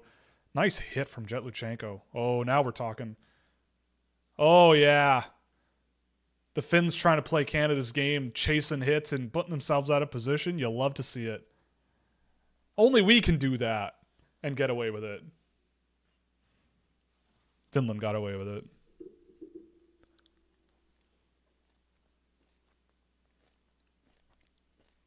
Uh-oh. Uh-oh.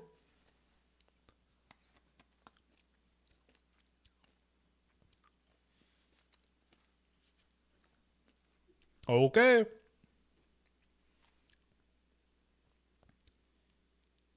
Hey, there's Jerome.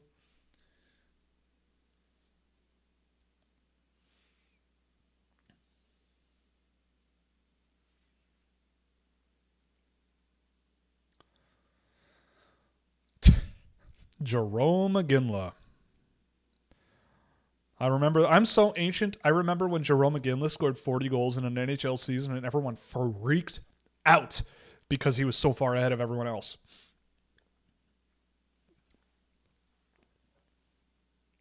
But let's go back to those eras. Let's go back to that time.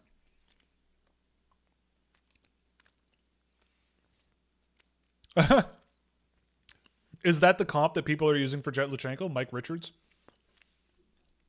I don't know if he's Mike Richards, but...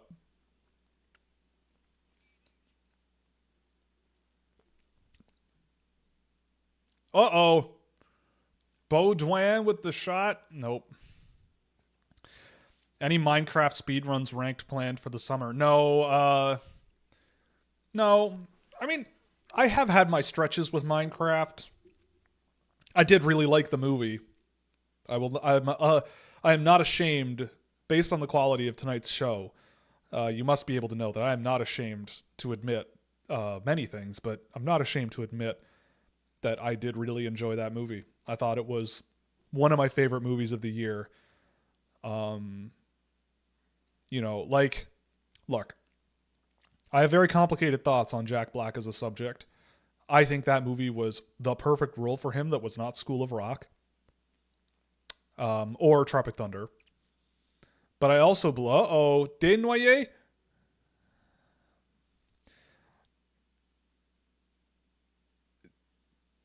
No coke busts. Don't worry about that. But yes, the thing then Jack Black was on the Big Fat Quiz Show of the Year for this year as a guest question announcer guy. And I didn't like that.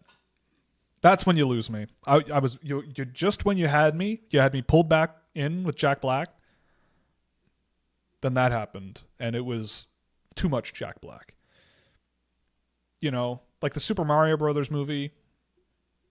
Sure, I'll take it. You know. But yes, I think with Jack Black, and I grew up with Jack Black, right? Like when I was a kid, Jack Black was doing Tenacious D and the Pick of Destiny movie, and he was in School of Rock, which like came out when I was in middle school, and like that blew up the world. That was like School of Rock for a little while was like a weird cult classic. Like people didn't, I don't think, really appreciate School of Rock at the time. And it just kind of was like this like slow burn, and like it showed up on TV a lot, and you know, and it turned out to be one of the classic movies of its time. And who doesn't love School of Rock, right? Just a banger cast. Lawrence, the keyboard guy, you know, cello, you got a bass. That spoke to me. Was this puck loose? Oh, it was. Oh, they blew the whistle and it was loose. Oopsie.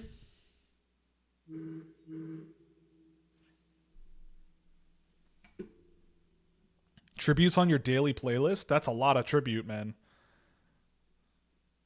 It's a good song.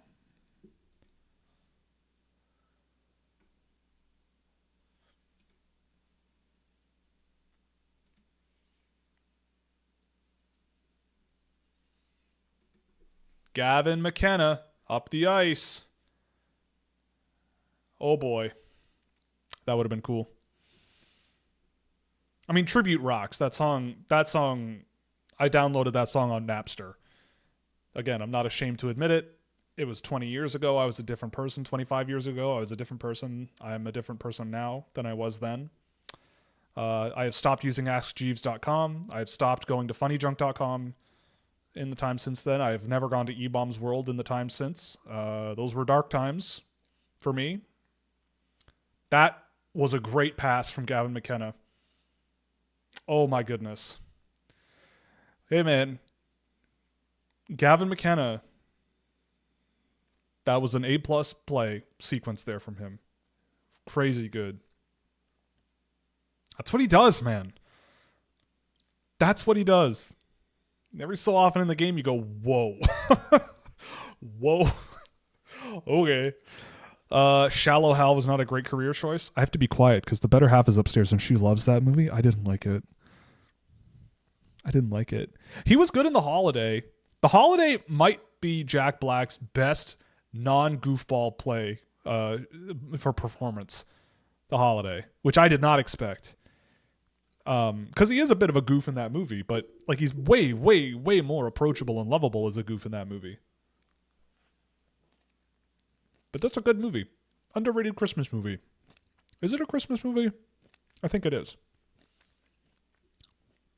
It is now. Yeah, the woes per 60 with Gavin McKenna are pretty insane. Yeah.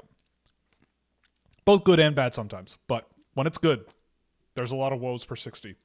Whoa. Yes, behind Mathis Preston. Of course.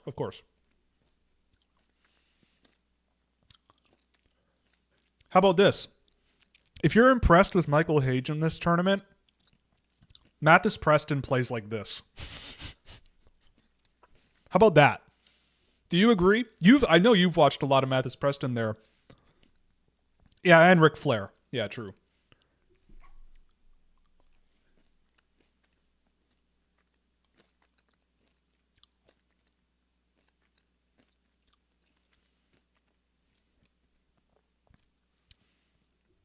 Because, yeah, if everyone's going wow at the same things that Michael Hage is,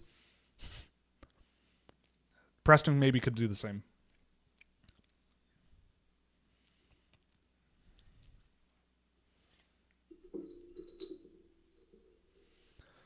La Cebulius. Bolius. It's a shame we don't live in the timeline where Nicolas Cage is Tim Burton's Superman.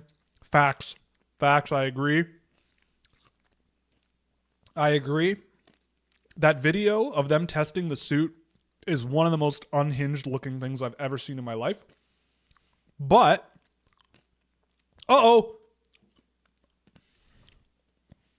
now we're talking. Now we are talking. 5-3 Canada.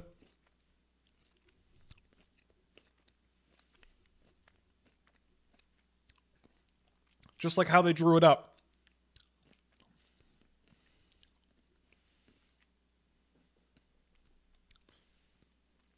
Wow.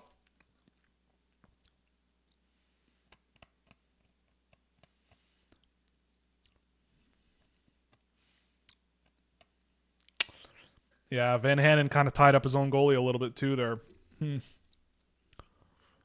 Oh well. I'm not complaining. I'm wearing the jersey.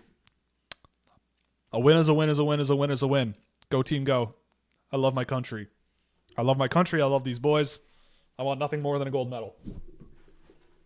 So, I'll take it. But it's not over. If you think this is over, you are sorely mistaken.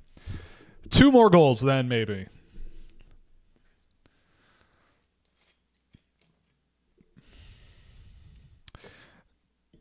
But yes, on the Nicolas Cage timeline, I will say, I didn't say this, I didn't get it out because the game, they scored a goal. But the thing about Nicolas Cage, maybe this is true. Maybe the, oh,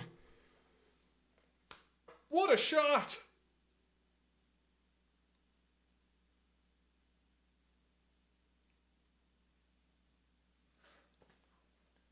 You know, the lighting way out here seems to be a lot better. Am I wrong? No, now it's bad again. I need to...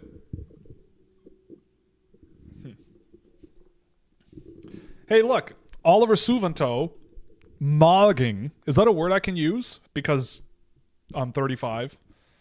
Suvanto mogs Keaton Verhoff. Someone get your scouting books out quickly, because you can.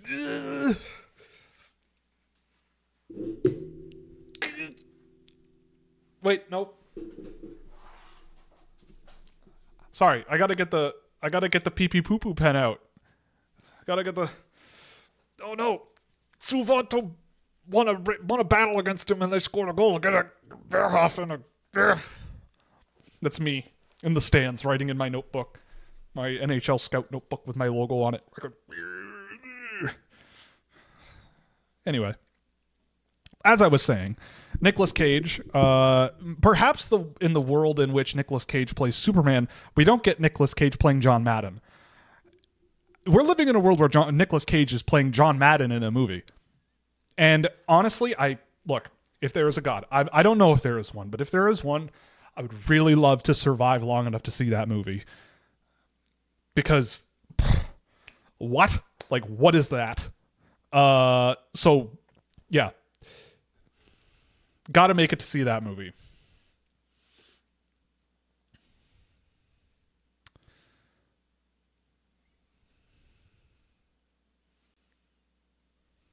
Oh, McKenna. What are you doing? Oh, he makes a play. That's what he does.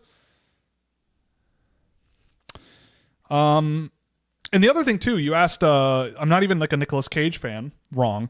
I'm just morbidly curious about how a movie like that would have gone. Well, I agree. Probably quite similarly to a Batman movie with George Clooney. Probably about the same. Which, one of my favorite movies ever made is Batman and Robin with George Clooney, Chris O'Donnell, Alicia Silverstone, Uma Thurman. Just legendary performance after legendary performance. Tommy Lee Jones, whoever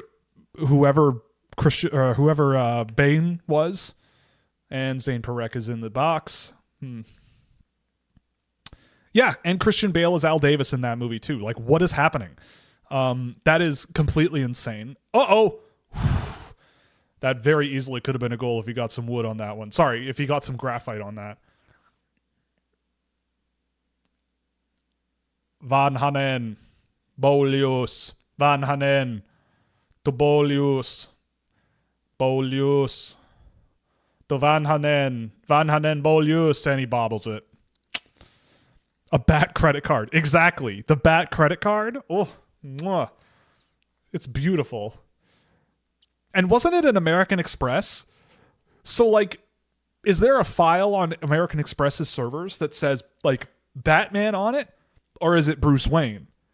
Because if it's just Batman, then they really got to check their security regulations. Oh! Ooh. Oh, boy. But everything about that movie...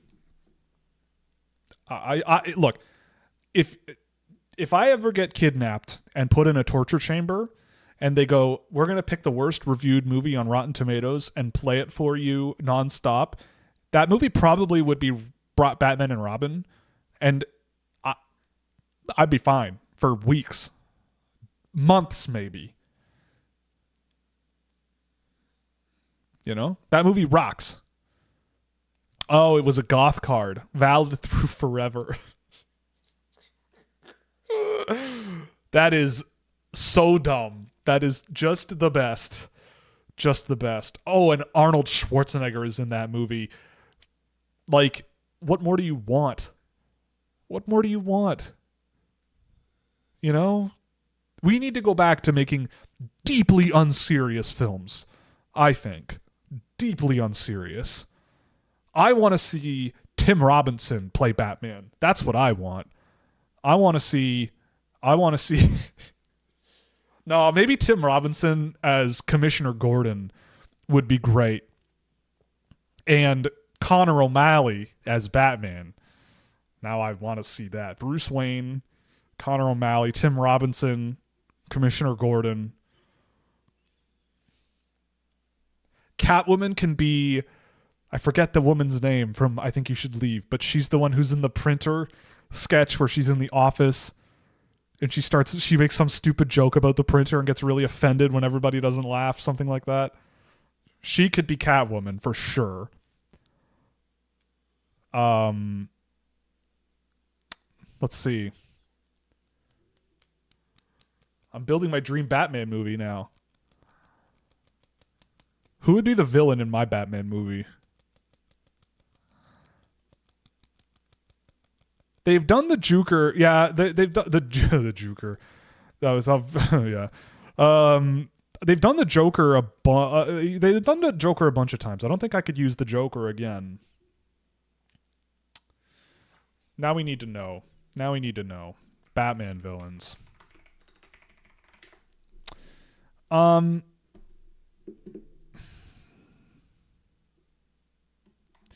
they've kind of done most of these.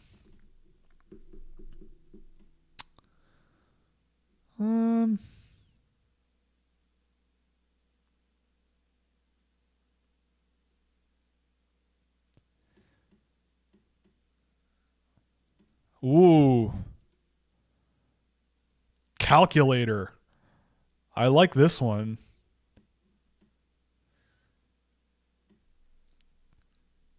Noah Cutler took his powers and costume design from the recently popular pocket calculator in 1976.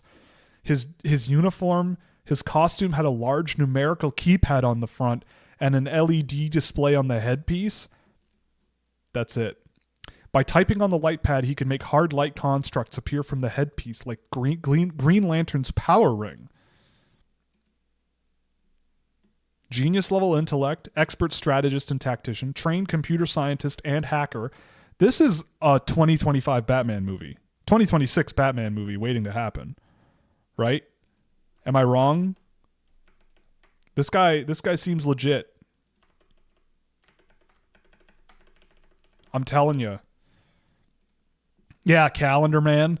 Look, if there's anybody out there who is a multi-billionaire or a TV, like a TV producer or a movie producer at best,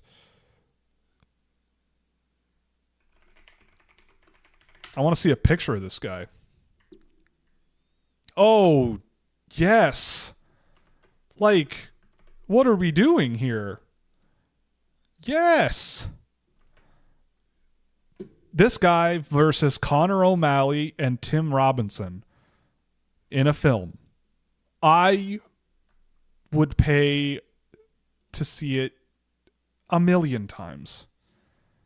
Yes, look at this man. That's awesome. That's awesome. Any multi-billionaires out there? You never know. First buy a hockey team so we can do Scouching Run Hockey. I think there's a bigger chance that we're going to get a Batman movie with Connor O'Malley as Batman. So, yeah. Yeah. Do we have any other dulls to do? I'm still pissed off about Cardle. Okay, Trivial Pursuit Daily. This is from actually Trivial Pursuit. I'm reject. What? I didn't guess. Whatever.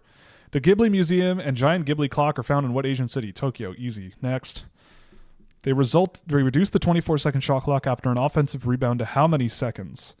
What? The National Basketball Association reduced the 24-second shot clock after an offensive rebound to how many seconds? I don't know. I don't watch basketball. 16? Really? That's it? What is the angle between the hands of a clock when it is at 3 o'clock? 90. How many? This is not Trivial Pursuit. I'm sorry, but this is not. Oh, I clicked. What time are the clocks striking on a bright cold day in April in the first line of George Orwell's? Oh, 11-teen? Oh, 13. 11-teen is from Lord of the Rings. Never mind. That doesn't count. That game doesn't count.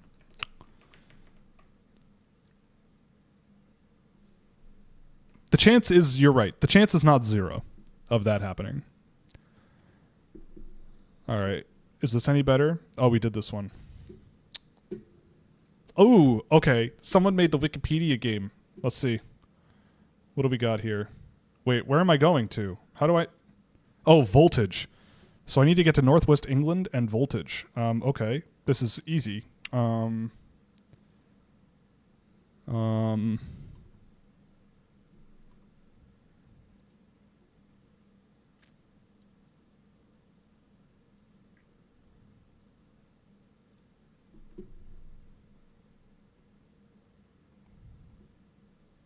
need to find standards and measurements so I know.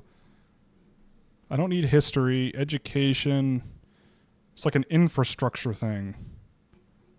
Religion, performing arts, cinema, media, sport, national symbols. Oh, I know what I can do. Calling code. Telephone numbers. Telephone.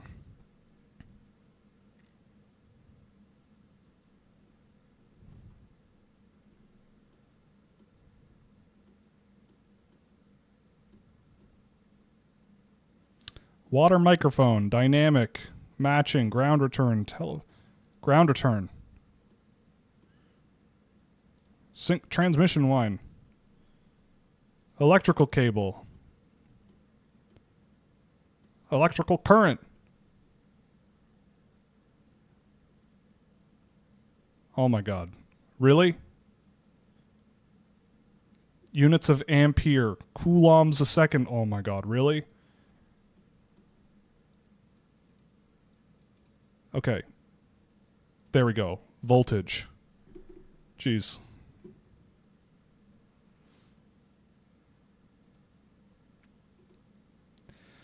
Whew, that was a lot. That took a lot out of me.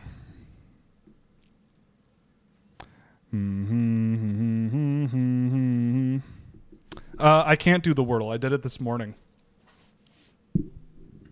Yeah, I mean, I would love to do a D&D campaign, but I don't know how. And Tony's got kids, so it'd be pretty hard to get him nailed down for a consistent D&D campaign. Oh, Nerdle. This one's good. This one's good. Find the hidden calculation in 6 tries. We'll do 24 plus 6 minus 2 equals... Wait. No, we can't do that. 2 times 5 minus 2... No. Times 8. Or time... What? Okay. 20 times 10 times 4 is 40.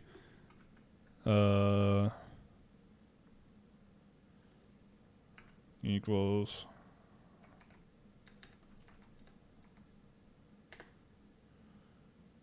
Is in the solution, but in the wrong spot. Okay. So I think we have a 3-digit last number here. And there's only one 4. 42. 421 minus... Nope. 12 times 5. 12 times 5 is 60. Nope.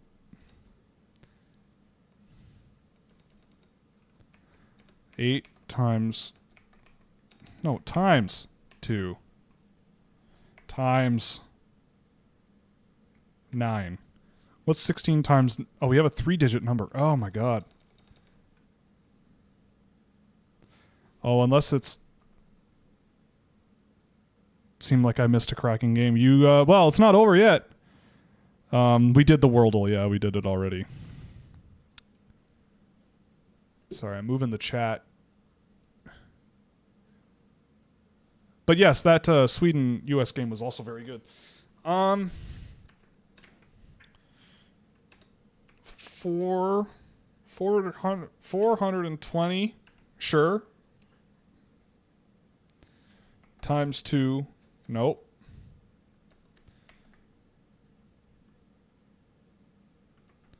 $42 times 4 equals 168.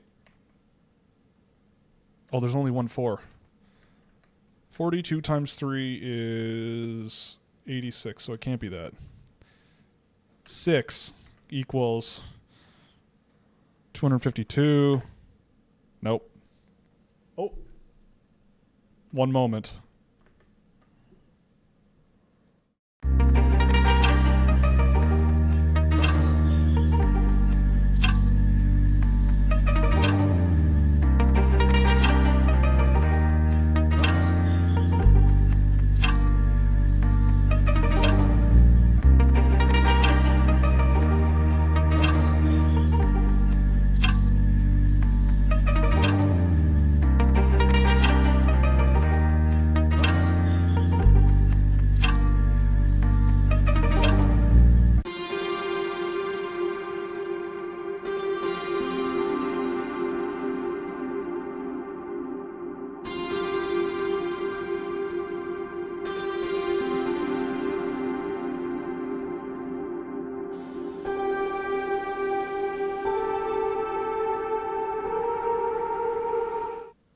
All right, I've returned.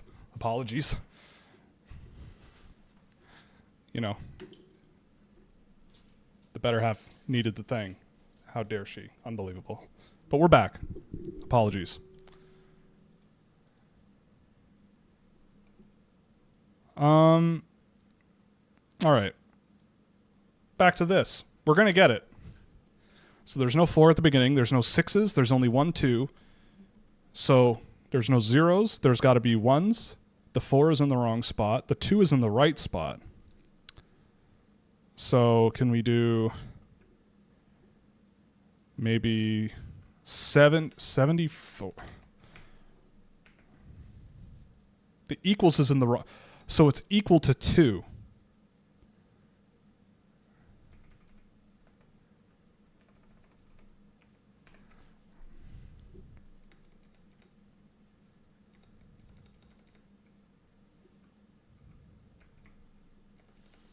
Something like divided by 4 equal. So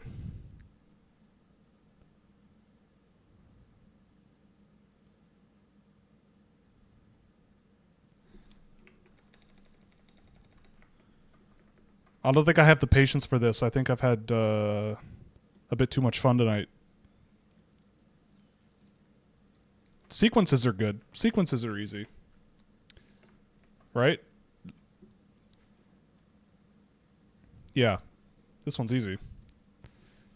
Right?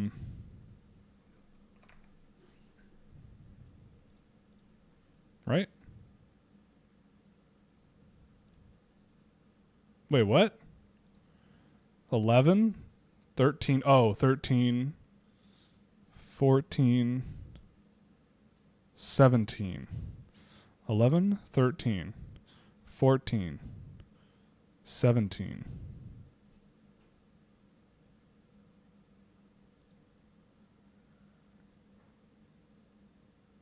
Eleven, 1, 3, 4, 7.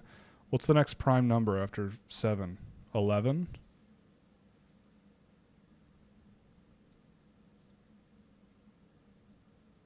21. Is it 94?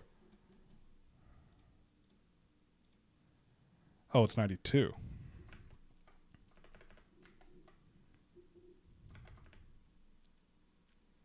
Have I done today's pips? No. I have not. 11, 13, 14, 17, 19.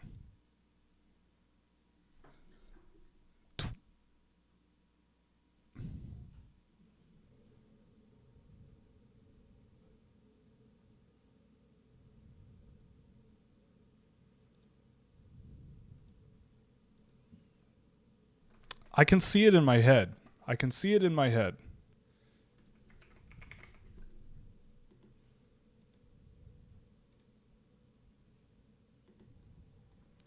I can see it in my head. 11, 13, 14, 17, 19.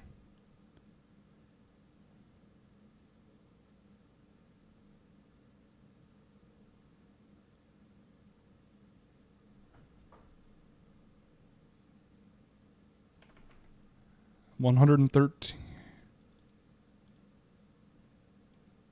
Aha! I did get it. Yes. Okay. Got it. Betweenal. All right. Pips on hard. We need a greater than 1. We need a 1. How many 1s do we have? 2. So we have a 1 and a 3. Do we have a 1 and a 2? Yes, we do. How many 5s? 2 5s. Okay, we need 2 6s.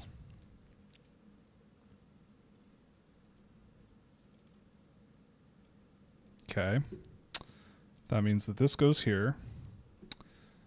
We'll see about that. 1, 2, 3, 4, 5. There's 5 that we need the same. 1, 2, 3, 4, 5. So there's 3s.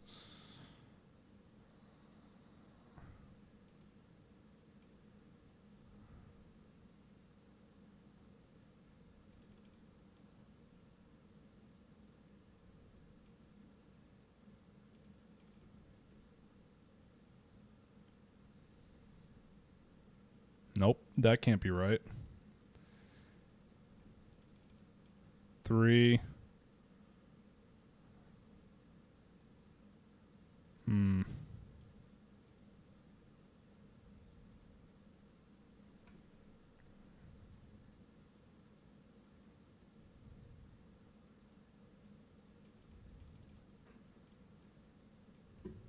Yep.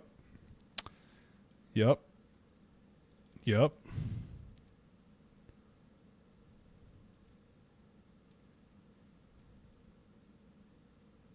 Oh, wait. There we go. Yep. Yep. Yep. Yep. Yep. Bam. Minute 49. Avs up 50 and out shooting Blues 30-5. Nice. I don't know how that's possible, but they're doing it. And just like that, the game is back. Wow. Third period begins. All right, we'll do the betweenal because someone asked. Yeah, I know how to play. Mulch. Okay. Top word. Distance is 24%. Okay.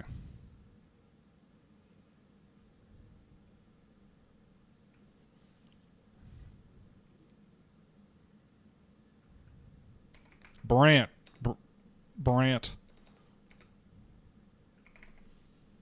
Luchego. Oh, big save.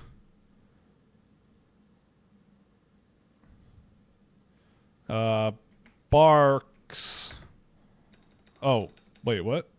Oh, I see. Right. Crumb.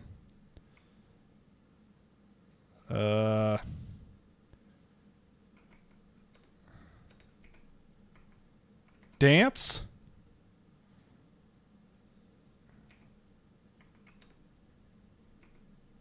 Deals. Dunks. Oh boy.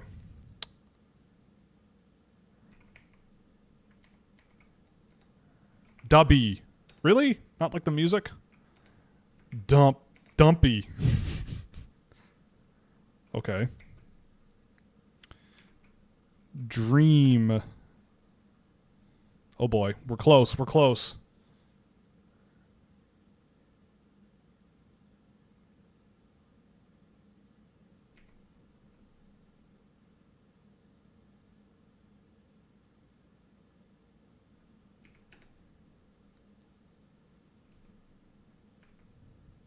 Drams. Oh, wait. Dread. Nope, that's too late. Wow. Drink. Drunk. Oh my goodness.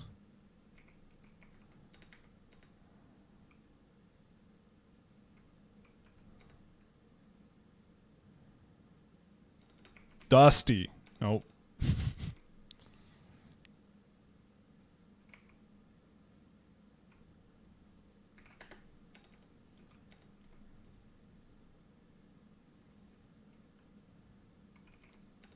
Nope.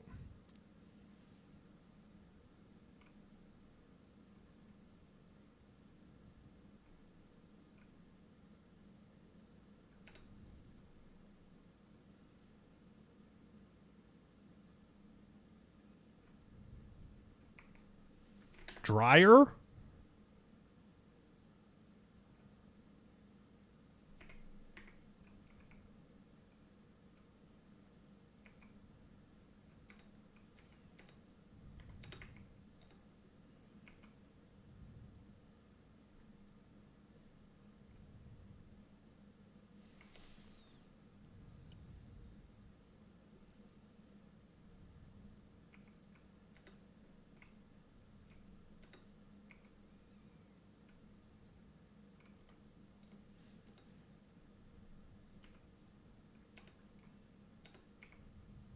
What the hell is this word?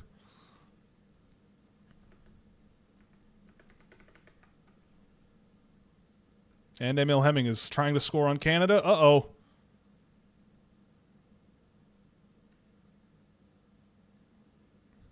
So much R2 Valila. I can't handle all this Valila.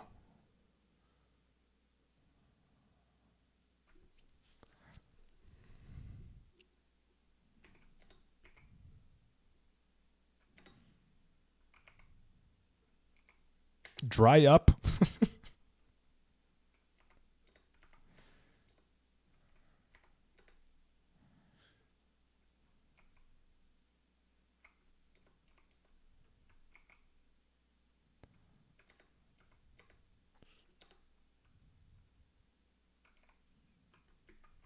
What in the heck am I looking at?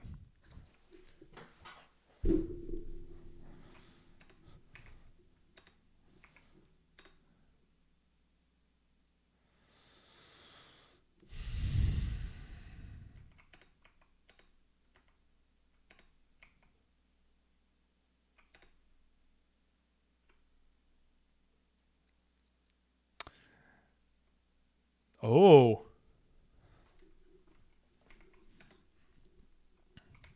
Nope, nope, nope, nope. Dry. No, that's not how you spell dries. Dry it.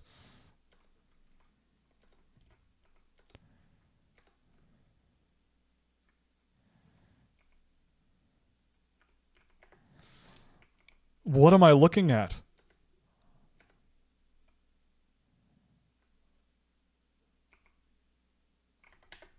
What?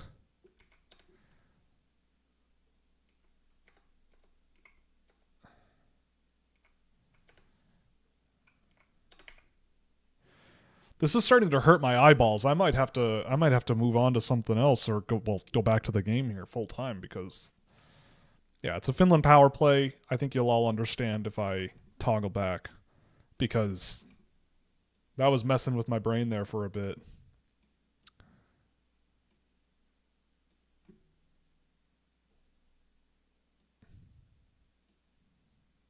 What the hell is this word? If someone in chat knows it.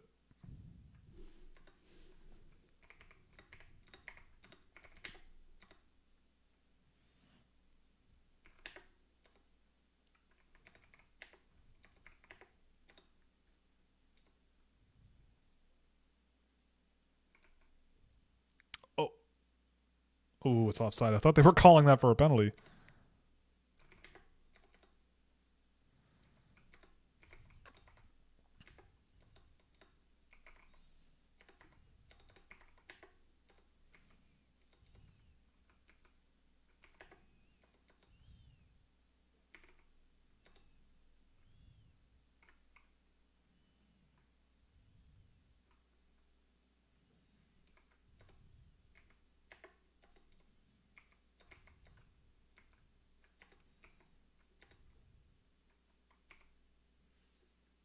Oh boy.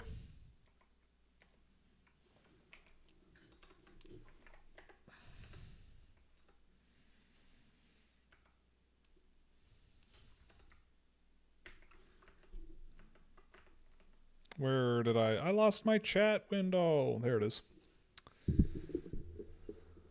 Oh, brother. Well, if you live in Newfoundland, Happy New Year. I know actually there is a Newfie I've seen in here a few times. So, Happy New Year to you if you're in here. If you're not, and you're watching this on YouTube later, Happy New Year. As we watch Lassie Bolius circle back in his own end, pass it off to Matthias Van Hanen,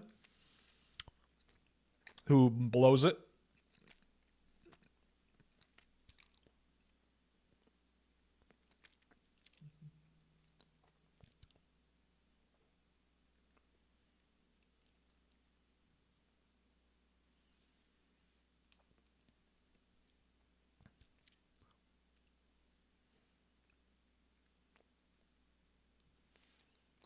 Daniel Nieminen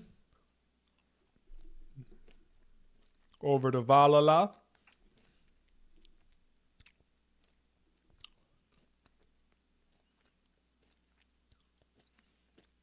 Oh, big save.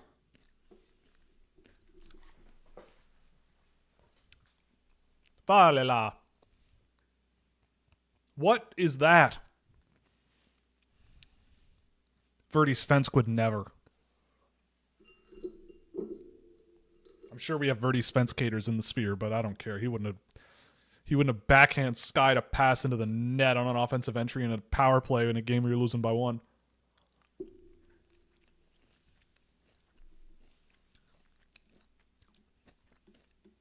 Well, I apologize to all the GeoGuessr fans here. We didn't get to it. I'm sorry. It takes me longer to do these games than I thought. I closed the window, by the way. If anyone knows what word that is, I would love to know, because DRY.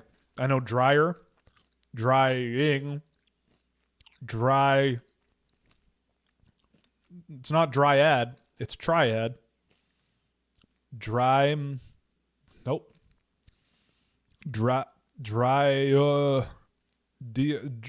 Whatever. I'm not going to fumble around. I'm sorry, I'm not going to fumble around. I'm not going to do it. This is the kind of intellectual rigor you expect from someone on New Year's Eve, ringing in the new year watching hockey with all of their internet friends. It's a beaut, Clark. Attaboy. That's a good Christmas shirt. It's a beaut, Clark. We watched that one a few weeks ago. National Lampoon's Christmas Vacation. That's a good one. It's a very, very good film.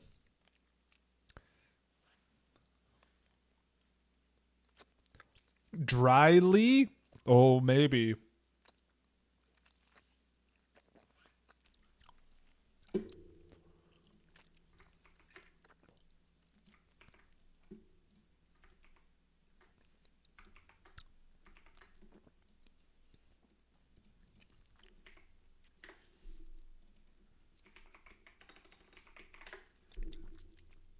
That's not it. Dryly is not the word.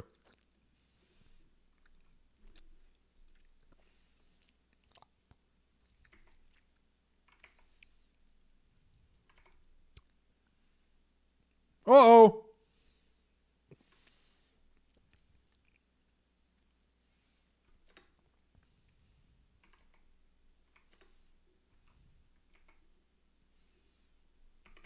Dudes?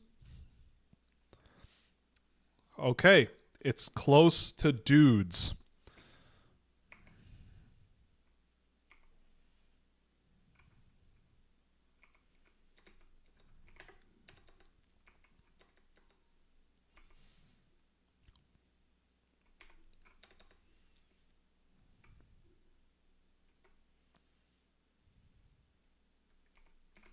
ducts.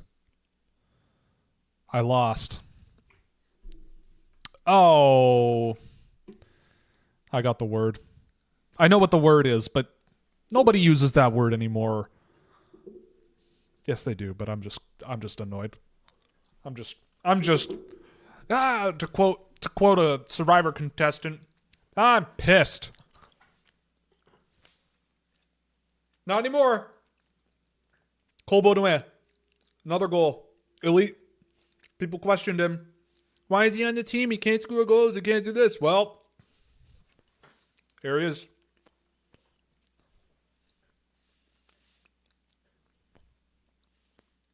You know what? I like Cole Baudouin. I liked him in his draft year.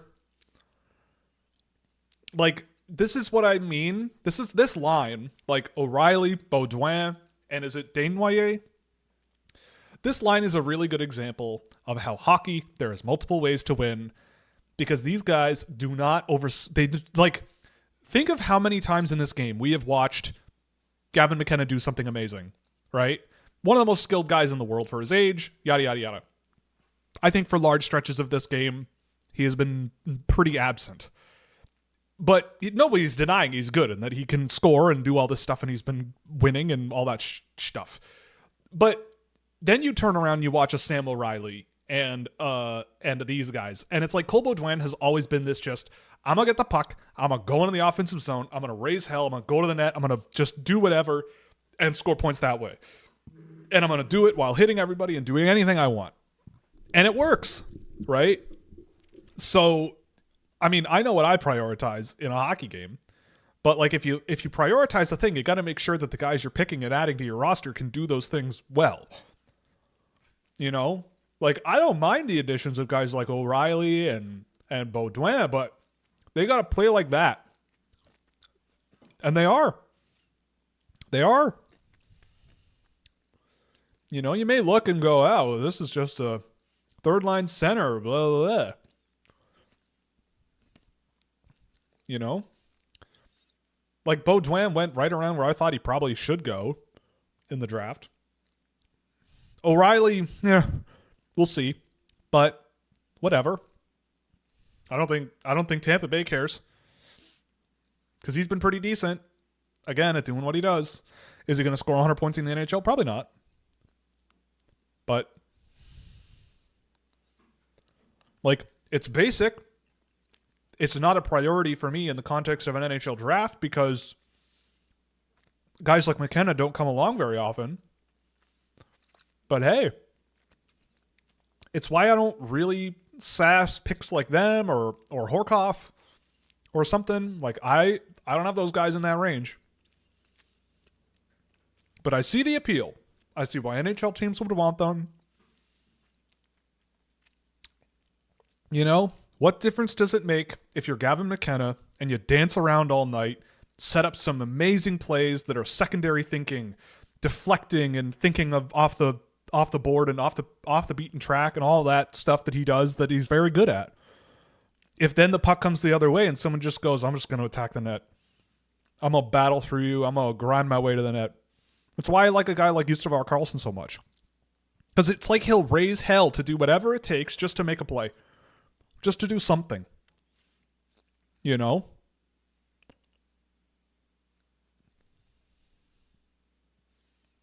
And that's what I love. There's just different ways to play the game.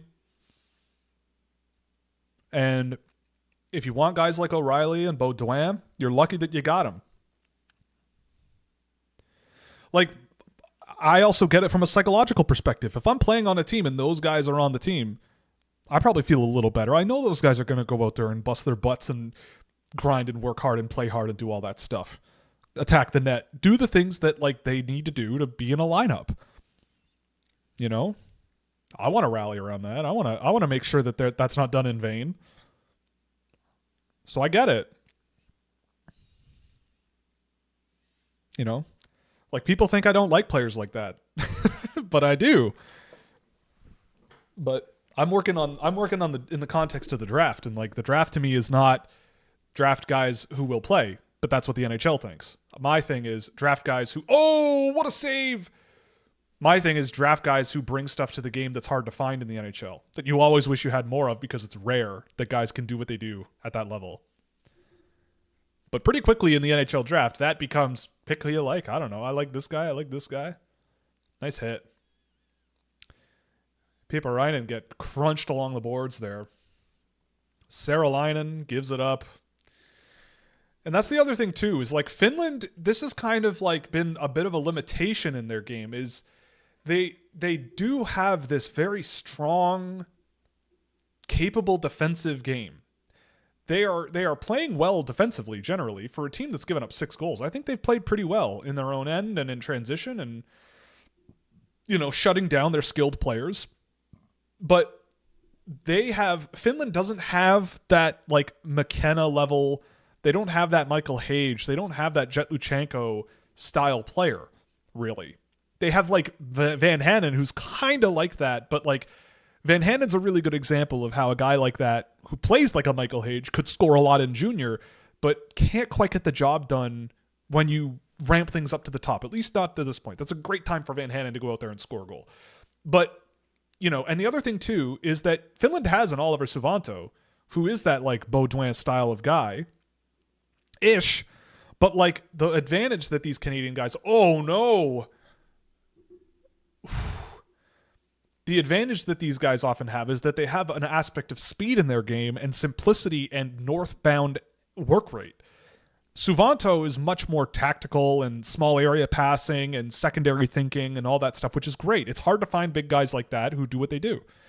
But like Finland, it seems in this game has been largely good, but like Canada has that higher end, like pure skill and pure energy that Finland at their best, I think, absorbs very well and counters very well.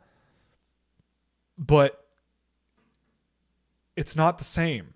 They don't like, who has really been the grip it and rip it guy for this team this year? Like, I figured that might be like a Julius Miettinen, but he hasn't really. I don't know. But, you know, look, I mean, if Canada wins this tournament by doing stuff like this, they beat the Czech Republic 7-5, you know, they're up 6-4 against Finland. You know, Canada at this rate, if things stay this way, Canada will play Slovakia in the quarterfinal. Now, I have seen Slovakia play, and they are not to be underestimated, I will say. Well, that's the thing. Suvanto is better at certain areas of the game than guys like Baudouin for sure. But like, I guess my point is that like Baudouin's obviously 2 years older as well. But, you know, the proof of the pudding's in the eating. He's scoring goals, and this is a big game, and those are the guys who are showing up in this game. The competitors. The skill guys, they've been there, and they've been solid.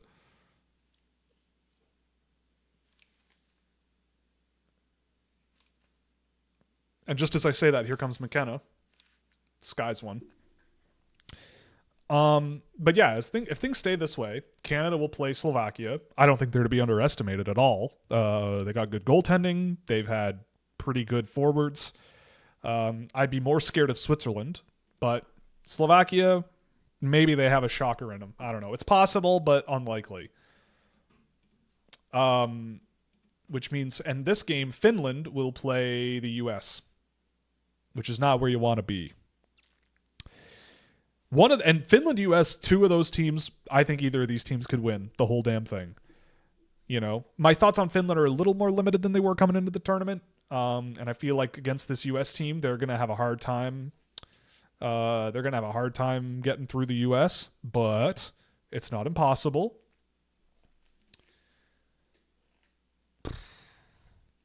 I guess we'll talk about it after the game is over a little bit before we go to bed. I think we've seen how aggressive forechecking gives teams a lot of a chance to hang with Canada, but it's difficult to hold them off for the entire game. Well, and that's the thing. Like, that's where Canada's advantages kind of shine in this tournament, is because they do have this like unbelievable individual talent that if there's a crack in the armor, they can score, right? Like, think of all the goals that Zane Perek scored in the Czech game. The puck was just loose, and he just went and put it in. Nobody on Finland is making that shot. Finland is trying to settle the puck, spin around. They're putting pucks into shins. Like, it's just not the same. And that's a big difference. Like, that's a huge difference in quality, in finishing ability. So,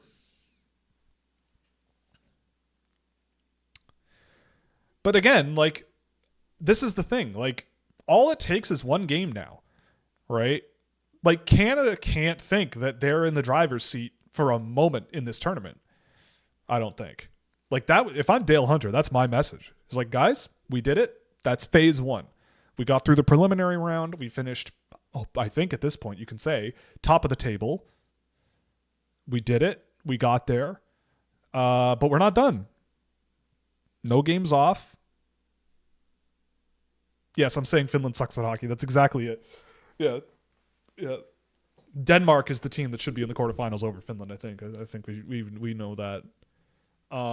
Weird. A Matt Damon, Ben Affleck cop movie with Glenn from The Walking Dead. Weird.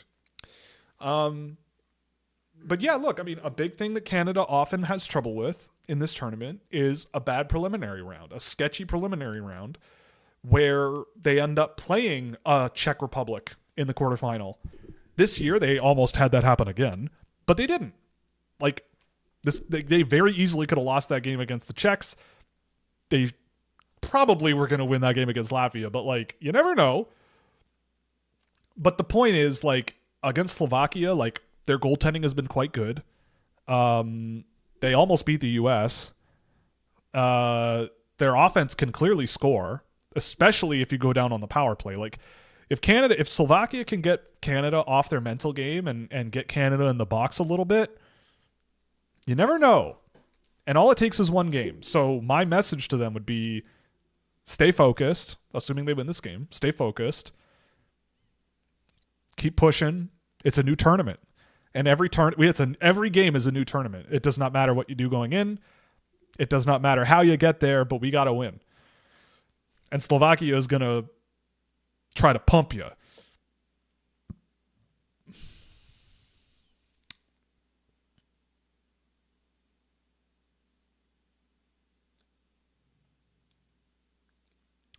And yeah, I think Sweden is looking very, very good.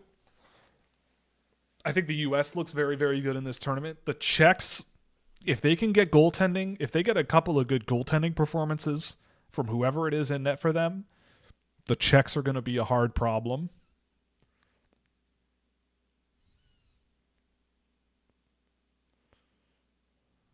Ooh, big pass to Aginla again. Perek is a fascinating player. Someone earlier in the chat, I think, said that they wondered if he was compared to like an Evan Bouchard. I don't think so. I think he's more of a John Klingberg. But I'll take a John Klingberg on my team. Through his peak, yeah, I'll take it. Don't twist my arm. Problematic at times, but man, in his prime, whew.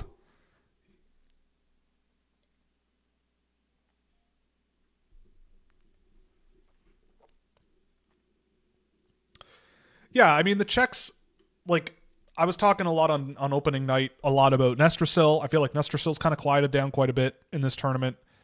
But, like, the thing is that the Czechs don't really need the skill level, really, because I think they have a better version of what Finland has. Like, Tomas Politin is not amazing, but he goes to the net, he tips pucks, he's very good at it. He's big and physical. And yeah, their defense group is very, very good. Now, is Canada a team I would probably put money on against the Czechs? Not that this is gambling advice. Please don't gamble. Piperinen with a giveaway. This could be bad for Finland, but not for me. Oh, that also could have been bad. Oh, dear. Oh, I thought that went in. But yeah, I mean, look, I hope that Sweden does not choke because their next game is against Latvia. That would be wild. But look, I mean, if you ask me, based on how the groups shook out, they kind of worked out the way that they probably should have. And from here, only God knows. But there's a very decent chance that the teams that are left at the end of this are Czech, Canada, Sweden, US, and that's not too much of a surprise. Look, I will also say this, though. It looks like it'll be Czechia playing Switzerland. That will be a must-watch game. Like, if you haven't seen much of this tournament, the games that Switzerland have played in, that team might find their way deeper than you think. I may have underestimated them quite a bit. They played Slovakia today and were in the driver's seat for the vast majority of that game. They can go, man. They are kind of almost like Canada, but they're not nearly as skilled and they're not, as good a shooter. They don't have a team loaded full of shooters like they do, but they have that like high pace, high energy style of play, but they also kind of more focused defensively. But like watching guys like Karl Steiner and Jamira Reber, my boy, he's been pretty good. Like, you can't deny that their defensemen have been quite good. I've liked Ustinkov at this tournament. Perek shot on net. But yeah, like you can't underestimate the Swiss, and if the Swiss upset the Czechs, that would be really something. But based on how I've seen them this year, like, I could see it. Any players surpassed your expectations so far in this tournament? I would say Baudouin for sure. Like, he showed up in this game crazily. Luchenko, I would say. I mean, I've always been a big fan of Jet Luchenko, but he's been more impactful, I think, in a lot of areas than I thought he would be.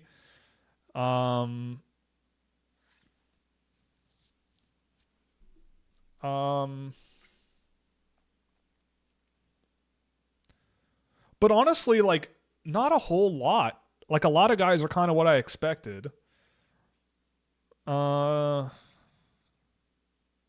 Frey, I would say Frey.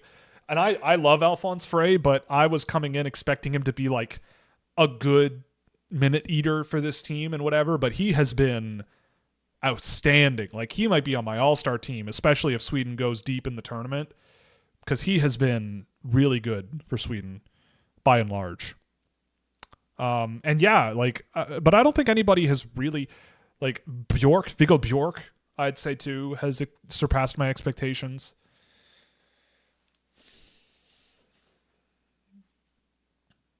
Something like that. Thomas Horenko in Slovakia as well.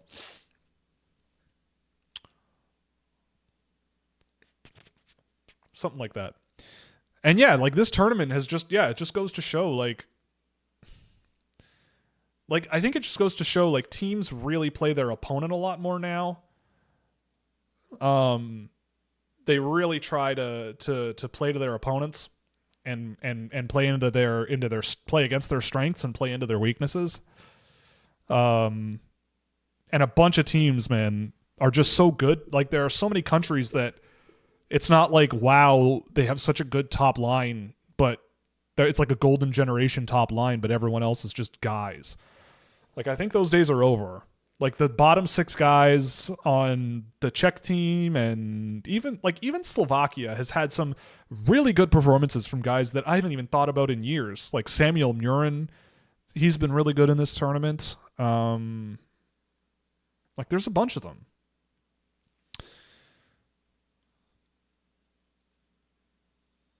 Like, even if it, like, rightfully in a just world, Norway would be in this tournament, and even Norway would have had some guys where I would have said, keep an eye on these guys. Like, I can't say that about Denmark, unfortunately, based on how their tournament went and before it.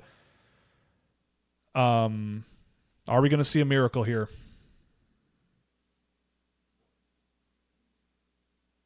Bolius, Vanhanen. Tell me if you've heard that before. Bolius. Vanhanen. Nope. And here comes Cole Baudouin. Hat trick? Nope. That's the right play. Beauty. Sam O'Reilly ices it. All right. That does it. Yep. Good play from Baudouin. Again, don't be stupid. Do not overthink.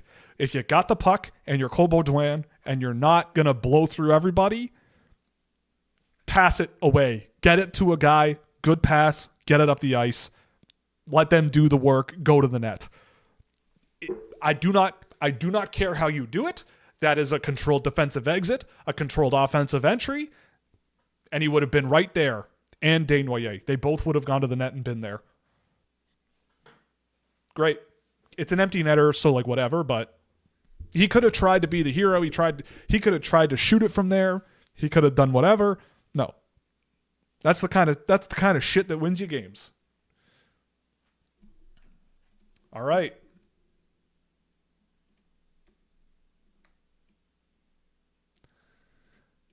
Seven to 4, New Year's Eve. A significantly better performance from this year's Canadian team compared to last year's.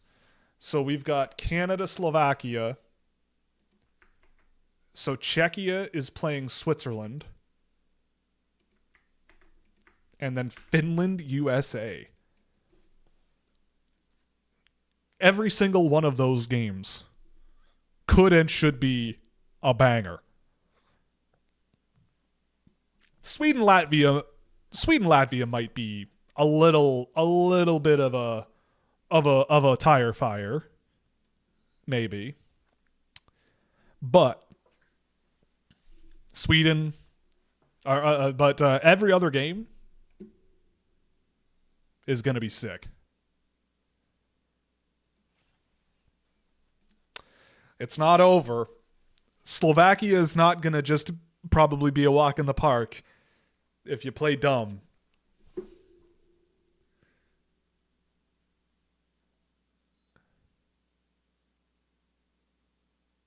But hey, man, Canada came out. The big physical guys beat the Finns at their game. I think the Finns played to Canada's skill pretty well. Attaboy, Suvanto, get in there. I think the Finns shut down Canada's skill relatively well.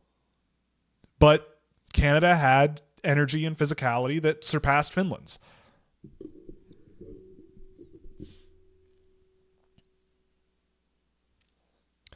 Do you have any New Year's Day food traditions? No, not really. No. I think tomorrow will be a pretty relaxed day.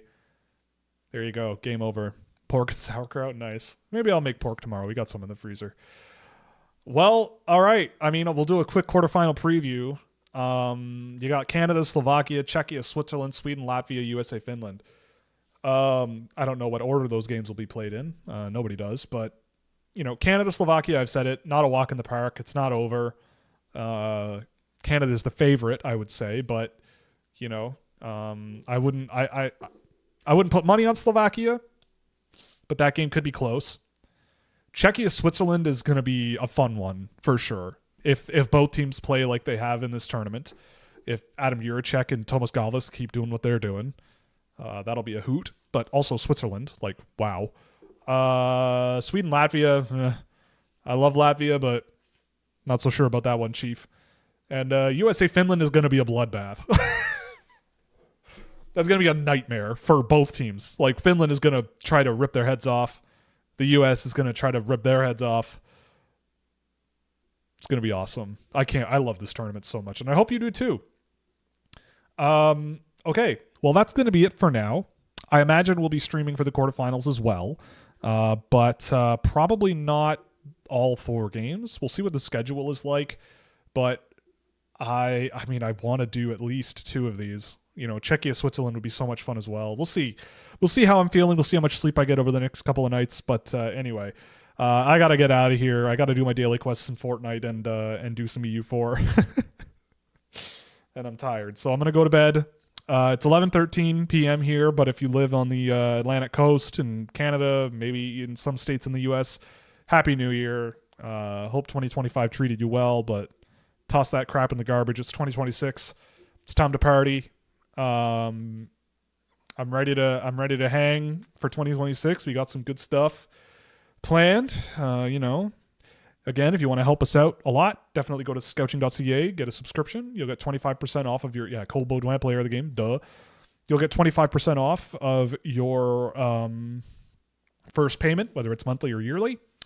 So you can check that out there. It ends on December the 5th. So get in there now. You can join our Discord server, which is always very lively and lots of fun. We do office hours in there. I've updated the data tools, all kind of fun stuff. So check it out when you can if you want. And we will see you quarterfinal day at some point, but not sure when. Stay tuned. We'll see you then. All the best. Happy New Year, everybody. It was a fun 2025. We're going to make 2026 even more gooder. All right. Bye.